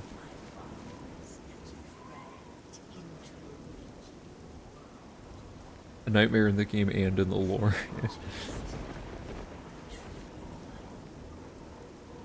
A lot of people probably think Nocturnal's the best one because of the feat, but... See, like, notice how this is still going? It's like, what is this, like a minute and a half, 2 minutes? Anyway, And you can't get into this tower because they literally despawn the door until you start the quest, at which point that door opens up. And then when you exit, it spawns a door here. So Phoebus thought maybe you could start the quest without doing the cutscene and then skip that way, but we couldn't get it to work.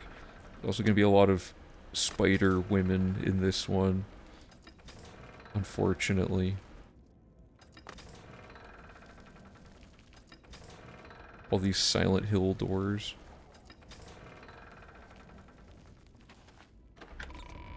Oh, hey Harvey, how's it going?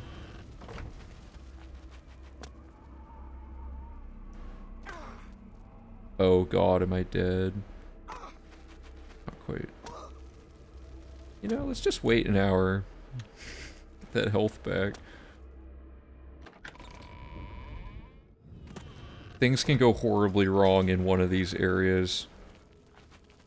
In one of the rooms. Also, maybe there's a faster way through all of this. I haven't found one, but maybe like with saddling, you could do some crazy thing.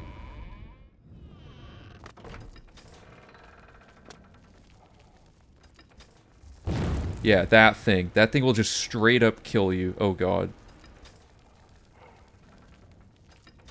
There's some sequence you have to do here, but each area of this has like a... I wrote it down in the guide. I should have just been using the guide. Probably just save clip out of the bounds anyway. In the forest zone, go straight, right, then left. Okay.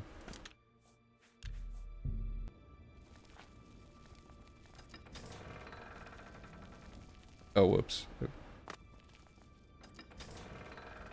Yeah, what are you guys talking about?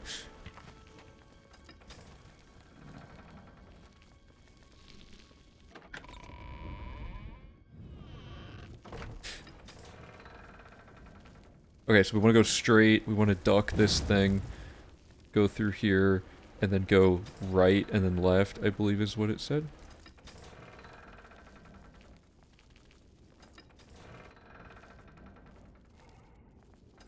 I went the wrong way, I think.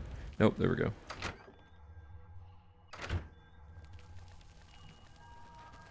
I thought I wouldn't be able to get past that guy because he's so large.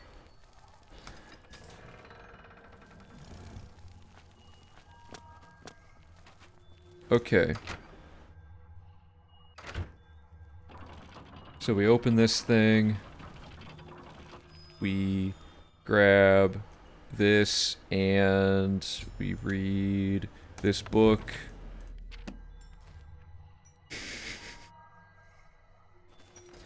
And we can exit like this. Turn this quest in really quick, and then we should be good to do map exploration. So, get all that conversation out of your system, because it's about to get serious.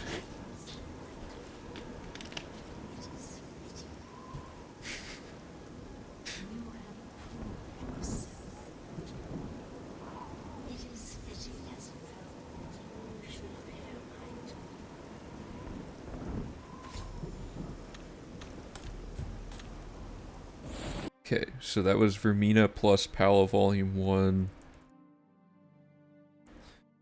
Okay, let's check some things off here.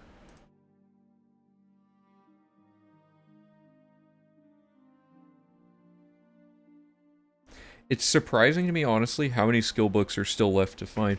You would think we would have at least half of them, but we're not even close. I don't know, I just find that odd. Granted, there are like a ton of skill books that are at like the beginning that I think I just didn't... I'm not answering that. Why does it even let everybody ping me? Is that like... I didn't even know that was a feature. I was wondering why Chicken Hawk's message was right at the start, and I guess it was because there was a ping somewhere in the wall of text. Okay, so we're at the point now where we can do the Nern route. I'll answer the question later. Just, you know, stay tuned for the...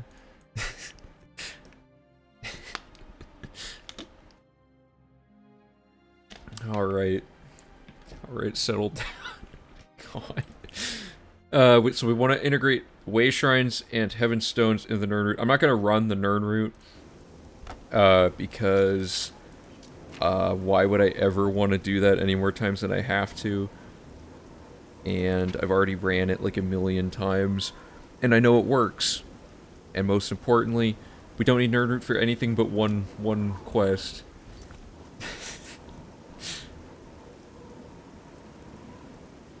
I guess I'm on my own here for figuring out the routing on this part. Okay, so the long story short of this,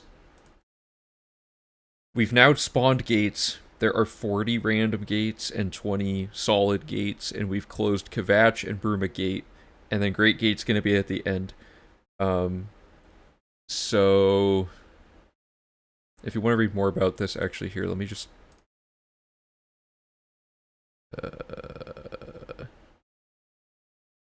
route logic. I think Oblivion gates are under just map exploration. So if you want to read about what we're doing, check out this, and it just gives you a bunch of information about like Oblivion gates and stuff. There are 59 discoverable Oblivion gates, and then there's the Great Gate, and of the discoverable ones, 19 of them are in fixed locations. Wait, whoops. That should say... Well, I mean, technically the Great Gate is a fixed location. Hold up. Did I type... Is that a typo? It's embarrassing. Let me just count this up really quick.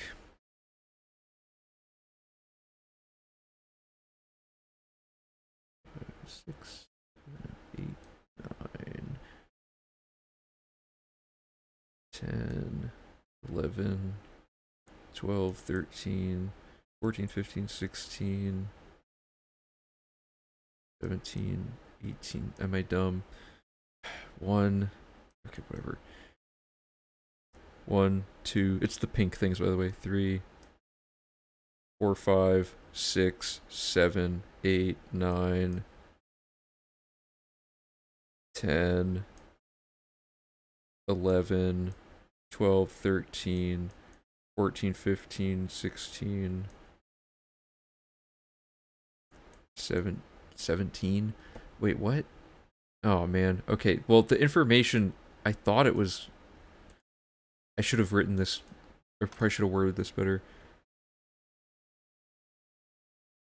Oh, wait, I didn't circle... Hold up. This is an issue with the map I'm looking at, because the map I'm looking at doesn't count Bruma Gate, so that'd be, yeah, this should be 18 and 19, right?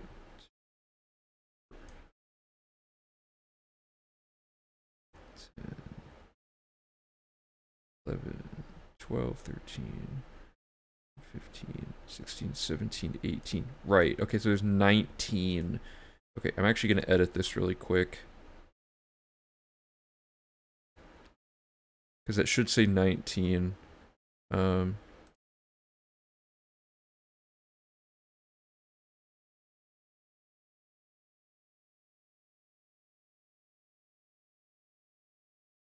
Okay. I can't believe I messed that up. Anyway, I had to write a lot of, there's a lot of info that I had to catch up on to document, so I was bound to miss something small like that. There isn't much RNG, but enough to lose minutes, if I remember. Yeah, there's a little bit of RNG. It's like 50% per roll, though, whereas skill books are like very, very small percent chance. It's like 20% that you'll get any book that you need out of the list, and then a 1 in 6 chance it'll be the actual book you wanted on top of that. So it's those, 1 in 6 times 1 in 8 or whatever. Or 5, I mean. Sorry. I mean, as long as it couldn't stack up. Technically, so, Bosch actually... let me find... Bosch calculated this out. I think it's under tools.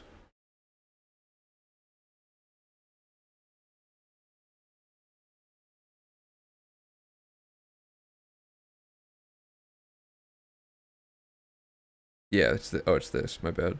It's skill books. So Bosch did a ton of math, and this chart kind of summarizes it. It's like the average number of attempts that it should take to get each book, given each, like how long everything is.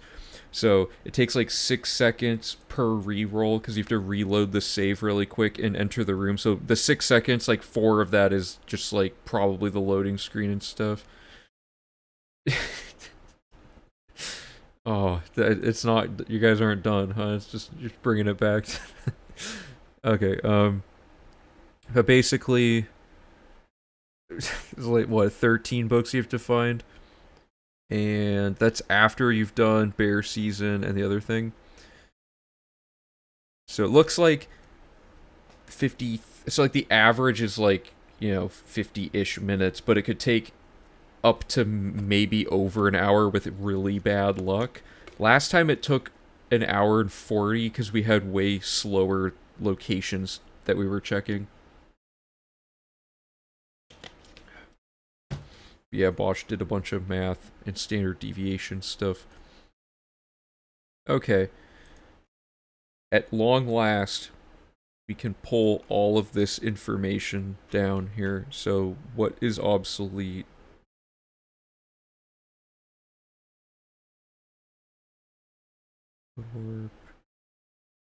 Oh, this is all just like super old. Early arcane, dummy file, yep, okay.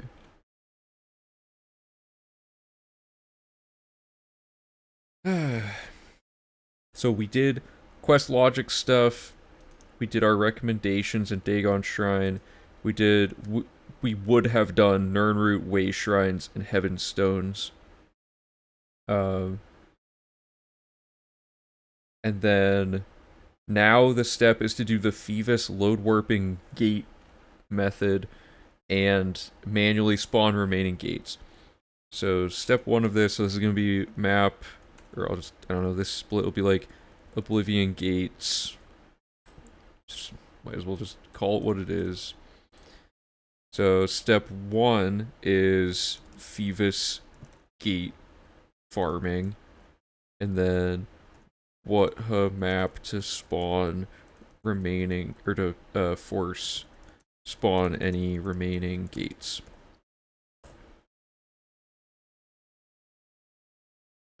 What I could do, yeah, I'm gonna break this out. 1 second, let me find it, and then we'll.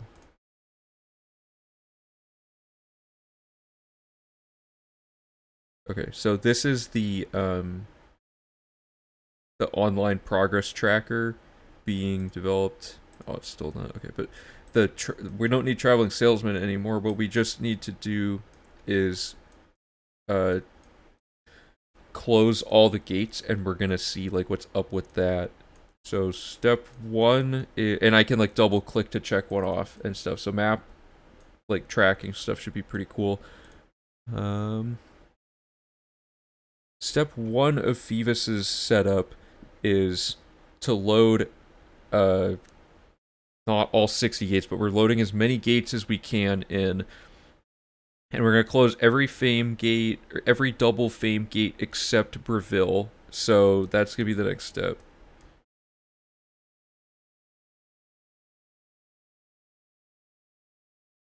So close every double fame gate except for Breville. So let's do that first. Double fame gates are indicated by the green 2. So we want to get the Anvil gate, the Skingrad gate, Coral gate, Shaden Hall. Oh, sorry. No. I misread the thing. Sorry, I'm still new to using this map. Breville, Skingrad, Anvil, Coral. Is it just those 4? Oh, and Lewin. Let me just double check on the other map too, just to make absolutely sure. Oh, I closed it.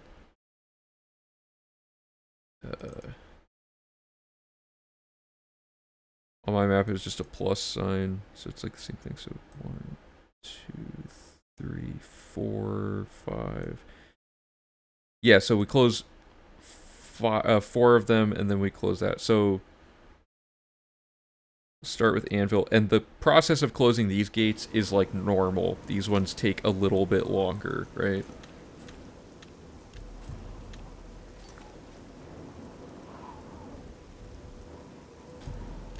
So these ones always spawn. Actually, what order are you going to do the segments? Like exploration, then quest, then nerd route, or how's it shown? Or how it's shown here? Yeah, so this guide that we've been typing out, this is like the order everything gets done in. So these are like the split names, I guess, for this one. But the long story short of it, like the overall idea is you want... I guess I shouldn't have deleted this info.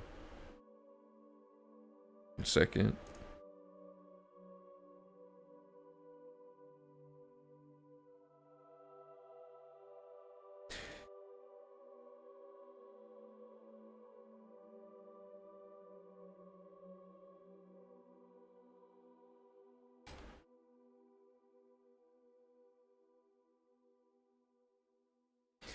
So, the general idea is you need to do a bunch of quest logic, which involves recommendations, Dagon Shrine, and any quests that'll put you near an Oblivion gate spawn, like, potentially.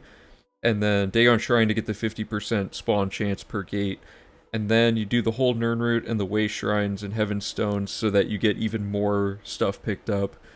And then finally, we're going to be doing what we're doing right now, which is closing all of those gates, now that they're all available and can be reliably and predictably closed. So there's no guesswork, other than... I guess there is no guesswork, because we can manually spawn gates.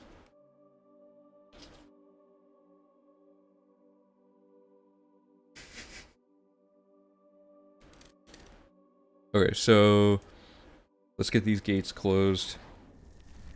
There's no real trick to closing these, other than I probably should have... Oh, Anvil is a fixed layout, meaning you will always get this gate, which sucks, because this is like the hardest thing to close ever. It just takes like 20 years.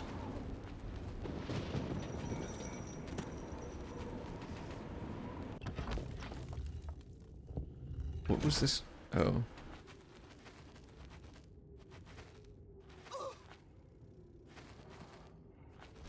Yeah, I like... This layout is so obnoxious to try to navigate. It's just like, did I just... Whatever. I bet there's a door farther along.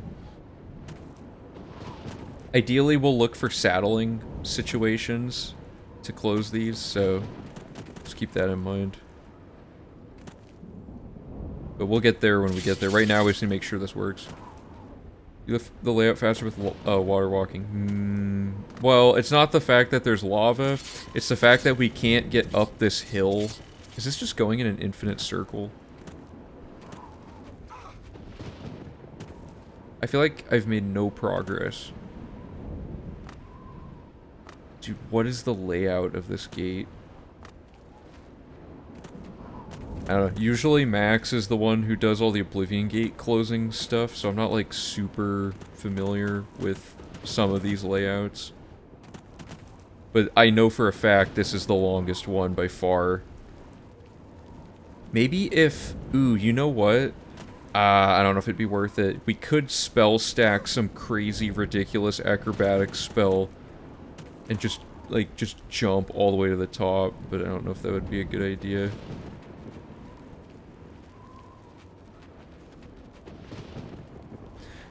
I'll figure this out in time for the actual run, obviously, but... Yeah, okay, so that did nothing. Let me just go find that door again.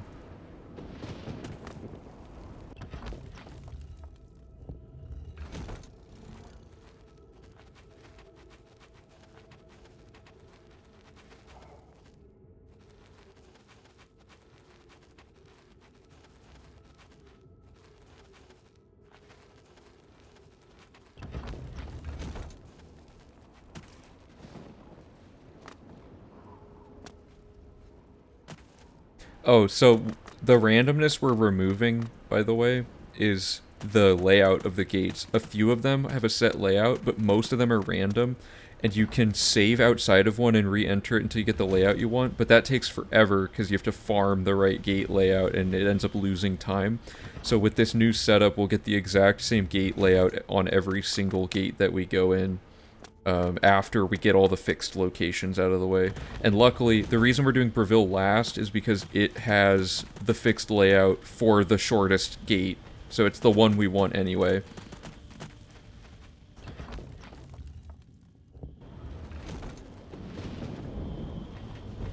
Breville? Oh, that's it, yeah. I don't know why I didn't get it at first.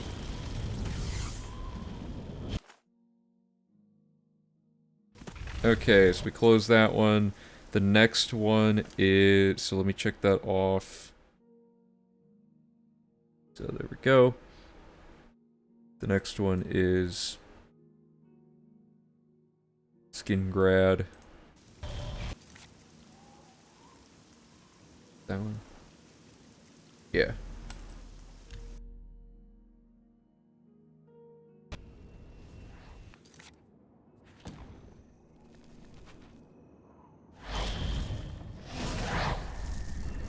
Yeah, there's probably some way to jump all the way up it. We'll do like a... The problem is it's only a single gate, right? And if we can figure out how to just navigate it normally, it might be faster than the amount of time we would have to go through to set it up otherwise, like to do a huge like boost jump or something.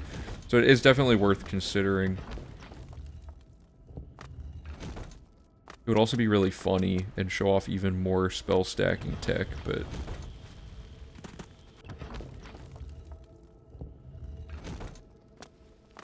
Oof, got stuck on that giant, whatever these are. It's not like a horn, what am I thinking of? Like a big spike, I guess.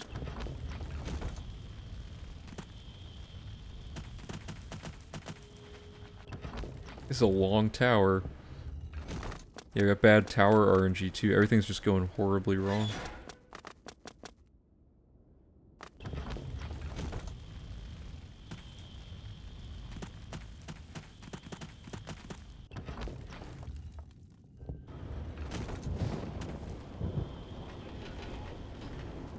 Oops, okay.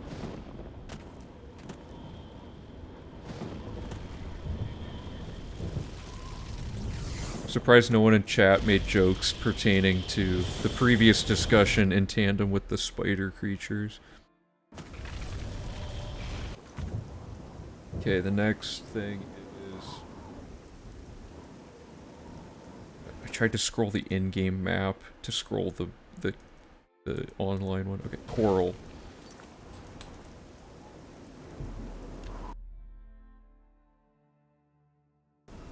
Oh, I'm sorry. There's a misunderstanding on my part.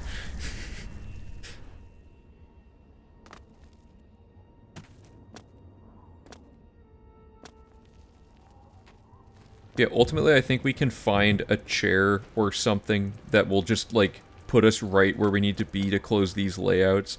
Because you can do stuff like that in, like, they do stuff like that for the any percent, or not any percent, like, no Dragonfire skip and stuff. The difference being that they just never had to figure it out for this. Oh, yeah. For some reason, I mean, the spiders in this game don't really freak me out. Probably because the game just looks so old or something. But, like, I don't know. Like, the long legs are creepy and whatever, but usually it's, like, the eyes that freak me out about spiders. Oh, God. Oh, okay. That's why the Frostbite spiders are, like, annoying to me, because they, like...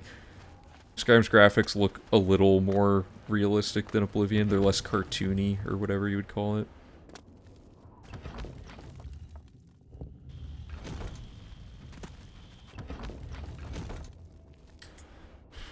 Well, let's just do this.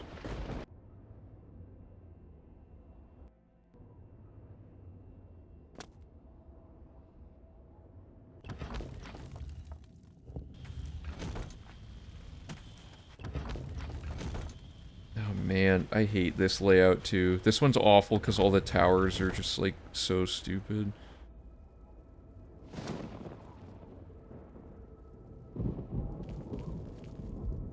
there's some door that you can only get to. This will go so much better on when I figure out the layout. Yeah, Australia has like crazy large spiders, right? I've heard about that, but I didn't want to look into it.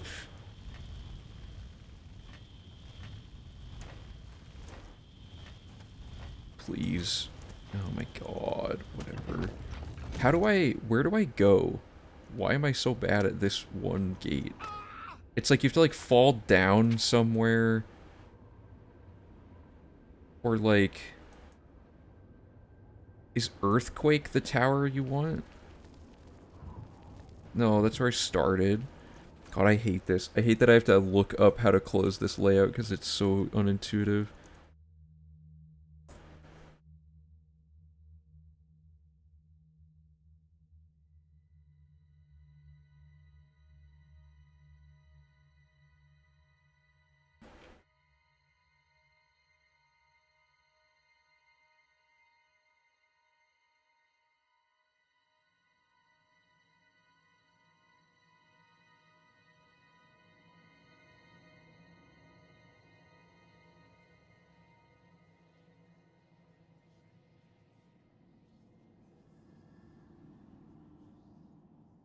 Once you use one of these 4 towers to make it to the portals of Natural Disaster Tower, you can jump down a level to the Rending Halls door. You go down to go up? Really? But there's no Rending Halls. Okay, I am going to cheat so I can figure out what's going on here.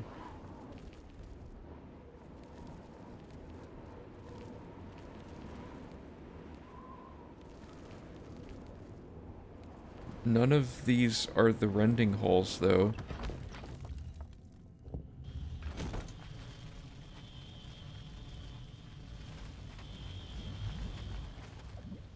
Wait, what?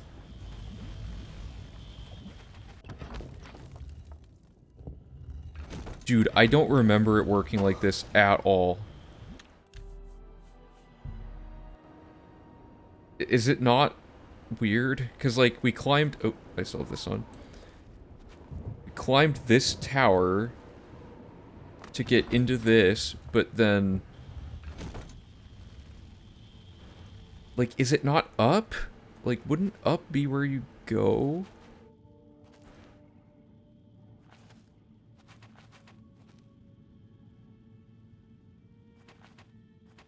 Okay, so you fall...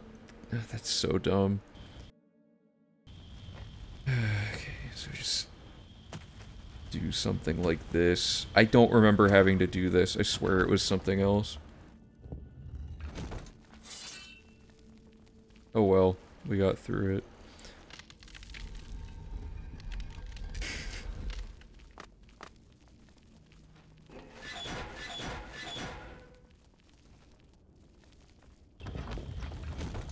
There we go.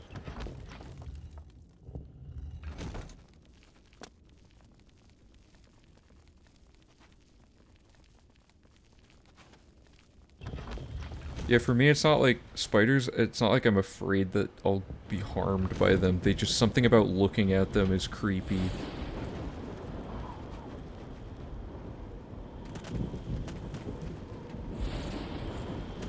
Okay, we're out of there.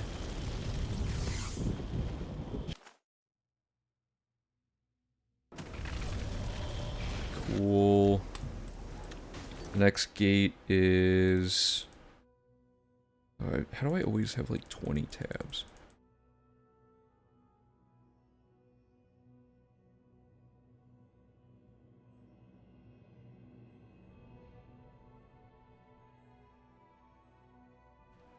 That was Coral? Yeah. So I've closed Coral, Anvil, and... Did I... Oh my god, did I close Skingrad? Pretty sure I did.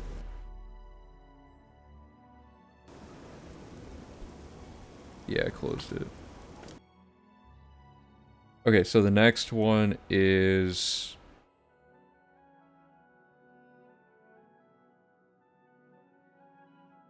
Wait, can I force the layout on Shadenhall? I don't even remember that being a thing.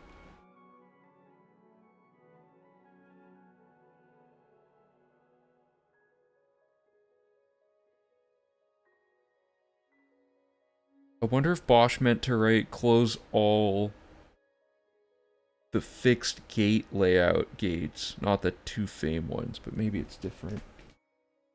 Or are those one and the same? Are there two fame gates? Because, like, there are some gates with no... Let me find my original notes and see if there's a error here before we get too far into this.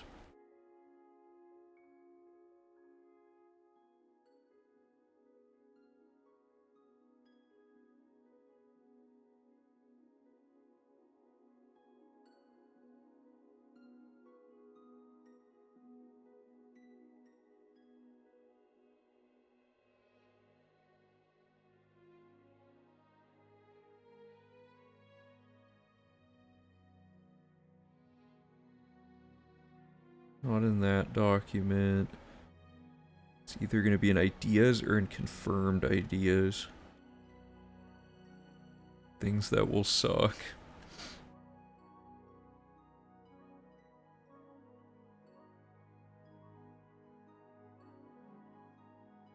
That's a different Oblivion Gate thing.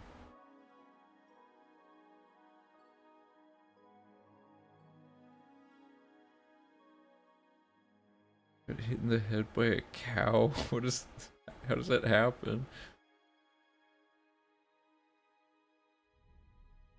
Yeah, that's what I'm thinking is, like, I think it's supposed to be fixed gate layouts. I don't think the fame amount matters. Here we go. Oblivion Crisis. Save outside sigil room, close gate, load warp part into sigil.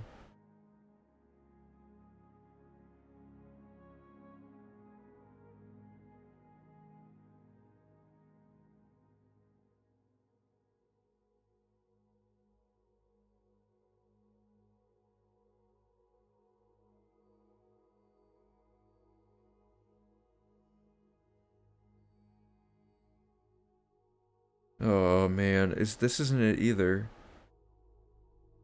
Where did we write this? Was it in the pseudo route? This was like 3 or 4 months ago.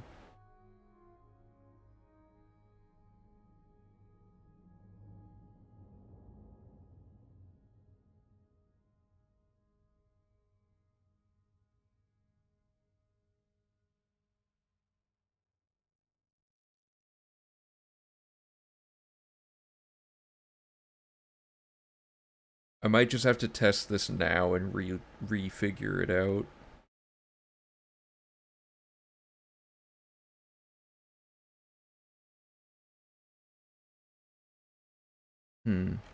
Okay, well, whatever.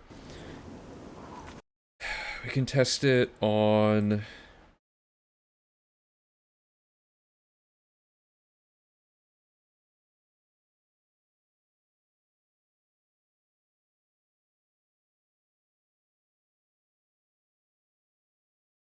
Not that, okay. Sloths are creepy. They are pretty slow. Like, the methodical movement is creepy, I don't know.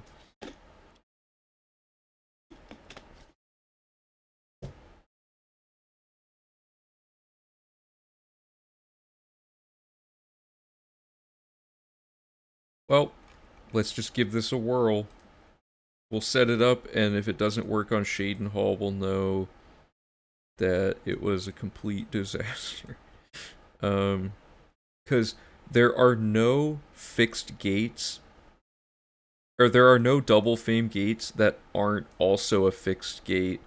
However, there are there are fixed gates that aren't double fame, right? So I think maybe we just have to add Shadenhall to this. And we could just change it to say close all fixed gates.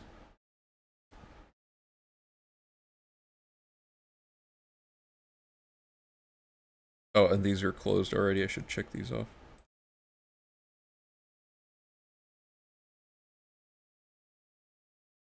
Yeah, okay, so I'm just gonna close Shadenhall and then close Burville, and that should set everything up the way we need. Alright.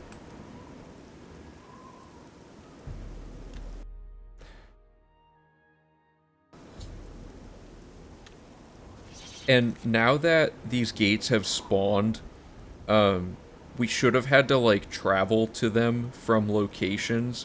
So this would be a good spot to pick up stables. So let me make a note of this.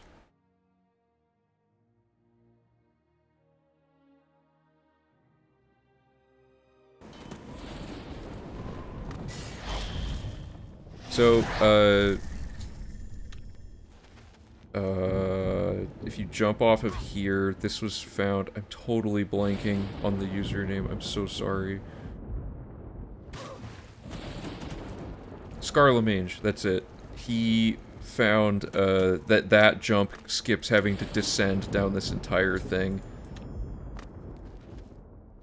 As long as they don't die, this all works out.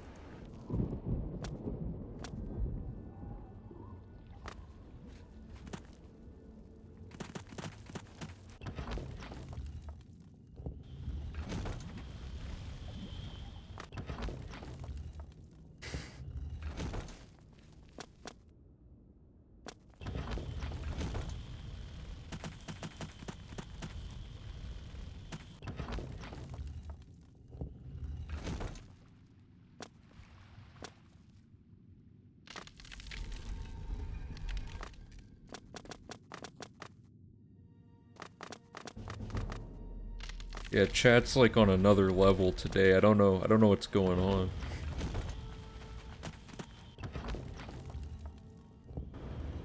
Don't get me wrong, it's funny. It's just like, where did this all come from? Like, what about today's stream spurred all of this?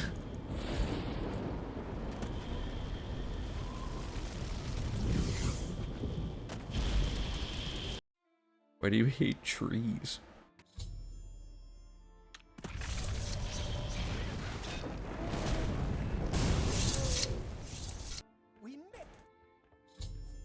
Okay, that sets that up. And now we do the Breville one.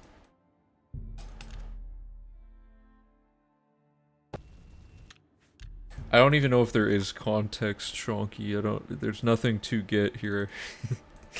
Okay, so the next step is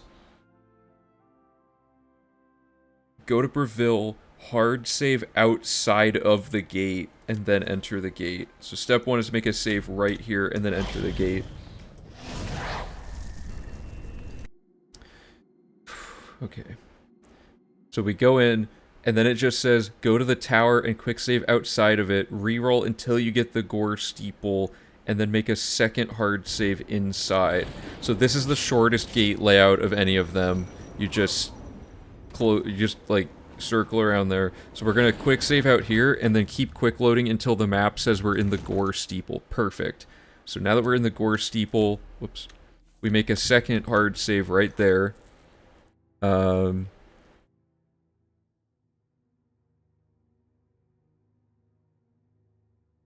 So outside of the sigil room, wait.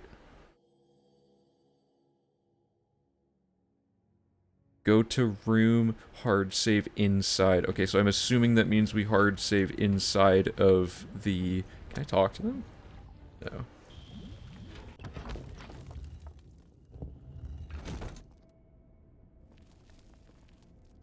I think the more things you do in the game, like I'm pretty sure on Xbox what corrupted my save files was like duplicating so many items on console that the memory like amount on the save couldn't handle how many items it had to recall.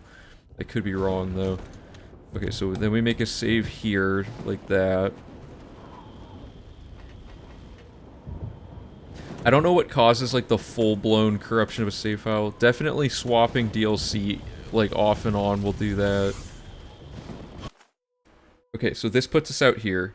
So this closes this gate normally. Now we're gonna quick save.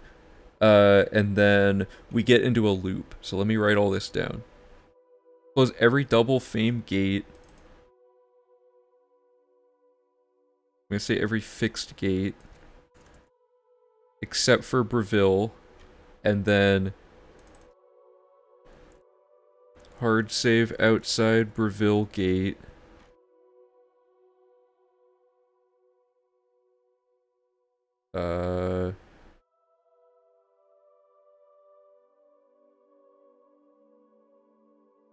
Quick save outside of the tower, re-roll until Gore Steeple, and then save, or hard save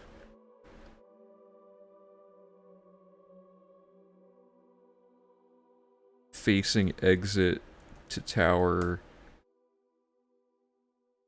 Then go to sigil room, hard save inside.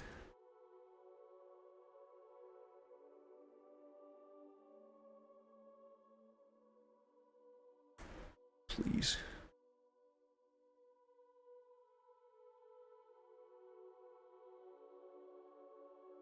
Get the stone, close the gate. Quick save outside the gate. Okay, so that's the setup. Now we want the loop.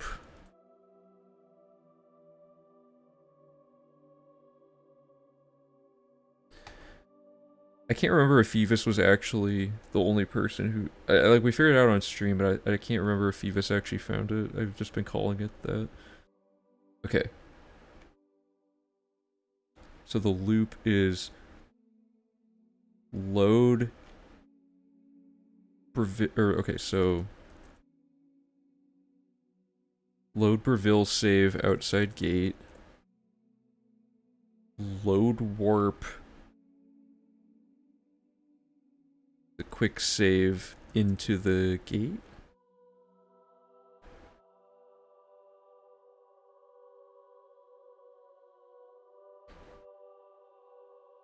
Exit, re-enter gate. Quick save inside. So that's the first step. Torin BB, thank you for the follow. Appreciate it. Okay, then we hard load save B, so load tower save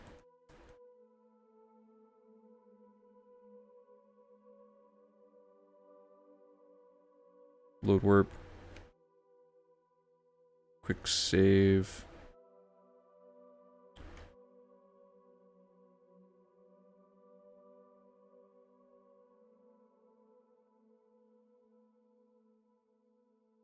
enter exit, enter tower, quick save inside.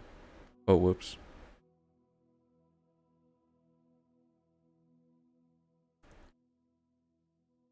Please, okay. And finally... oh, not finally.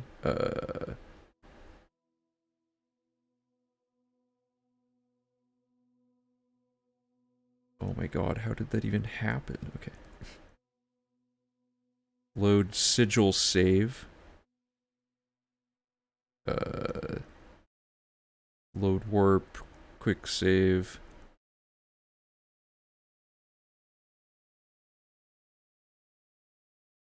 Close the gate normally, or close the gate. And then quick save outside. Okay, so this is the gameplay loop for the next phase. I'm gonna use like dashes here.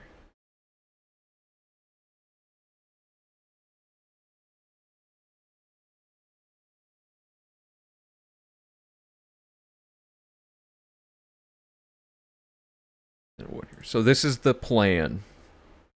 We've done this part, which is setting up all the save files we need, and now we're going to use this system of load warps to very quickly spawn a gate layout that we want, or a tower layout that we want, sorry, and then load warp into that tower layout and close the gate repeatedly. So, let's do it. We have our save from outside of the gate. So now we want to take...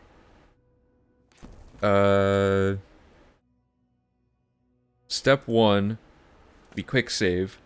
We're going to load our save that's sitting outside of the Breville gate. And we're going to load warp our character who has already closed the Breville gate into it again using this.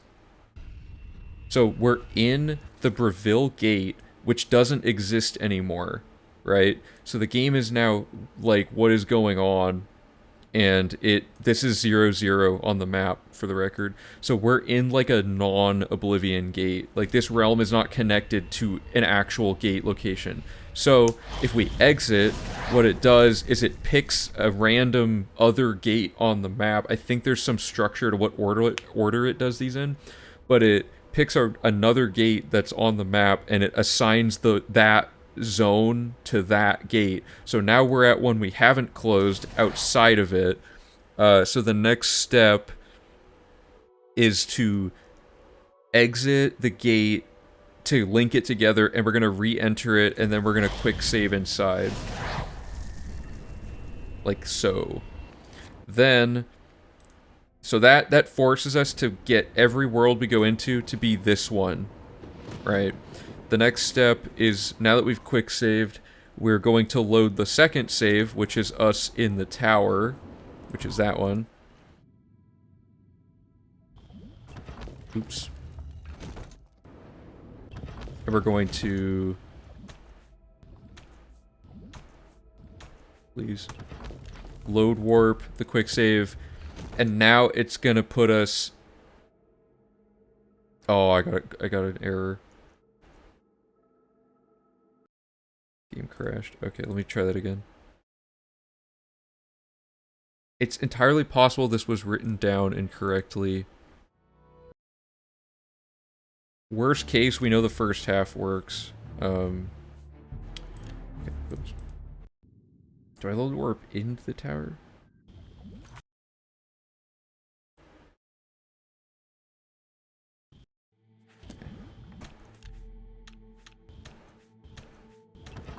Aw.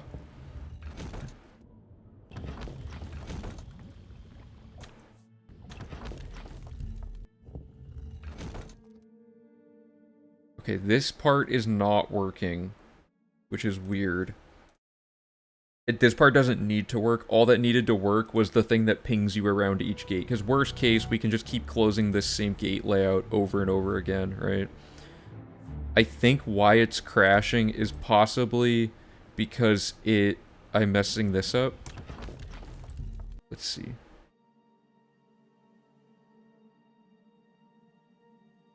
No. Okay, that's not it. Save often.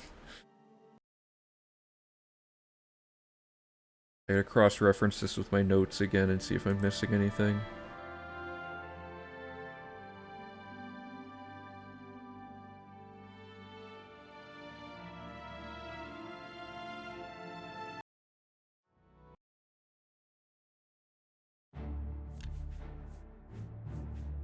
Because worst case, we can just close it. This should work, and I alt-tabbed on the menu. That's gonna crash it.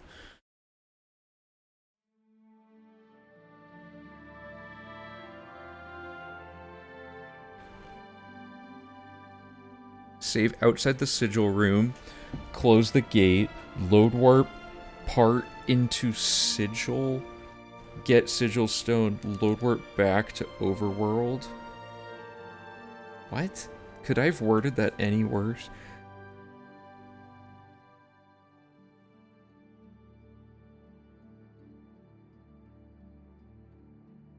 Save outside the sigil room, close the gate, load warp.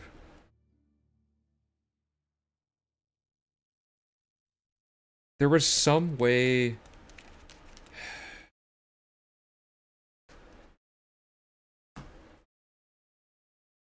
Because basically, the situation we're in is we're now in an Oblivion world where we've forced a certain layout, right? That's what we wanted. The next step is supposed to be to force us to be in the Gore Steeple through another load warp, and what that would do is now have the game think, we're in a valid tower, in a valid gate, and the final step would be to load warp up to the top of the tower. But I think, like, if we just created some ridiculous potion stack, because, like, honestly, it probably takes longer to mess with all that stuff than to just walk over here, right? But then if you don't get the gore steeple, you can get a tower layout that takes, like, forever. But Bosch figured out an acrobatics stack where you can literally just stand, like, right here and just jump all the way to the top of the entire thing. So we might look into that. This, I really don't know why this isn't working, or why all of my notes are just magically not accurate anymore. Attempting to exit the duplicated tower puts you back in the realm, but only links back to Cyrodiil if you've not already closed all the gates.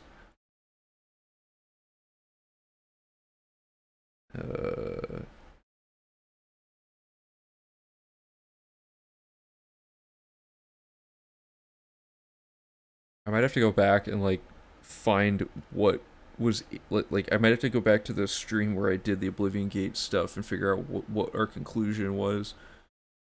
Because I swear that it worked.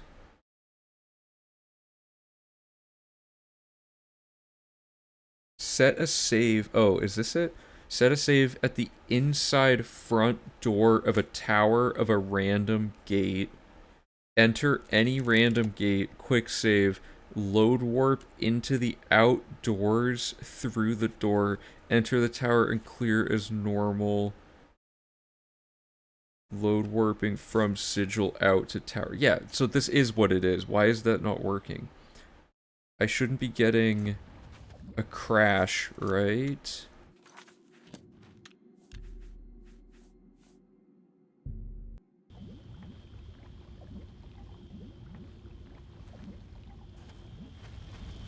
Now, what happens if I just do this?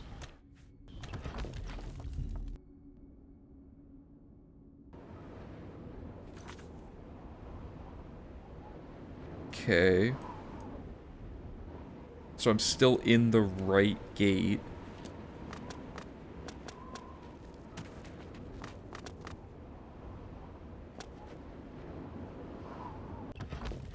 But now I'm in the gore steeple. Yeah, it's... Oh, good thing you're here. Yeah, it's not working for some reason. I'm trying to figure out why, but I think I might have found a way to make it more efficient? I don't know, we'll see. I'm gonna close this gate and see what the end result of this is. So... 47 fame... 7 gates.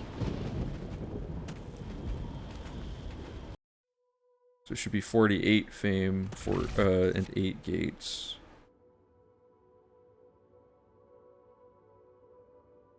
Yeah. Well, that worked, I guess. Okay, so... Yeah, so what I'm doing is I set a save outside the Breville gate, inside of the Gore steeple, facing the door, and then... Oh, it has to be from outside the tower? Oh, that's why we wanted the random layout, or the short layout, right? Here, let me pull this up. I think, because your thing says, go to tower, quick save outside, or sorry, it says load warp, wait. Yeah, so it says hard save B is inside of the tower, right? And then it says load warp B, which is inside the tower, load warp the quick save, which to me means load warp the quick save out of the door that you're standing inside of, and then enter, exit, enter the tower, but this crashes. So you're saying I should try just load warping straight in from the outside. My save should actually be different.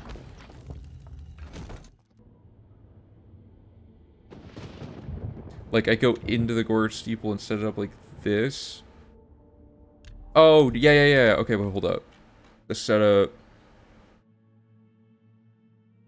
The save should be like you go in and then you go out and you set a save outside of the Gore steeple so that your quick save that's in a different Oblivion realm can be load warped definitely into the Gore steeple. So now I'm in the... Oh no, that decouples it. I don't want that. Hmm.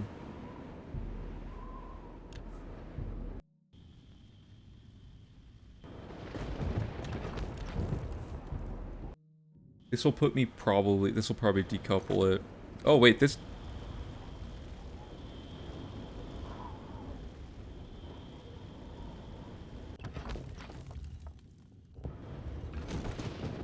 This just worked. I think.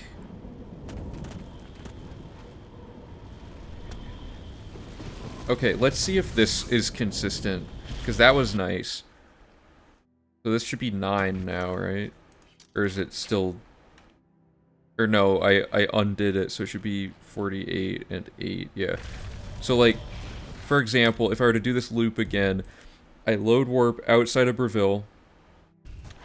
I load warp to force it to connect, so I'm in a nowhere gate, right? Oh, interesting.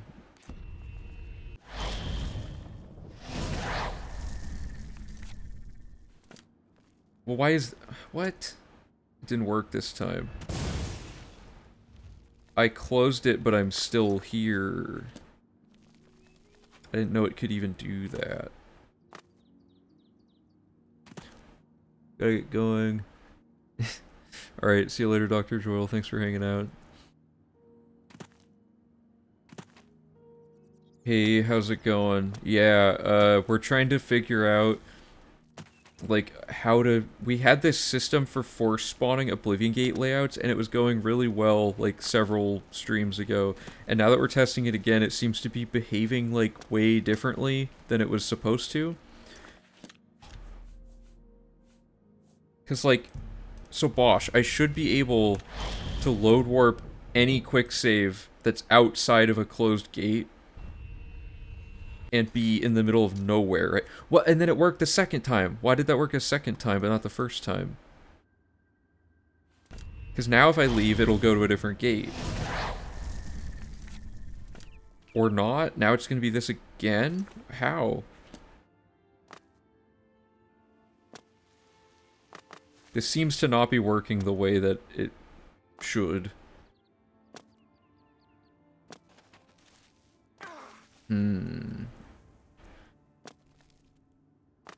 Something is amiss here. I don't know what it is. Not that I expected something this janky to work consistently, but I thought it would work a little more than this. Yeah, there's something, it's something like that, I don't know.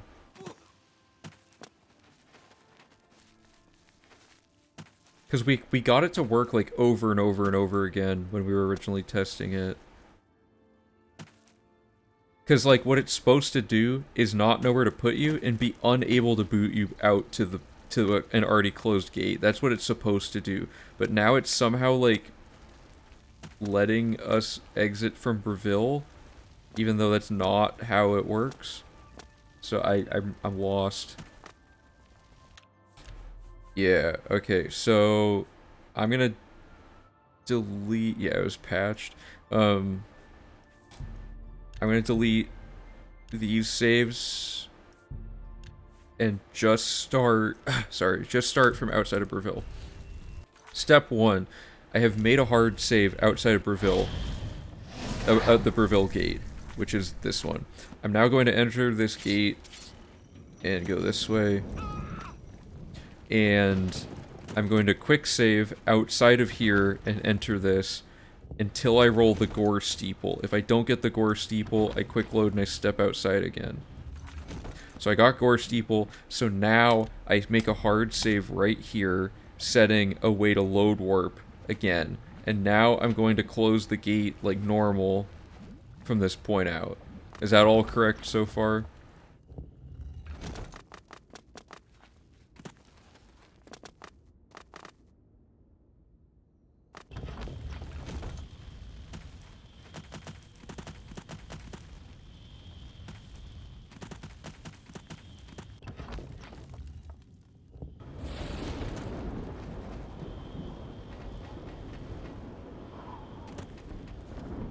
Next step should be to just grab the sigil. Oh, no, it's not. It's not. My bad. Next step should be to make a save inside of the sigil room.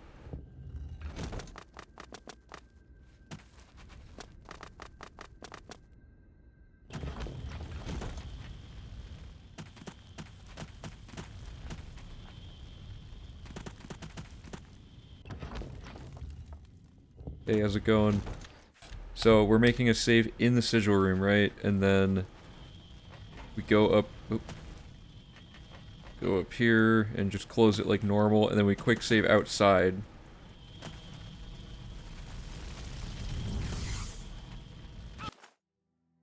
So at this point, we have our 3 saves set up. This gate is closed. Let's just wait for the animation. Maybe that has something to do with it. Make a quick save, and then we start the cycle. So the cycle is load the Breville gate, use it to push the character into a decoupled Oblivion realm that is not tied to anything, therefore it thinks we're at 0-0. Then we tie it to an actual gate by leaving the current gate we're in. So now it picks a gate and ties us to it. This is curiously a different one. Maybe I did something wrong last time, because last time it put us here, didn't it? Or did it put us here? I honestly don't remember. But so now it has picked a gate for us, right? And now that it's a legit gate with the exact layout we want, we just enter the gate again. So now we're in here and we're connected to the right gate. So now you quick save and you load the save that's in the tower layout you want. And you load warp that character outside of that tower. Why did it work that time? You're now at 0-0 again in a different realm, but you get the gore steeple, and when you go back in, you're now in the right gate somehow. And then you quick save and you load the sigil room that's different from the tower. Load warp that character out of the sigil. Puts us back in the right version of the tower, but at the top of it. Then we enter the sigil, and we should still be there. And, oh yeah, and you get this crazy black plane glitch.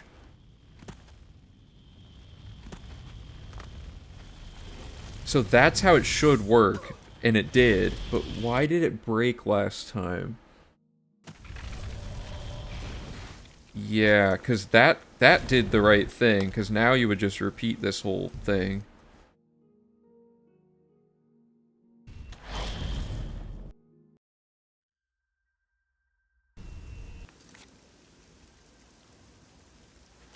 Oh, see, why does it think we're at Breville? We should be at 0-0. It should be a decoupled gate. Oh, wait, it has to be... I forgot. Okay, you have to, I think... Here. I'm fairly certain, Bosch, that there is an error in your loop. I think the idea is at each unique gate you exit to stand outside, you set a hard save, and that becomes the hard save you use next time. Because if you use the same one twice in a row, you get the previous gate. So you have to have a new gate to trick it each time. So, like, if we take... Well, here, I just gotta do this all again, but... So, like, this is the end of... the first gate, right? We're back in the Breville gate. Whoops.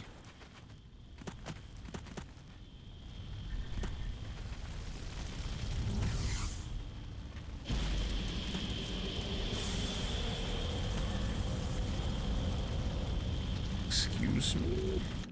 Did I get too low too quickly or something? What was that? Have we broken everything again?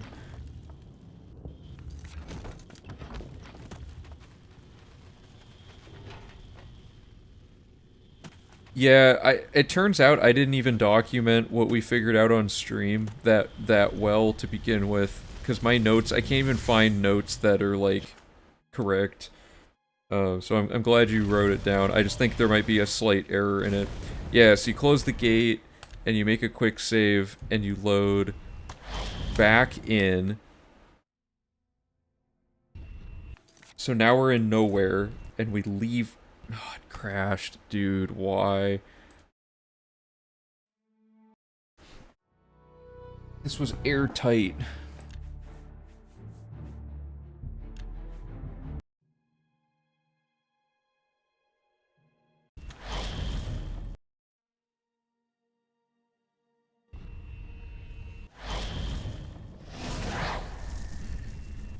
Okay, so we're at just a gate. And I think what you're supposed to do is then make a new save. And...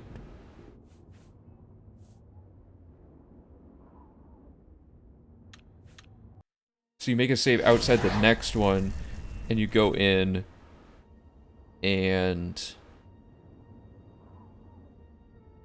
Then you do the quick save business here with the gore steeple. Because... Load warping seems to remember, like, where your character came from, I think. Or not. Man, this is a disaster.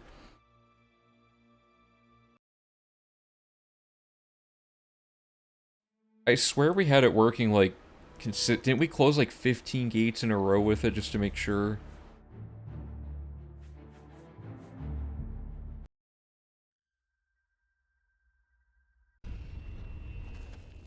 Because, like, I guess what we could do, the first, I mean, to simplify it, we could just run up to here first.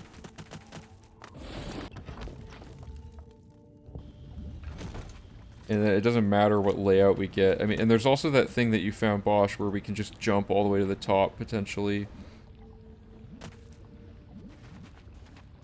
Hello.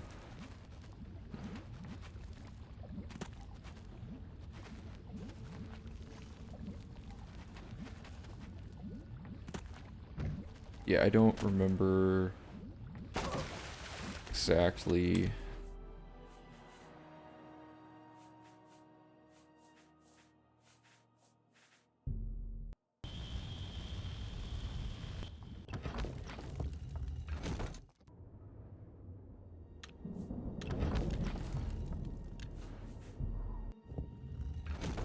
Where does this put us? This puts us at 0, 0. But then this ties it back.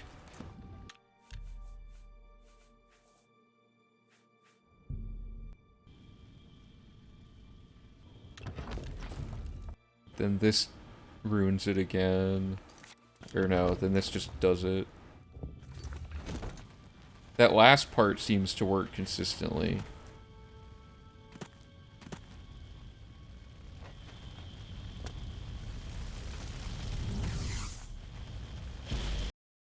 Cool.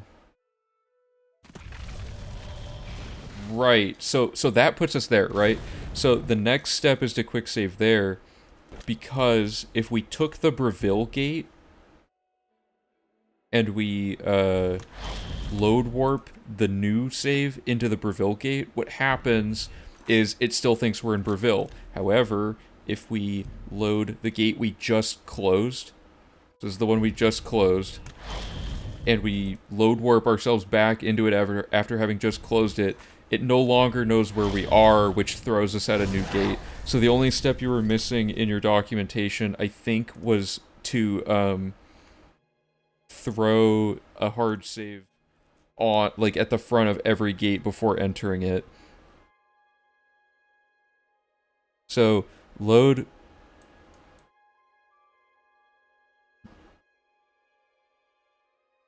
hard save.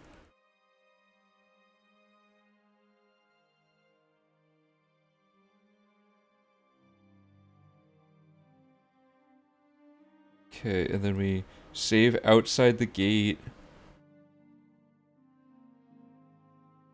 Wait, what? Oh, I messed this up bad.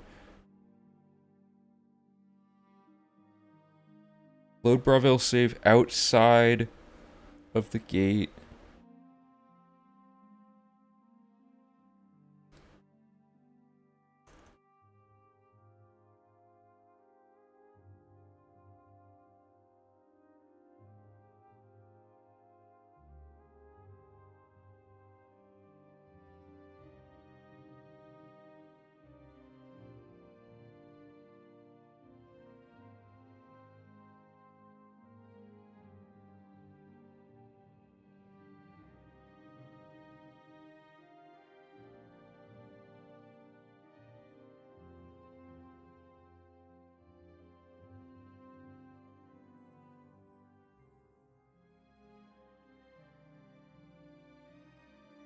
Okay, I think this is accurate. Load the temp gate save, which is the save representing what you're about to close, or in the case of Breville, what you've just closed. So we would load what is the Breville gate, load warp the quick save into that gate that you've already closed, exit it, it now adds connect to new gate. I'm going to document this on the wiki once we completely relearn this, because gate glitches are like unknown. New temp gate save outside the new gate, re-enter that gate, and then quick save inside. So all that just puts you at the next thing. Then you load tower.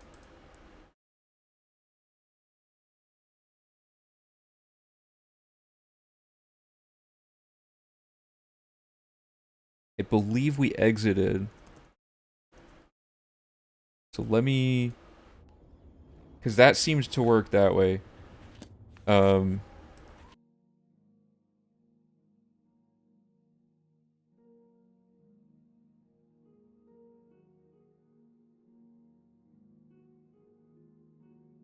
Okay, so load sigil, load warp quick save, close the gate, quick save outside.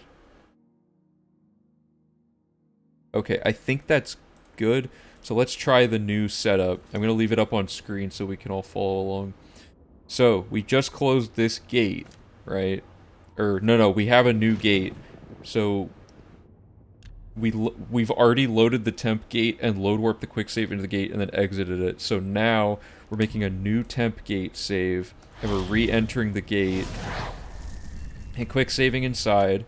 Then, we're loading the tower save, which should... then we're going to exit the tower, which I don't know if that step matters yet, but we'll do some more testing. So load tower, load warp the quick save into the tower.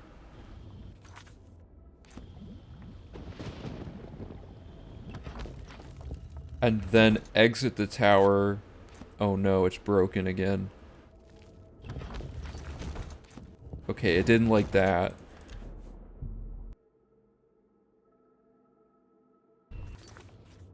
We're at this one, and we need...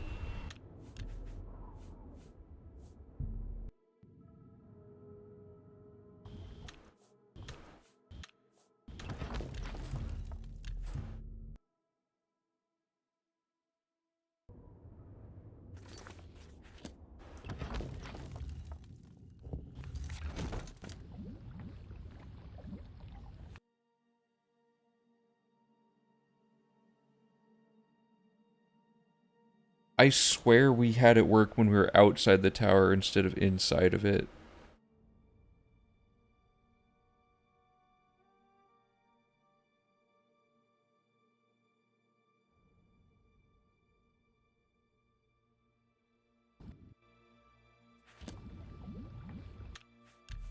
Because that time that worked. So now if we do the sigil step seems to work consistently. Load sigil. Oops. Load warp quick save. Because we're in the right gate. We're, you know, this all seems good.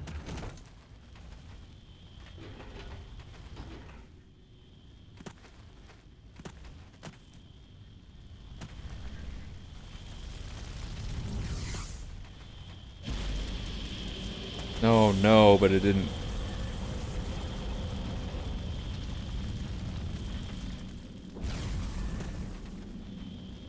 Why didn't that work? Try exiting.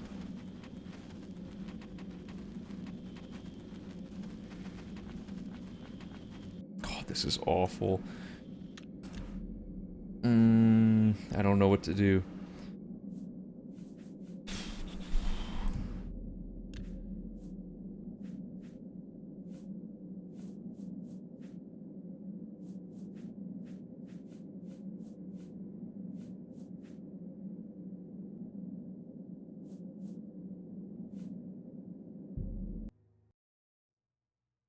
Okay, well,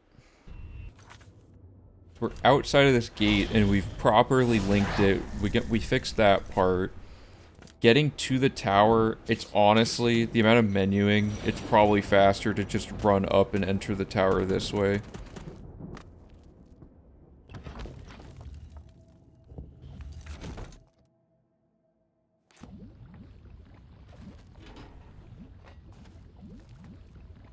How long do you think it would take to set up a speed stack or an acrobatics stack for this boss? Like, actually, do we jump much during map exploration? Because if we just added no, that would make it have to be recalculated. Hey, how's it going? So there's gotta be some, I don't know, some way to make this consistent, or like, I don't know.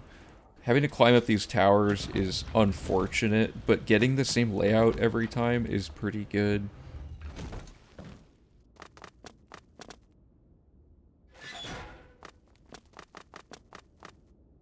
The towers, like, the tower forcing might just be too broken for what it's worth.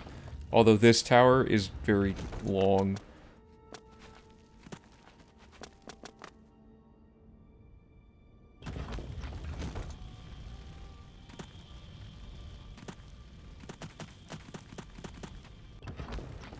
Eight to 10 seconds, okay.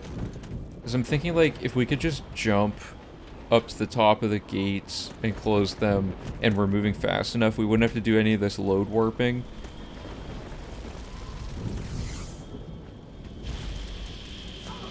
But look, it's not letting me close this gate normally.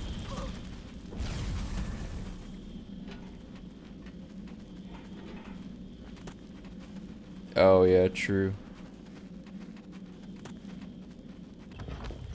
This tower's, like, broken, though.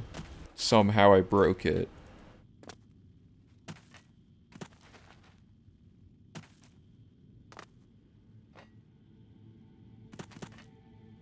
Yeah, okay, I don't know. I might have to revisit the stream when we first figured this out and see if I'm missing anything, because this appears to not be working. The tower should be linked to a realm.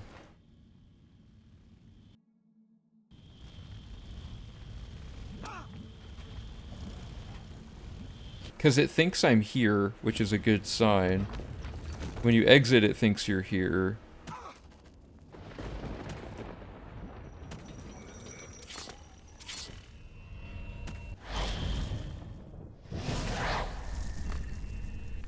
Yeah, so this is like a fully linked gate.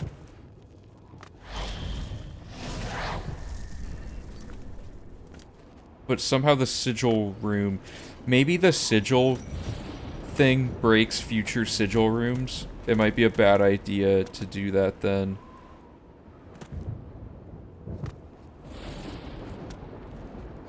Like, I want to figure out how to make it work, but it's also like a ton of menuing, and it might not actually be that much of a time save if it's like several... I don't know, if it's like a minute total of just menuing things.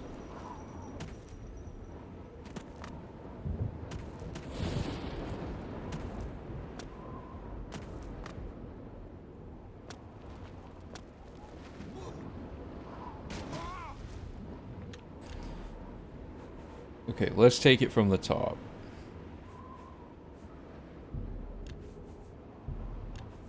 We have the original sigil room.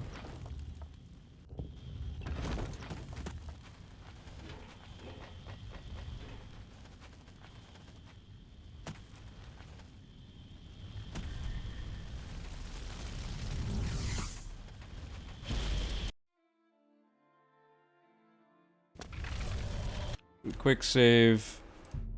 Decouple this gate.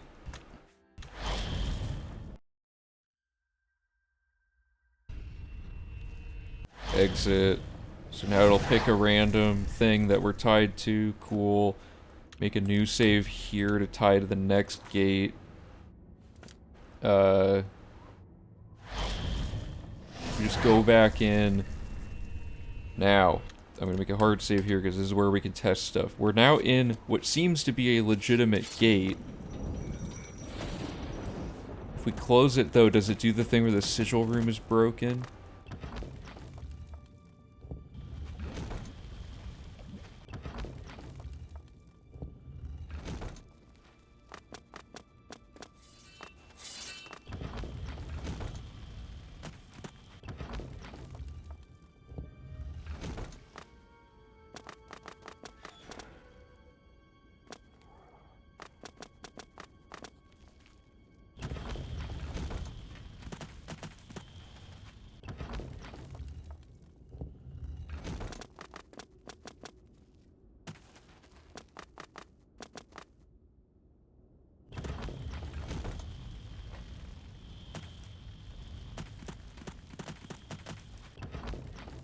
I think this should close correctly.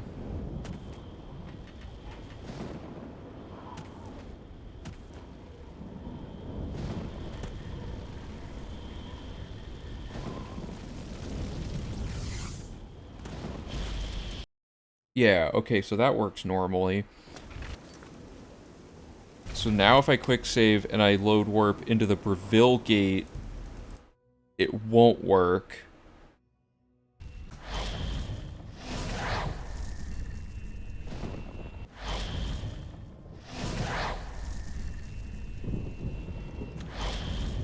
So this should make me think I'm in the Breville gate, which is bad. Oh, what? Ah, no, now it's behaving different again.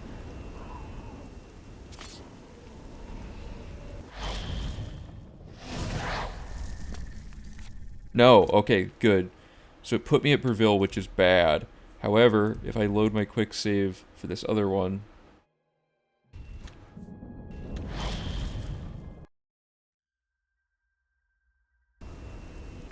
I'm still in the middle of nowhere, but now it can't put me back at the one that's just being closed, so it throws me at a different one. Okay, so that is exactly the method. So let me double check this. Load the temporary gate, load warp the quick save into the gate, exit the gate to connect it to a new one, set a new temp gate save, re-enter the gate, and quick save inside, but we might just have the instruction be to close the gate. And if this doesn't, the next thing to test is, will this sigil room work? Because if not, we have a big problem. Absolute worst case, the routing is still fine up to this point. If this completely fails, we'll just have to change the instruction to be that you just fast travel to each of the random gates around the map and close them, which won't be that hard if we have to do that.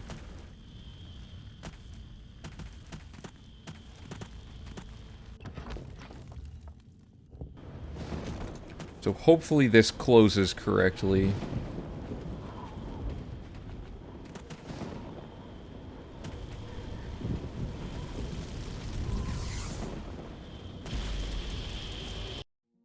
Good. Okay, so we know that the first thing works.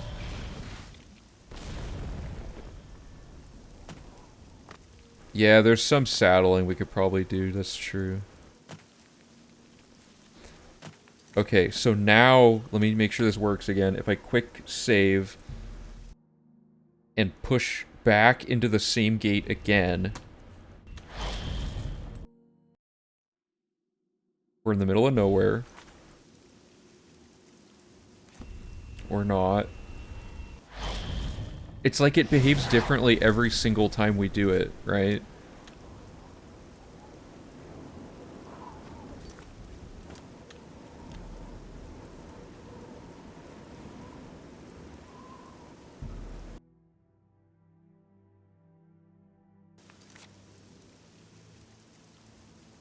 Oh, did I not? No, I messed up. I forgot to make a save.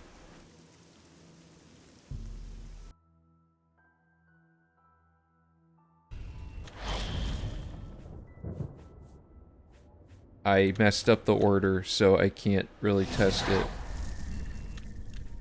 Basically, I need to make sure this works at least twice in a row. We're gonna do it again.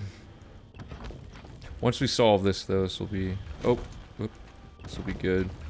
Yeah, I might need to make an Oblivion Gate category of glitching, or of glitches on the wiki and start documenting this. Because, like,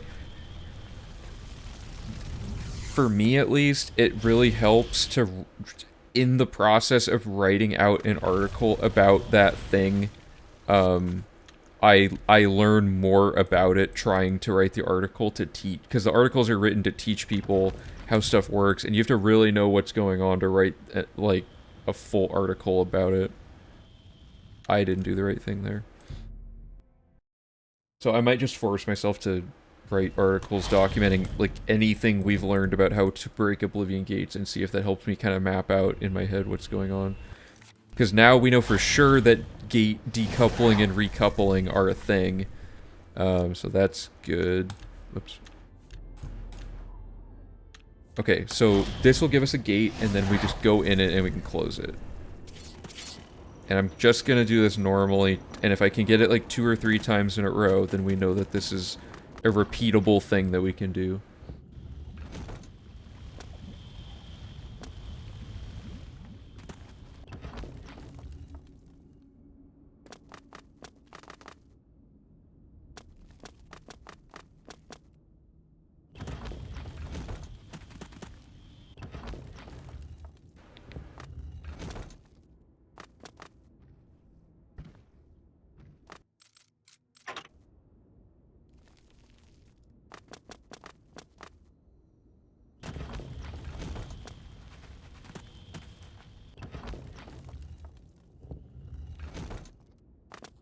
These towers are brutal.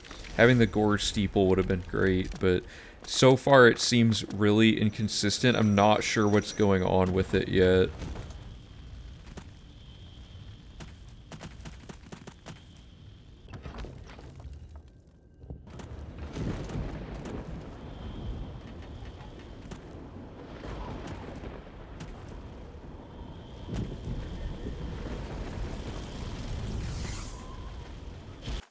Good. Okay, that's the first step.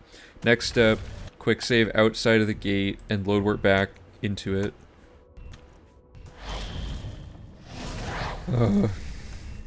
Please. I don't know why I'm so bad at inputting load warps today.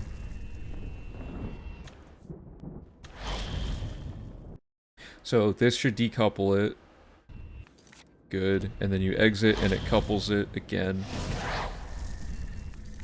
In a new location. Yes.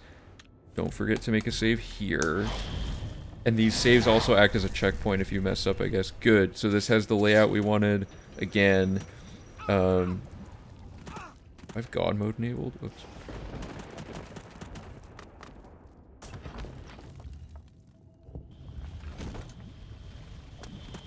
I kind of remember you doing the full loop 3 or 4 times. Do you know what day stream it was? I believe the stream is just called Solving the Oblivion Crisis. It was probably like several weeks, or like, it was like several months ago. The problem is I can't find any documentation in my notes about it at all, which to me means that I didn't really write them down clearly to begin with during the stream. So it's possible on stream we figured it out and then I just like forgot to write it down and was just happy to be done for the day, because that was like an 8-hour stream or something. So by the time we solved it, it was just like, you know, it was brutal. Okay, quick save and load warp into the new gate.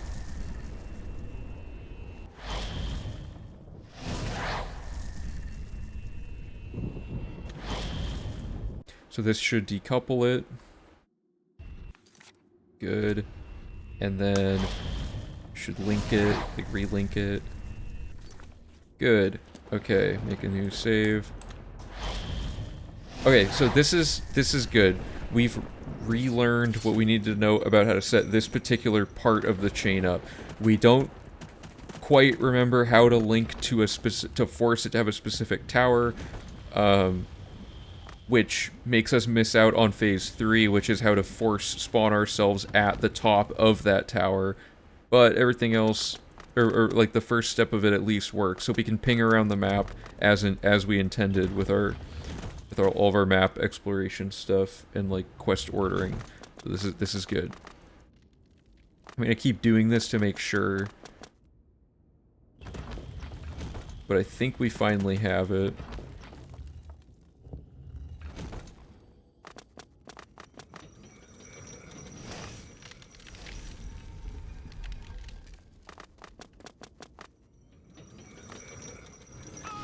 Whoa. Why did I think that was a door?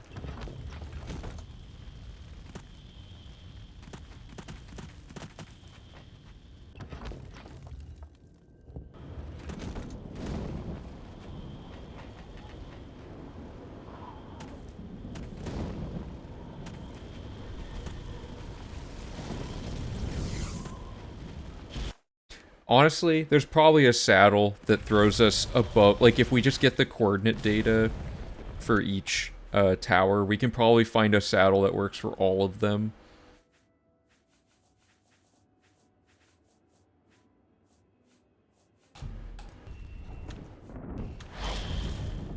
Okay, so decoupling, good, relinking.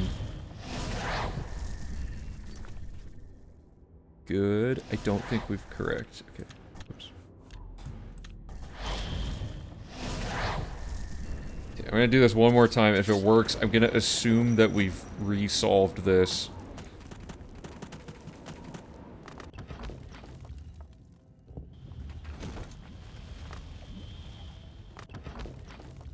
Because then the next step is just how do we link the towers together again. And we know the sigil thing worked. We just have to get the tower thing to work. Because the sigil thing just puts you at the top of a tower, but it just seems like the tower gets confused or something. Even if this is all we put in for V4, this still saves a ton of time on rolling random gate layouts and having to travel to each gate. That's the other thing. You don't have to actually travel to them. You can just get them to exist on the map. The only thing, regrettably, that I cannot test is, I can't... What was I gonna say? I can't test if this counts as discovering the location by doing this load warp. I assume it is the case, but I don't know.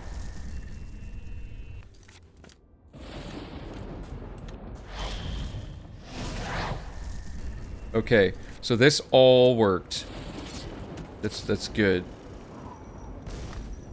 If I had to guess, the reason the tower isn't working probably has something to do with the same reason using the same gate over and over wasn't working. We'd probably have to make a hard save at every tower every time, and that wouldn't be faster. So, I think a goal for next time would be to have a speed stack or acrobatics stack that allows us to clear, or a saddle location, so that we can close these towers a lot quicker, because, like, for those of you who don't know, for the saddling, you could just, you know, you would have, like, a chair that puts you, like, up here or something, and then, like, oh, I didn't even think about that.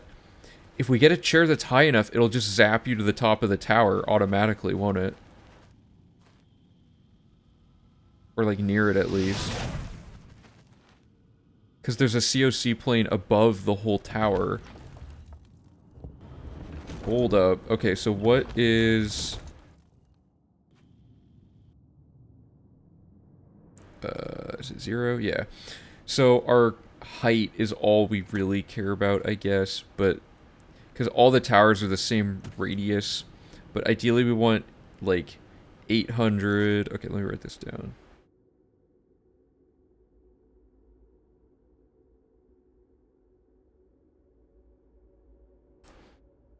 So this tower is the Lust Keep.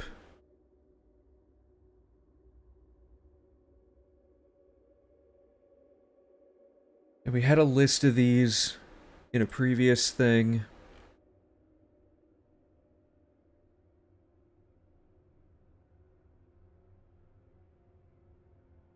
There's a better list.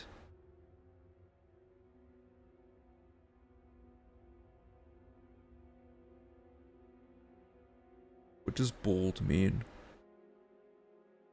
Whatever.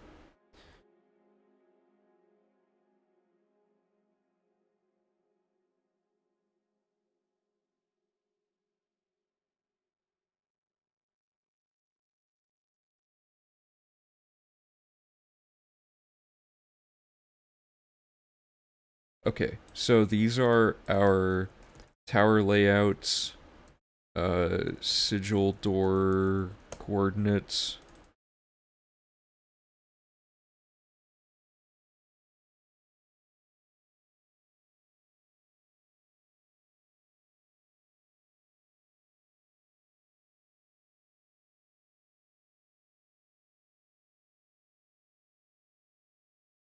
Y, Z, that.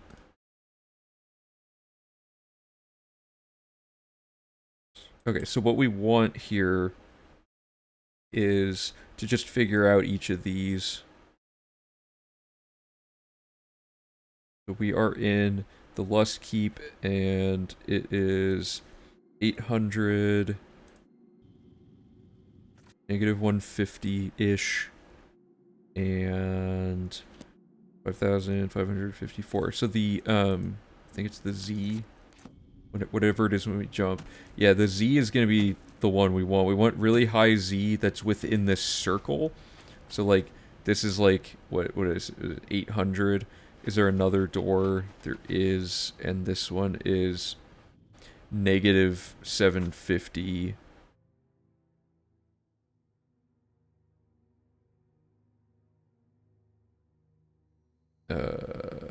Negative 500.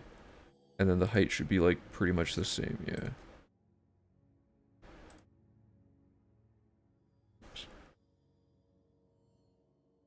I think each of these has 2 doors.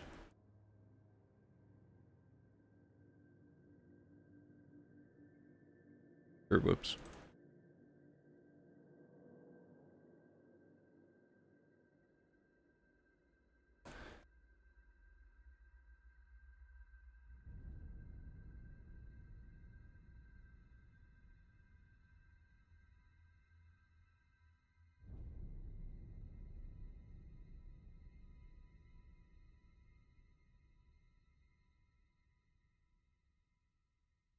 Okay.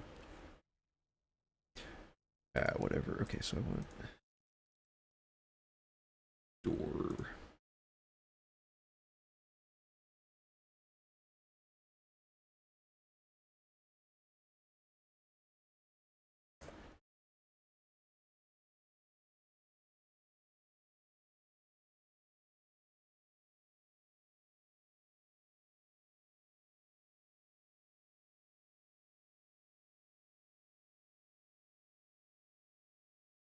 Sorry, I'm just trying to get, like, the best way to, to display this info. Just so it's, like, really clear for later.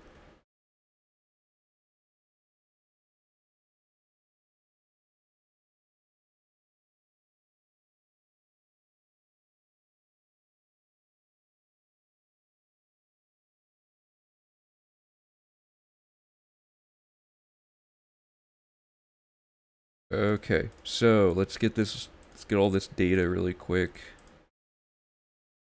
So we have each of our towers, we have each of their doors, and we're going to get each of their coordinates, and then we're going to find a saddle that is within the range of all of these and is at least taller than all these. Hey Deo, what's up?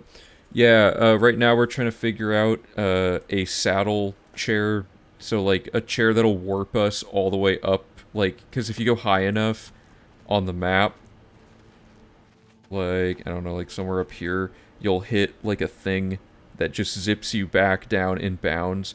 So the goal is to find one that will put us at the top of every tower layout we could possibly get in front of any door. Or at least close enough so that we don't have to traverse the tower, because that takes forever.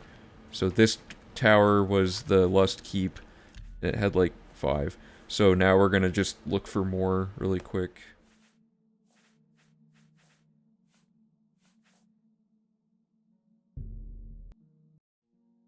Yeah, we were doing a lot of Oblivion Gate stuff a while ago, and now it's behaving differently, and we're trying to figure out if our notes are wrong, or if our original info was assumed to be correct when it was not quite as consistent, because that's always a possibility with Oblivion, that something just isn't going to work the way you thought it did after studying it. Okay, so that's Claw Monolith, which we don't have yet, so let me put us at the top of it.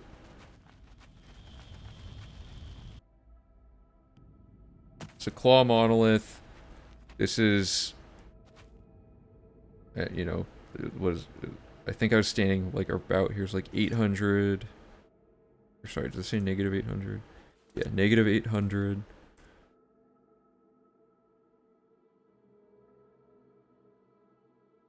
Negative 170 something, right? Yeah, and then 5229. So the most important value is just the Z. Because I imagine they're all gonna be this, but you never know. The developers could have accidentally made the flesh spire just like start in the wrong spot. We don't know until we look with Bethesda. We have to get the raw data. So this one is 700-ish. Negative 465. 5229. Another thing I want to check really quick. Let me make a hard save. I want to make sure that there's not some really stupid thing, like that you can just quick save out of bounds and it shoots you to the top of the tower, because that would be hilarious if that was the case. But I have to find if there's even like a good save clipping spot to begin with. And I might have skooma to make this easier. I don't. One second.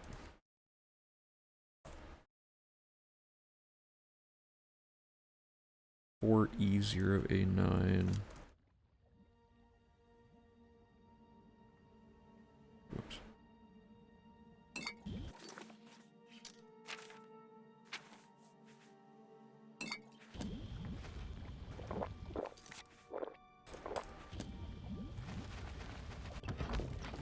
Okay, let's see if this works. Oh, okay, no. It's weird that there's nothing, like, super easy to save clip. Most areas of the game are, like, ridiculously easy to clip through, but I guess these weird wall textures make it possibly not as straightforward. Or maybe if we're stepping out of bounds.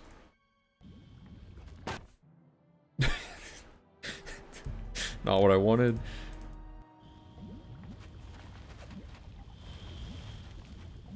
I don't know, like, can I clip through this? Man, these are tough walls.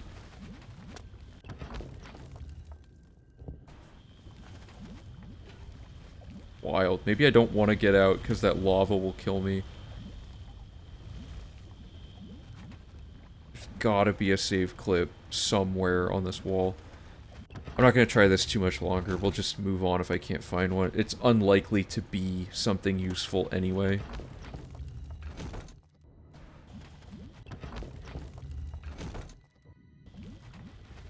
Whatever.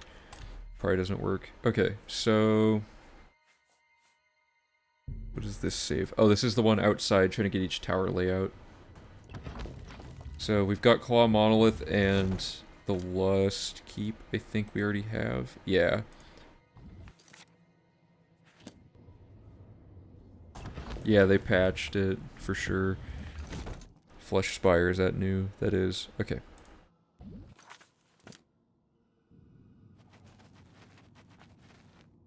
You have Great Aegis, the lava and danger towers can't hurt you because it damages you by casting at 10,000. Oh, really? That's interesting. We do have that.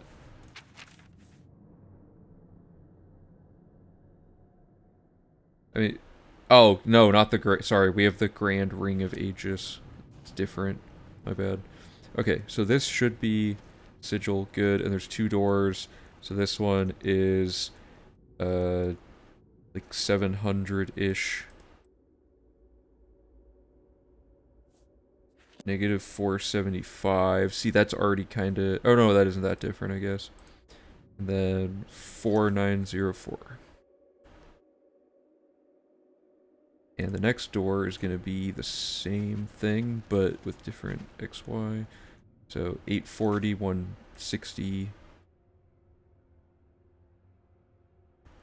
And 4,904. Alright, 2 more layouts to go.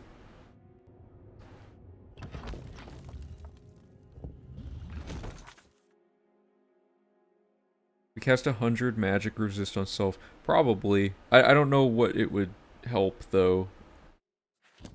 Like, I mean, dying to that lava... I can't even clip out of the thing to begin with to need to avoid the lava killing me. Gorge Steeple. I don't have the Gorge Steeple yet. Okay.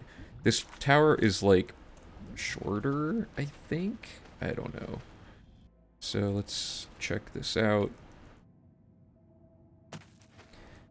Ah, see, the Gorge Steeple's only 3,000 tall, and the coordinates are different.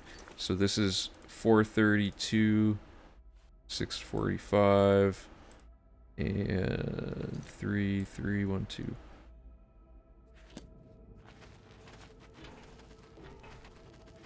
And then this is 170.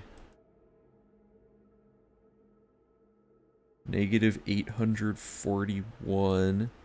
And the same height, obviously. One more layout to go. We are looking for the dreaded refuge.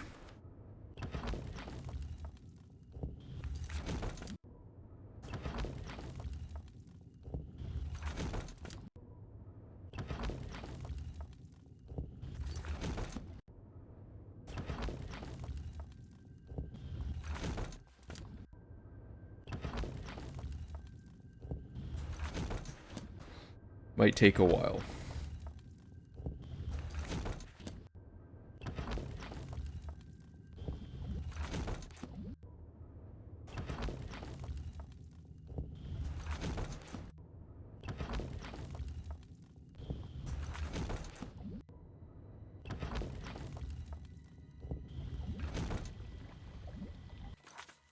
I wonder if I can just use a console command to get directly into the variation that I want.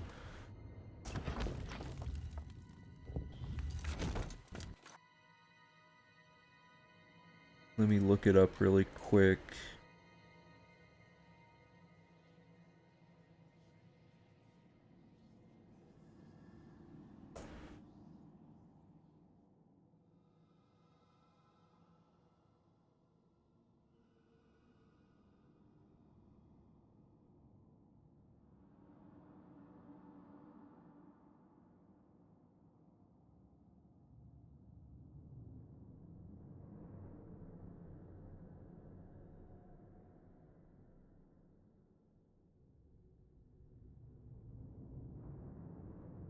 Oh, here we go.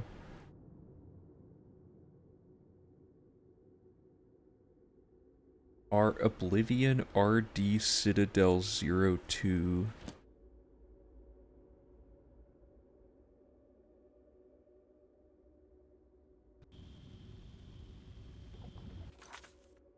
Okay, cool.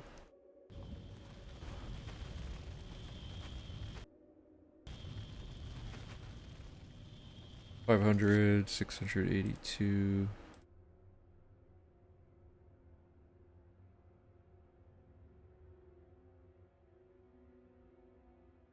And 3,312. Let's get the other door.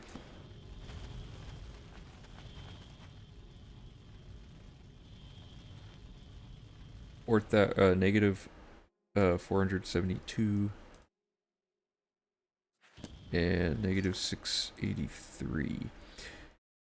Now that I think about it, it might have been better to be, to be getting like the middle of each thing represented by this, like the thing that puts you closest to the middle of that, which in this case is like 0, 0, right?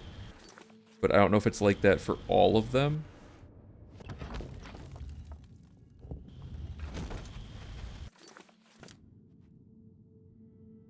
Yeah, that one's pretty much the exact middle.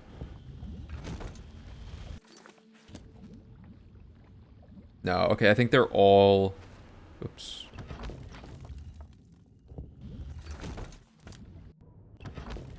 Oh, I did the frame... Oh, it worked, okay.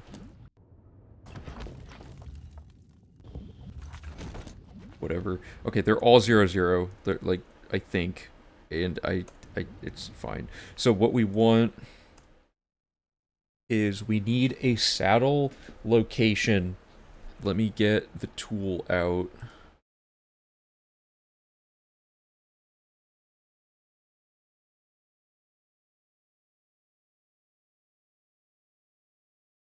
So we want the closest chair to 0, 0, and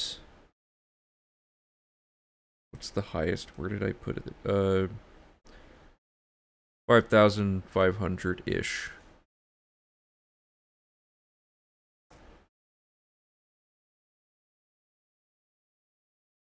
This is really high up, but it is nowhere near 0, 0. I think it's going to be really hard to find a chair that's even in the vicinity. However, this is pretty close, and it's really high up. Battered stool 1 in abandoned mine.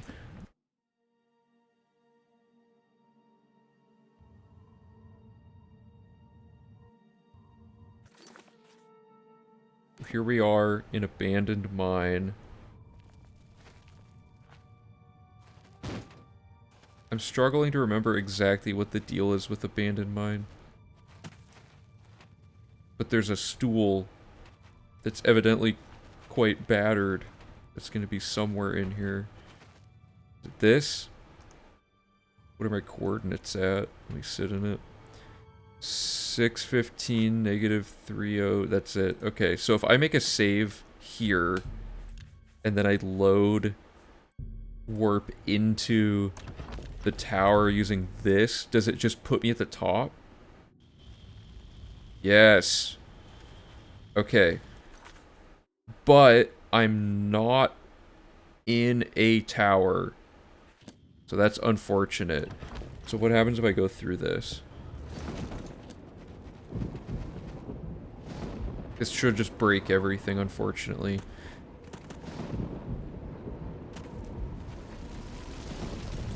So they're...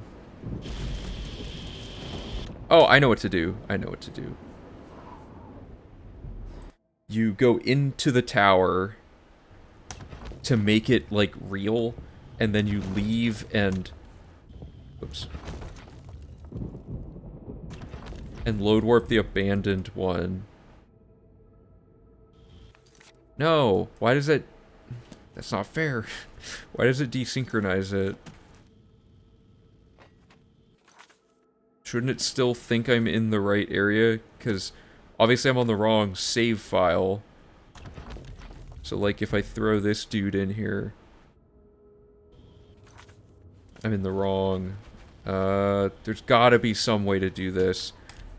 Like, I don't know. If we go in the tower and make a save, and then... So now we're in it. And then we load the chair save here. We're still nowhere, but maybe we can load the one that's in the tower to put us at the top of the tower. Somehow. There's gotta be a way. The thing I'm not understanding here is how saddling is making us not be in the same gate that we're in. Because the way sattling's supposed to work is it just takes the character that's sitting in the chair and puts them at the output coordinates and cell of the door the other character's attempting to go through. So I don't understand how it, like, loses track of where you are. But we do have a chair that's really killer, at least. There's probably some order of operations here that'll make this work.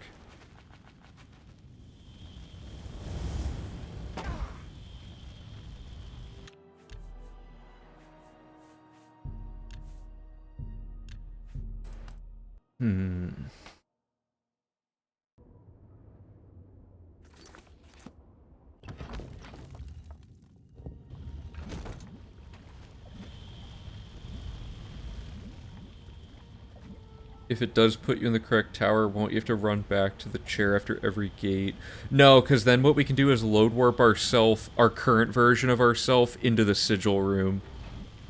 To be the most recent version of the character.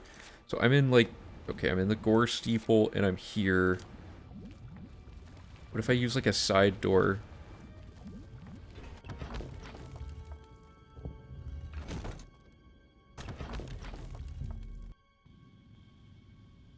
Because then it's not trying to spawn... Yes! Okay, because then it's not trying to spawn the gate. Or, like, generate the tower. We're already in the tower. So now it can do it within that tower. And to test things, I'm going to... go all the way down here. And make sure that this is still a legit tower through and through. Good. Got the right layout. It has something to do with the way entering a gate for the first time works. I think. Okay, so that's all good. That all worked great.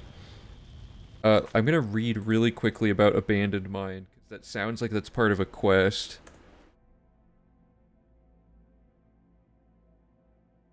We go in here for something anyway, I think, actually.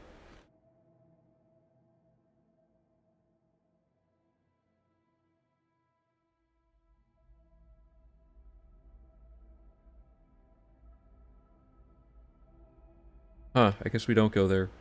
Okay, let me, before I forget, let's write this down. So, the ideal chair is, this.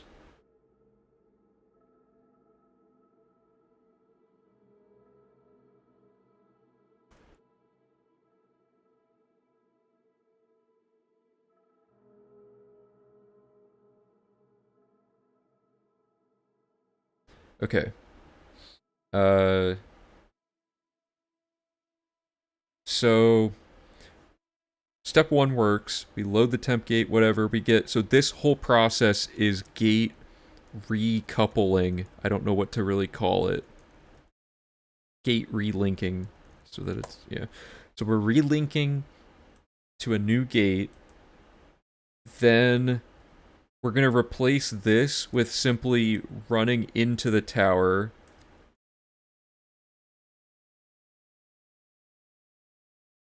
And find the nearest door to a stair... I don't know what to call this yet, but a staircase area. I don't... Or like...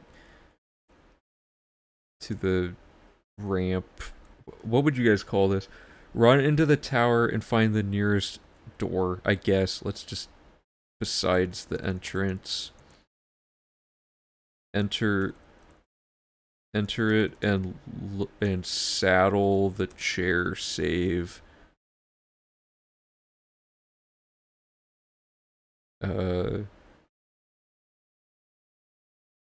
Load and saddle this chair back into the lobby. And then this should just be enters sigil room. Close the gate. Now, this may not work. So, it's possible it'll break again. If you can relink the tower to a gate, can you relink the best tower layout in the same way? So that's what we thought we were able to do, and it's been causing problems. I don't know why. It'll probably take more research to definitively figure out everything going on here, but where is this correct? Is this the latest version? Yeah, because I'm here. So we have to make sure the sigil room doesn't break, and then we want to repeat this process and see if this fixes everything. So hopefully... Good, that's what we want. We get booted out, we quick save, we get pushed back into the same gate that we just closed to create a decoupled gate. So it's now isolated. We relink it to a new gate that exists somewhere on the map, which in this case is going to be this one. We make a new save for linking the next gate, and we go in, and since we forced it to have this layout, we have the shortest travel distance possible to the tower. So we jump around the tower, we go in here, we find the nearest door in here, turn around, saddle with the god chair, puts us at the...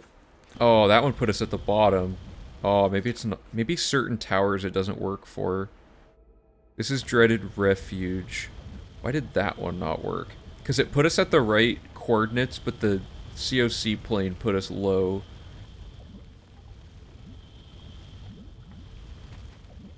Hey, how's it going?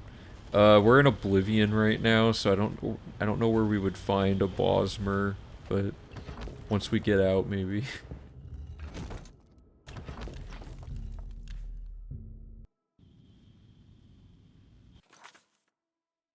Yeah, okay, so it puts... Because where it's gonna put us is right here, but at, like... Well, okay, I moved backwards slightly. But it's supposed to put us at, like... 6,000 something? Maybe if we're, like, more centered somehow, this would work.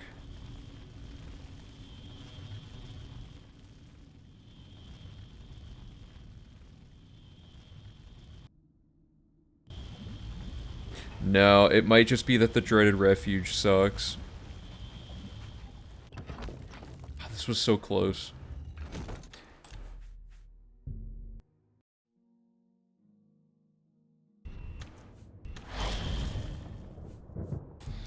We could also have... like... Okay, so I guess the question is... We need to figure out what chair, or what gates does this chair work in, right? I broke everything. Oh, I didn't want to, yeah, I didn't want to do this again. I just want to go in the gate. Right, okay.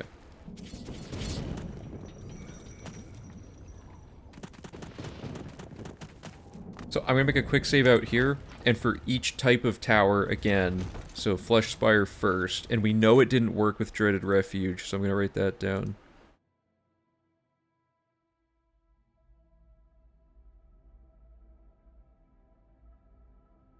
And it worked on something else, but I don't remember what it was. Okay, so step 1, Flesh Spire.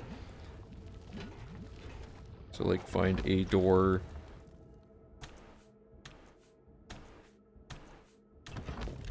Load warp, the chair. Boom. Okay, Flesh Spire works.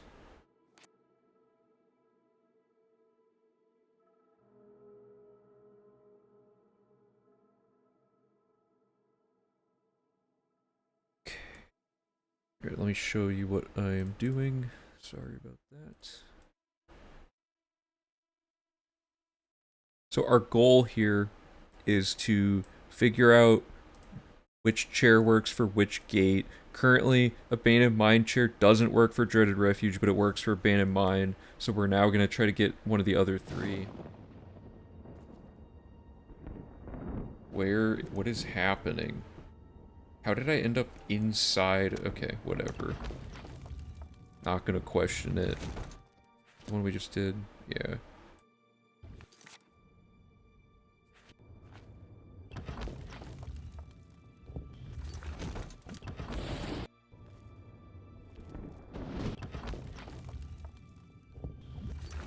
Claw Monolith. Okay, so we find a door.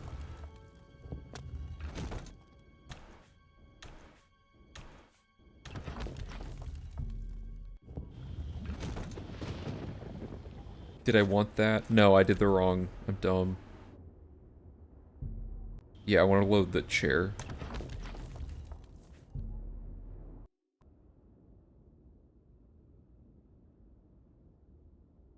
What? Well, this didn't work at all. How did I end up in the cell I was... What?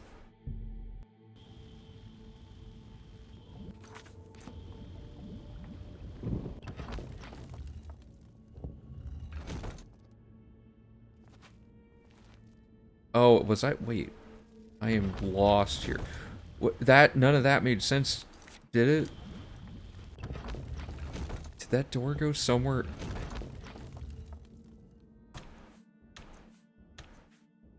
Something looked weird there, but I can't tell if I was just tracking it wrong in my head. Yeah, okay, so that one, tentatively, that one works. Okay, so now we need to get Gore Steeple and Lust Keep.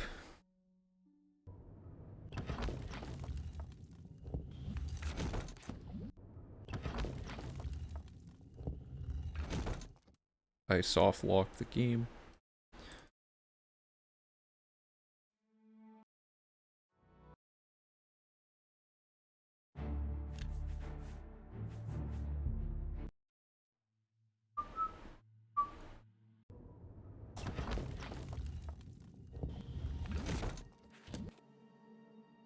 Get my spreadsheet back up here. Specifically need Gore Steeple or Lust Keep. The game really likes to give us ones that are not good. Yeah, if we could guarantee tower layout, that'd be awesome. Oh, here, let me just double check Dreaded Refuge since we're here. Is there another door that can be tested? No. Okay, so the only option is this door.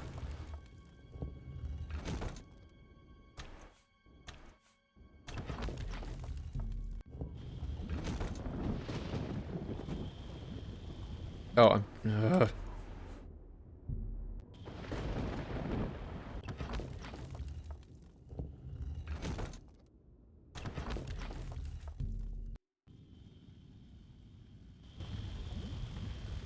Yeah, it definitely doesn't work. I think Dreaded Refuge, we should just...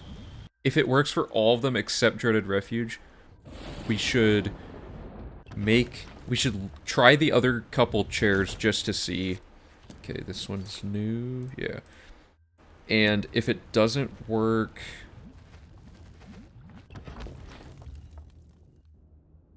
I'm trying to think of how to word this.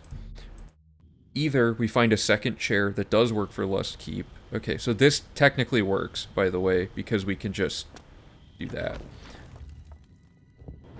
So, Lust Keep, done. Confirmed. And it is properly linked to the gate, etc. So the last one to check is Gore Steeple, and then we have two options we can look for. First, we need to see if there's any chair that works with Dreaded Refuge. If there is...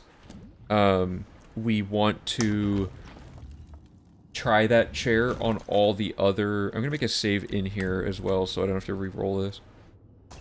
Make a save, or we should test all the other layouts with it and see if that chair happens to work for all of them, so that we can only have one chair. Or we could alternatively have us re-roll until we don't get Dreaded Refuge per gate, which isn't ideal. But either way, you'd have to check what gate layout you're getting, right? I'm getting such bad luck. Where's Gore Steeple?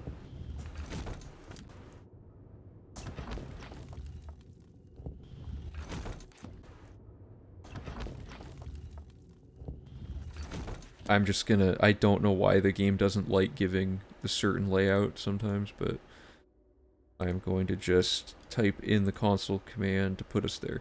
RD Citadel 05.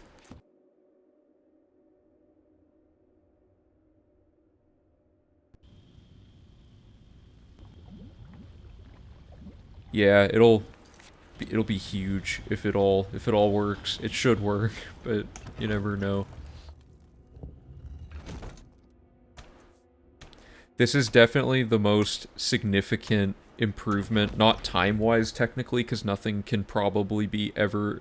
We literally can't be improved faster than the amount of time we saved between V1 and V2, but this is probably the most complex update, like, ever for this, so... And good. Okay, so...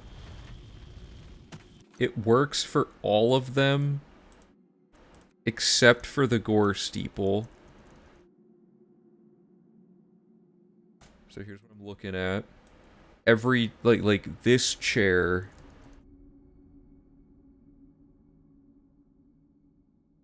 I'm works for 4 out of 5 potential layouts that you can get, which is really good, but also we want to ideally not have to be checking for all of this, which kind of sucks.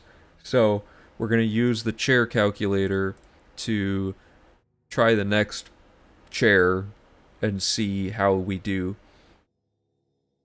Because this one's also centered. It's only at a height of 4,000 though, so that one's actually not good enough. It has to always be one... Oh, that's in a test cell. That's not going to work.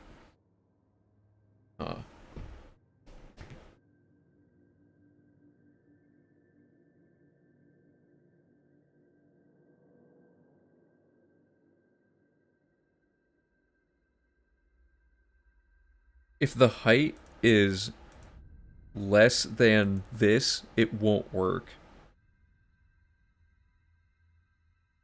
So that's an option. That's in a test cell. Anvil...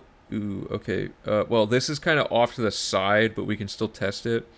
So, Anvil Castle, Great Hall. Okay, let's go get that.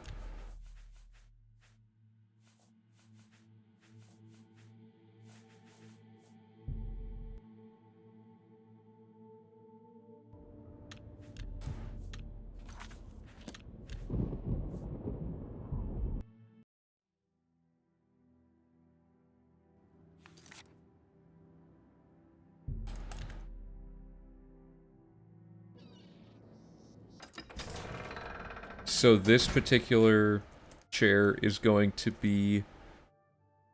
It's bench number 11, and it's at 868, 547.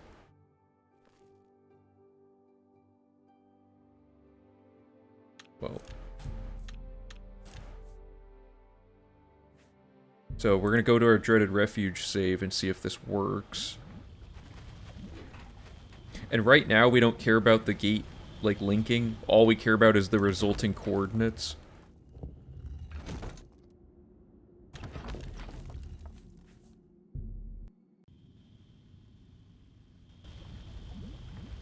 No. From what I'm gathering, the COC plane... Oh, whoops. The COC plane for Dreaded Refuge, I think, is just terrible.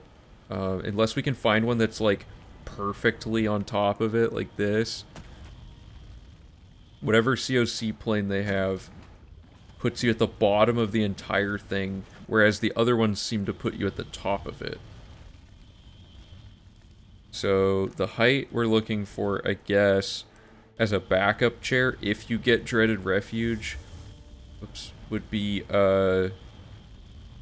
around 4,000. I gotta figure out what the height of this is. Not much more than that. Okay. Because that was like... Here, let me try it again.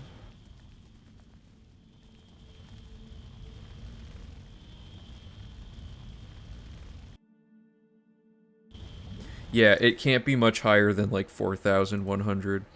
So, going back to the chair lookup, unfortunately, a large amount of these are, like, way up there.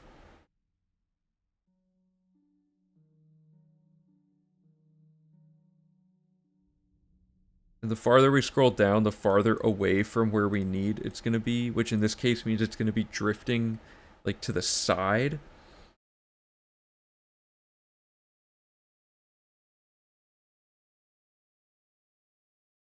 Yeah, there's, like, none that are low enough. It'd be cool if we added, like, a...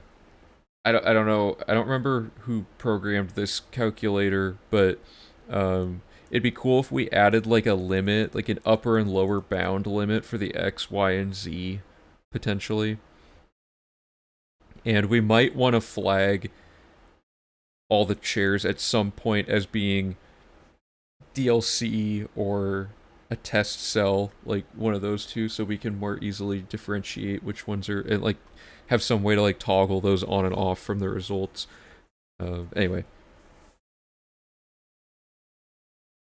I don't see any way to make this one work. I'm gonna see if there's any like... Well... Oh, sorry, I could just enter this here.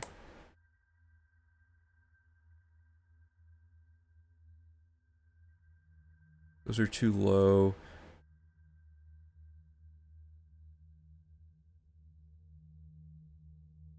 Man, this sucks.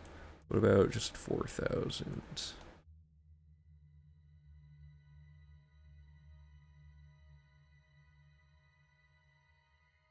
Okay, so there's no good chairs for the dreaded refuge. So what we need to do is simply add an instruction that you save outside the tower and re-roll until you get one that isn't dreaded refuge, which sucks that we have to do that because part of the whole point of this was to make the gate closing way more automated, but I don't know if there's a better way to handle it. So if you guys think of anything, let me know, but right for now, I'm just glad the abandoned mine chair is there.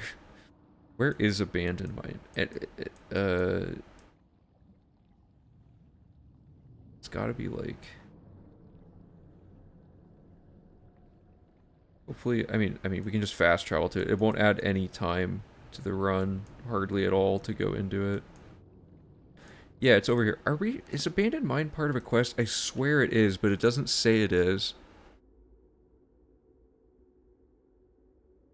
It sounds so familiar.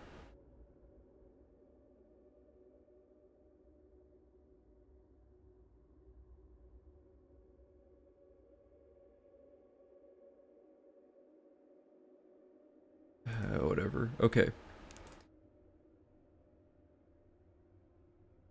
So, we've learned...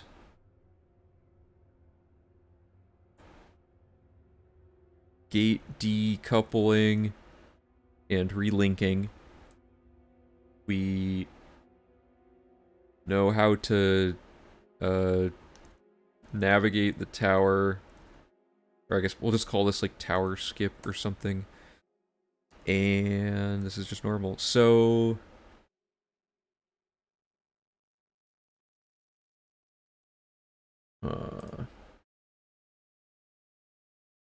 oh, we should change the setup now, because it's way different. So, I don't know, we'll call this the Phoebus Meemaw setup, I don't know. Because there's now two aspects to it. Closed, so this is still true, close every fixed gate except for Breville, but we now want a step, because we can probably use this on all the gates.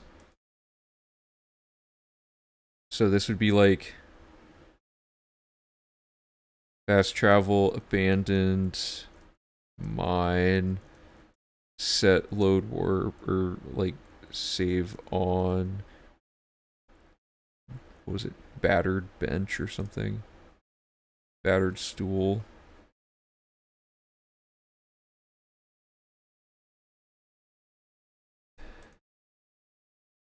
Then we close every fixed gate except for Breville using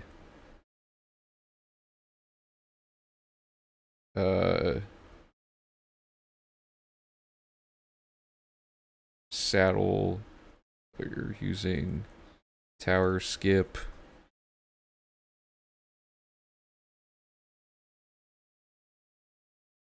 So we gotta write what tower skip is.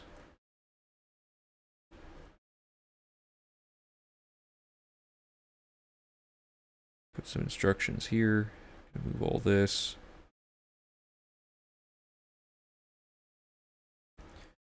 So to do tower skip, oops, we want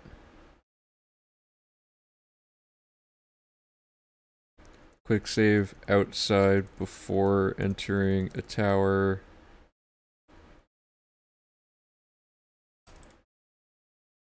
Quick load until you get any except... oh, actually, these towers are going to be different at the beginning. So no, we're not going to do tower skip here. Because these towers are mostly unique.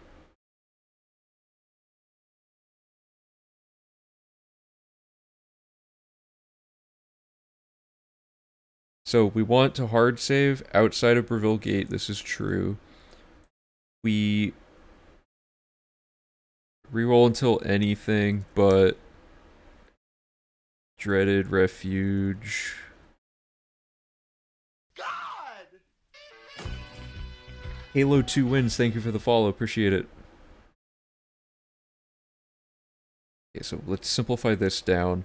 We don't need to exit and hard save inside the tower, so now it's find the nearest door to exit the lobby aside from the entrance. Load warp, or I'll say saddle tower skip back into lobby. And then go to sigil room, close gate normally. Oops. So this will put us back outside of Breville, and then we're gonna close the gate. And then we break out the Phoebus loop, where you load the temp gate, save, load warp into the gate, exit the gate, make a new save, re-enter the gate, quick save inside. Actually, that doesn't matter anymore. Re-enter the gate, run to tower, find nearest door. Oh, okay, so we just need to re-add the instructions here.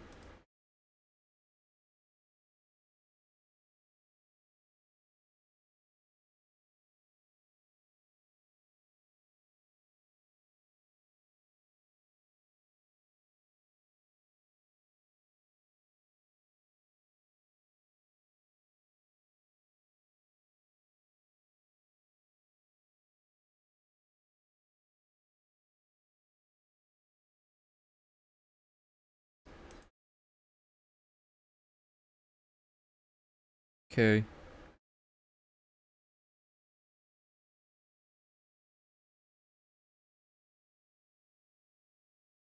And the final step should be quick save after or outside of gate after closing. Okay.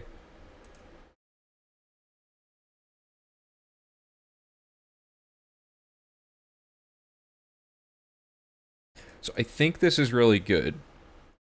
We have this setup to get everything in position. Then we have a sequence to set up this loop for closing every single gate around the map all in one big thing. Oh, thanks. Yeah. Oh, hey Halo. Yeah, sorry I missed that. We're routing how to finish up like all the 100% requirements for Oblivion like as fast as possible, and right now we're trying to figure out we have like it's hard to explain if you're like brand new, but basically Oblivion gates are really broken, and you can load warp them in, like you can load warp into them and change like where the game thinks you're at and stuff. And we're trying to find a spot where we can use a chair. Okay, so exclamation saddling, like if you type this with an exclamation, that it'll link you to like a video explaining how it works and stuff like that. But basically we're like warping our character into areas and being able to like teleport around in those rooms. But we're trying to like figure out that in combination with this other new thing with Oblivion gates. But I think we just finished it, so I'm gonna walk through it anyway and explain it out loud as I go to make sure I'm not forgetting anything. So step 1 of this whole thing, I'm going to delete these saves.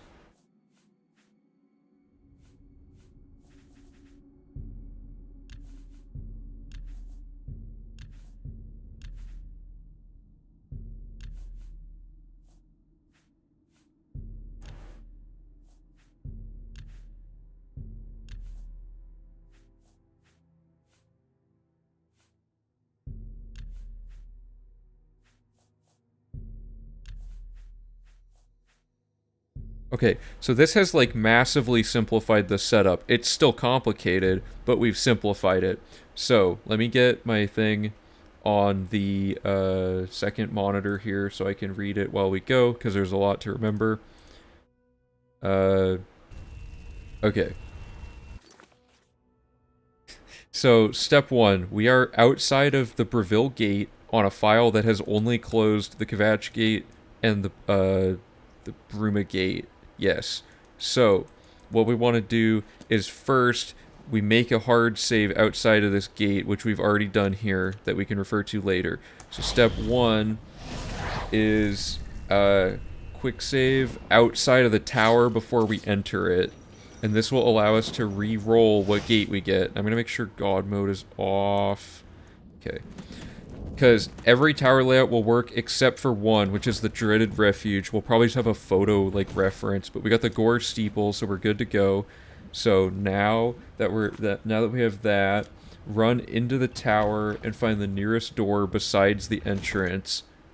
Then we're going to load warp our character that is sitting in a chair in Abandoned Mine, just so we can piggyback off of their coordinates. We end up right in front of here, and then we load warp the character.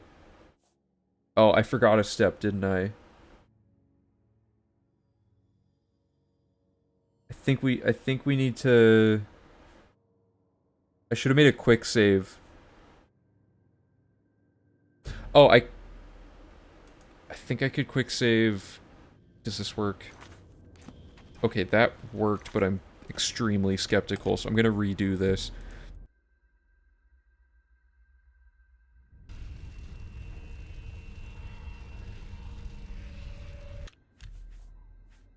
Well, actually, okay, whatever.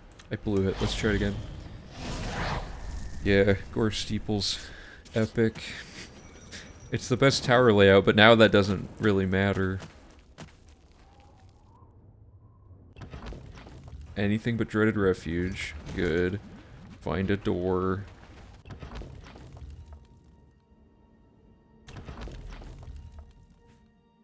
Saddle. Top of the tower. And then we want to load warp. I guess this works to load warp the one from the quick save that was outside of the tower, but it's kind of weird. I don't think it should work, but we'll try it, and if it works, then it works. Because I feel like this should mess up the gate, or like tower decoupling. But anyway, so now we'll just close this gate like normal. Good. We will quick save now that we're outside of it. So now the loop begins. So step 1, we load the Breville. The Black Void thing, I think it was because we were doing something wrong, actually, and I just forgot that that was a bad indicator, because that was when we figured out the infinite sigil thing. Okay, so we've decoupled the gate, so we're no longer anywhere where the game thinks we are. And we're gonna link the gate to the next Oblivion gate that it decides is good for us. I think it just randomly picks one. We're gonna make a hard save.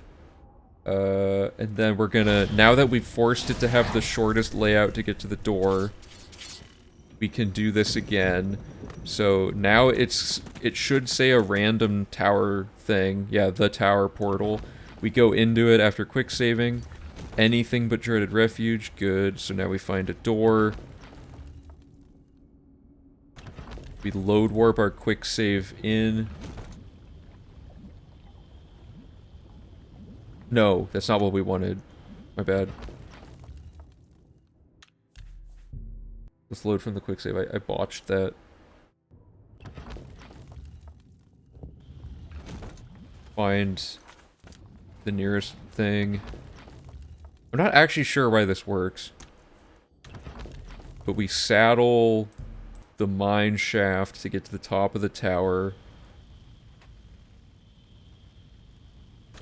And then load warp the quick save. Okay, so we're still linked to the right gate, which is good. The final thing to make sure this works is, well, one, we're going to do this multiple times, but I also want to make sure this sigil stone actually exits the gate with me. and it takes the fame, or increases the fame, so it should be 48 fame and 8 gates shut after this. Good start. Let's make sure the stats work. 8 gates, 48 fame. Okay, so that all worked. So the next step is to quick save, and now we're going to push ourselves into this new gate that we just finished to delink from that one. So we're back in the middle of nowhere. Exit the gate so that it links it to a proper gate, like that. And now we just close this gate the same way we did the last one. So now we're in a legitimate gate in the world that we want. Please don't die. And then we're going to quick save out here and re-roll until we get anything but Dreaded Refuge. Good. Find the nearest door. Oops. Oh, God. The long door closing sound is messing with me. Okay, so now we saddle to the top of the tower. Boom. And then we load warp our quick save dude who's outdoors in. No! Why? It was so... We're one step away from being able to confirm that it worked. Okay, we gotta slightly complicate it, because that closes it, but you don't get the fame. So it'll say 49 gates closed, which is correct. Or, sorry, 9 gates closed, but it'll only say 48 fame. So that didn't work. We need a... So we're able to saddle into the gate, but we need to, like, set our quick save for our character in a way... I think all we need to do... Okay, here. From the top. That was so close to working. I think we just need to set a quick save.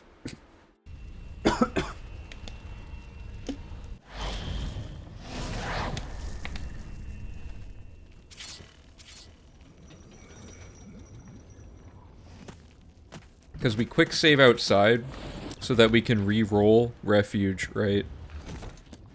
However,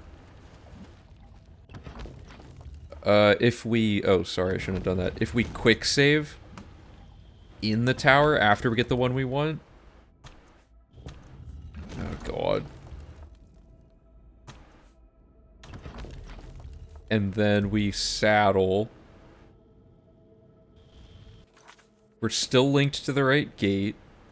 So now... We should load warp the one that quick saved legitimately in... No, that didn't work. What's the best way to do this? Okay, what if we quick save right before doing the saddle?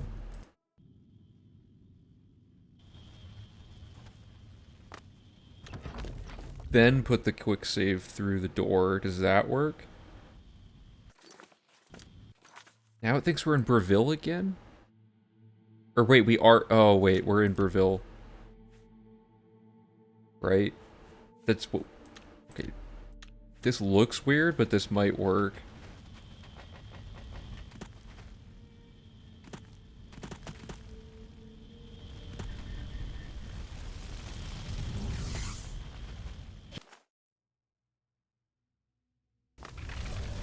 Okay, so now we quick save and we repeat this and see if this works. So the reason I'm trying this is I'm basically putting the character we're loading back into the sigil room into different areas of the Oblivion tower and seeing if the game is tricked by any of them. So this was good.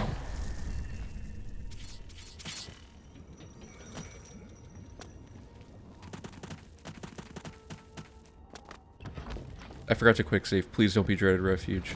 Good. Okay.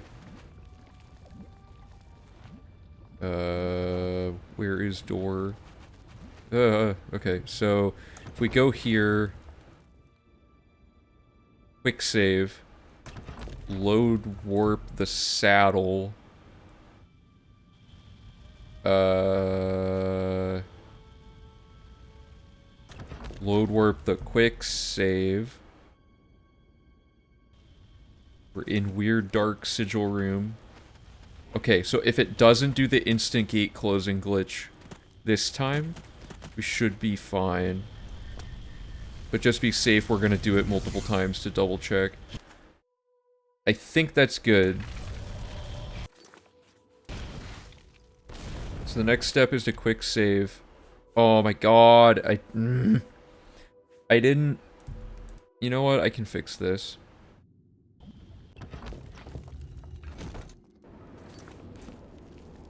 I forgot to make a save outside of the tower, but I can just do this.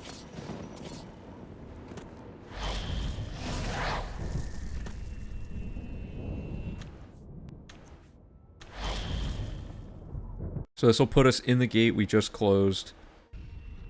Break everything. We're at 0-0. Spawn us at the next gate.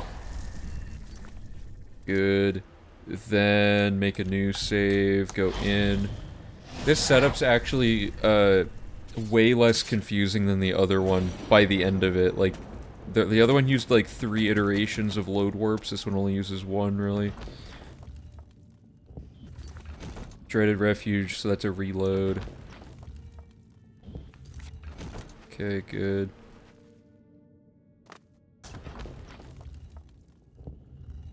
Quick save. Saddle.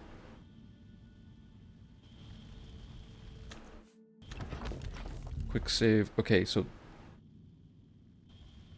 Good. That's a good start. That's where we want to be. And now we just have to make sure this sigil stone closes. And if this works, then I think we've solved it. But we need to stress test it.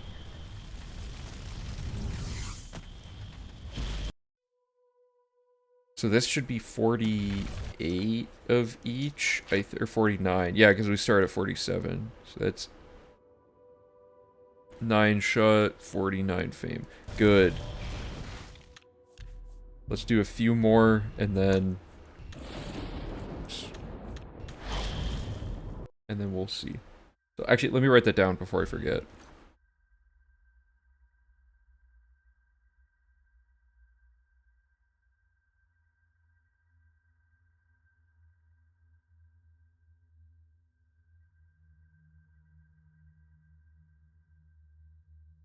So it should say, enter the door, quick save, then saddle, tower skip back into the lobby.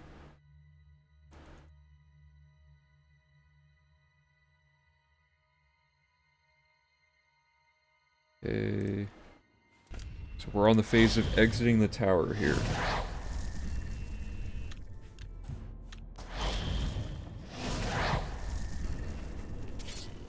And we have to do this in the run. We have to do this 59 times. So it's really important to optimize it because whatever time save we find in isolation, that's about 60 repetitions of that are all going to be that much faster.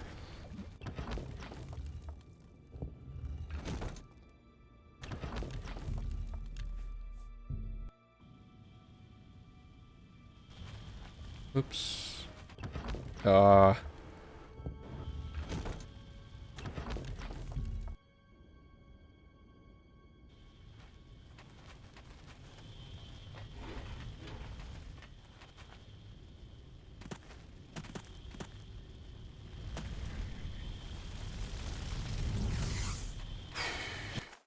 Good.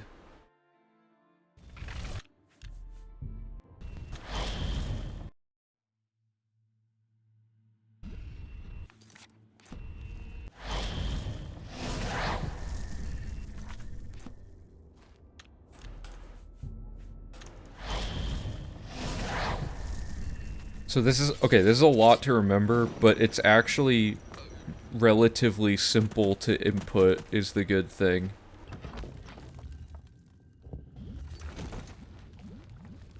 The most annoying thing is just where is the door each time.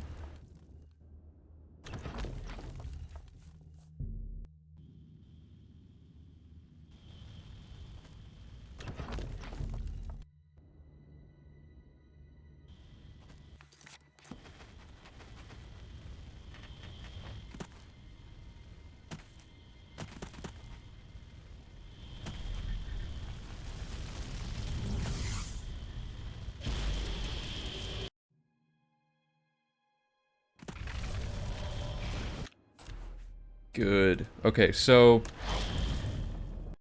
what I think I want to do, because this stream's been going for a while, I think I want to call it for today, now that we know that this works, and at the start of next stream, we'll actually just straight up close all of the gates on this save file and test out Whatha's thing for finding the remaining gates, which is using this map right here. And then after that, we've officially, like, finished solving how map exploration works, because the Oblivion gates were part of that. So this is pretty significant progress today. We've learned some crazy optimal stuff. I have some articles I can add to the wiki now to explain what is even happening anymore. And yeah, I think that's like pretty good progress today. We started here. It took us like a while to do all this routing stuff. I got lost partway through and recovered, and then we figured all that out. So let me actually, on the checklist, let's make sure, because I got the Pala thing checked off. Theoretically, our way shrines and heaven stones would be checked off at this point. Although we might not have enough fame, I'm actually just realizing. So, check fame next stream. Okay. Because if we don't have fame, we'll just throw the arena somewhere in the middle in here and call it good. Because arena definitely gets you enough fame. So let's just assume for now that we will have these. And theoretically, all these gates will be closed, but I don't know. Here, I'm going to leave these unchecked for now, just in case. Yeah, we're like, it says we're like 30% done, but we're probably way more than that. So yeah, thanks so much again, everybody, for hanging out today. Thank you, Dr. Joyle, Desmond, Torin, BB, and Halo 2 Wins for all following during this stream. Appreciate it, and huge thank you to Han for the $1 donation. Appreciate the support. So we work on stuff on the Discord server. So if any of you aren't already on the Discord server and want to help out, we talk about stuff off stream, like pretty much daily, about stuff to work on for this. So do !Discord for a link to that if you're interested. We have a YouTube channel as well if you want to see like scripted videos explaining way more clearly than how I'm explaining stuff now, about the things we've like fully solved. That's like mostly what we focus on for the YouTube channel. And yeah, I will probably stream again on Thursday. Not sure yet, but tentatively let's say Thursday. So once again, thanks everybody, and I'll see you guys next time. Bye. Oh, that was a bad way to end it. Bye.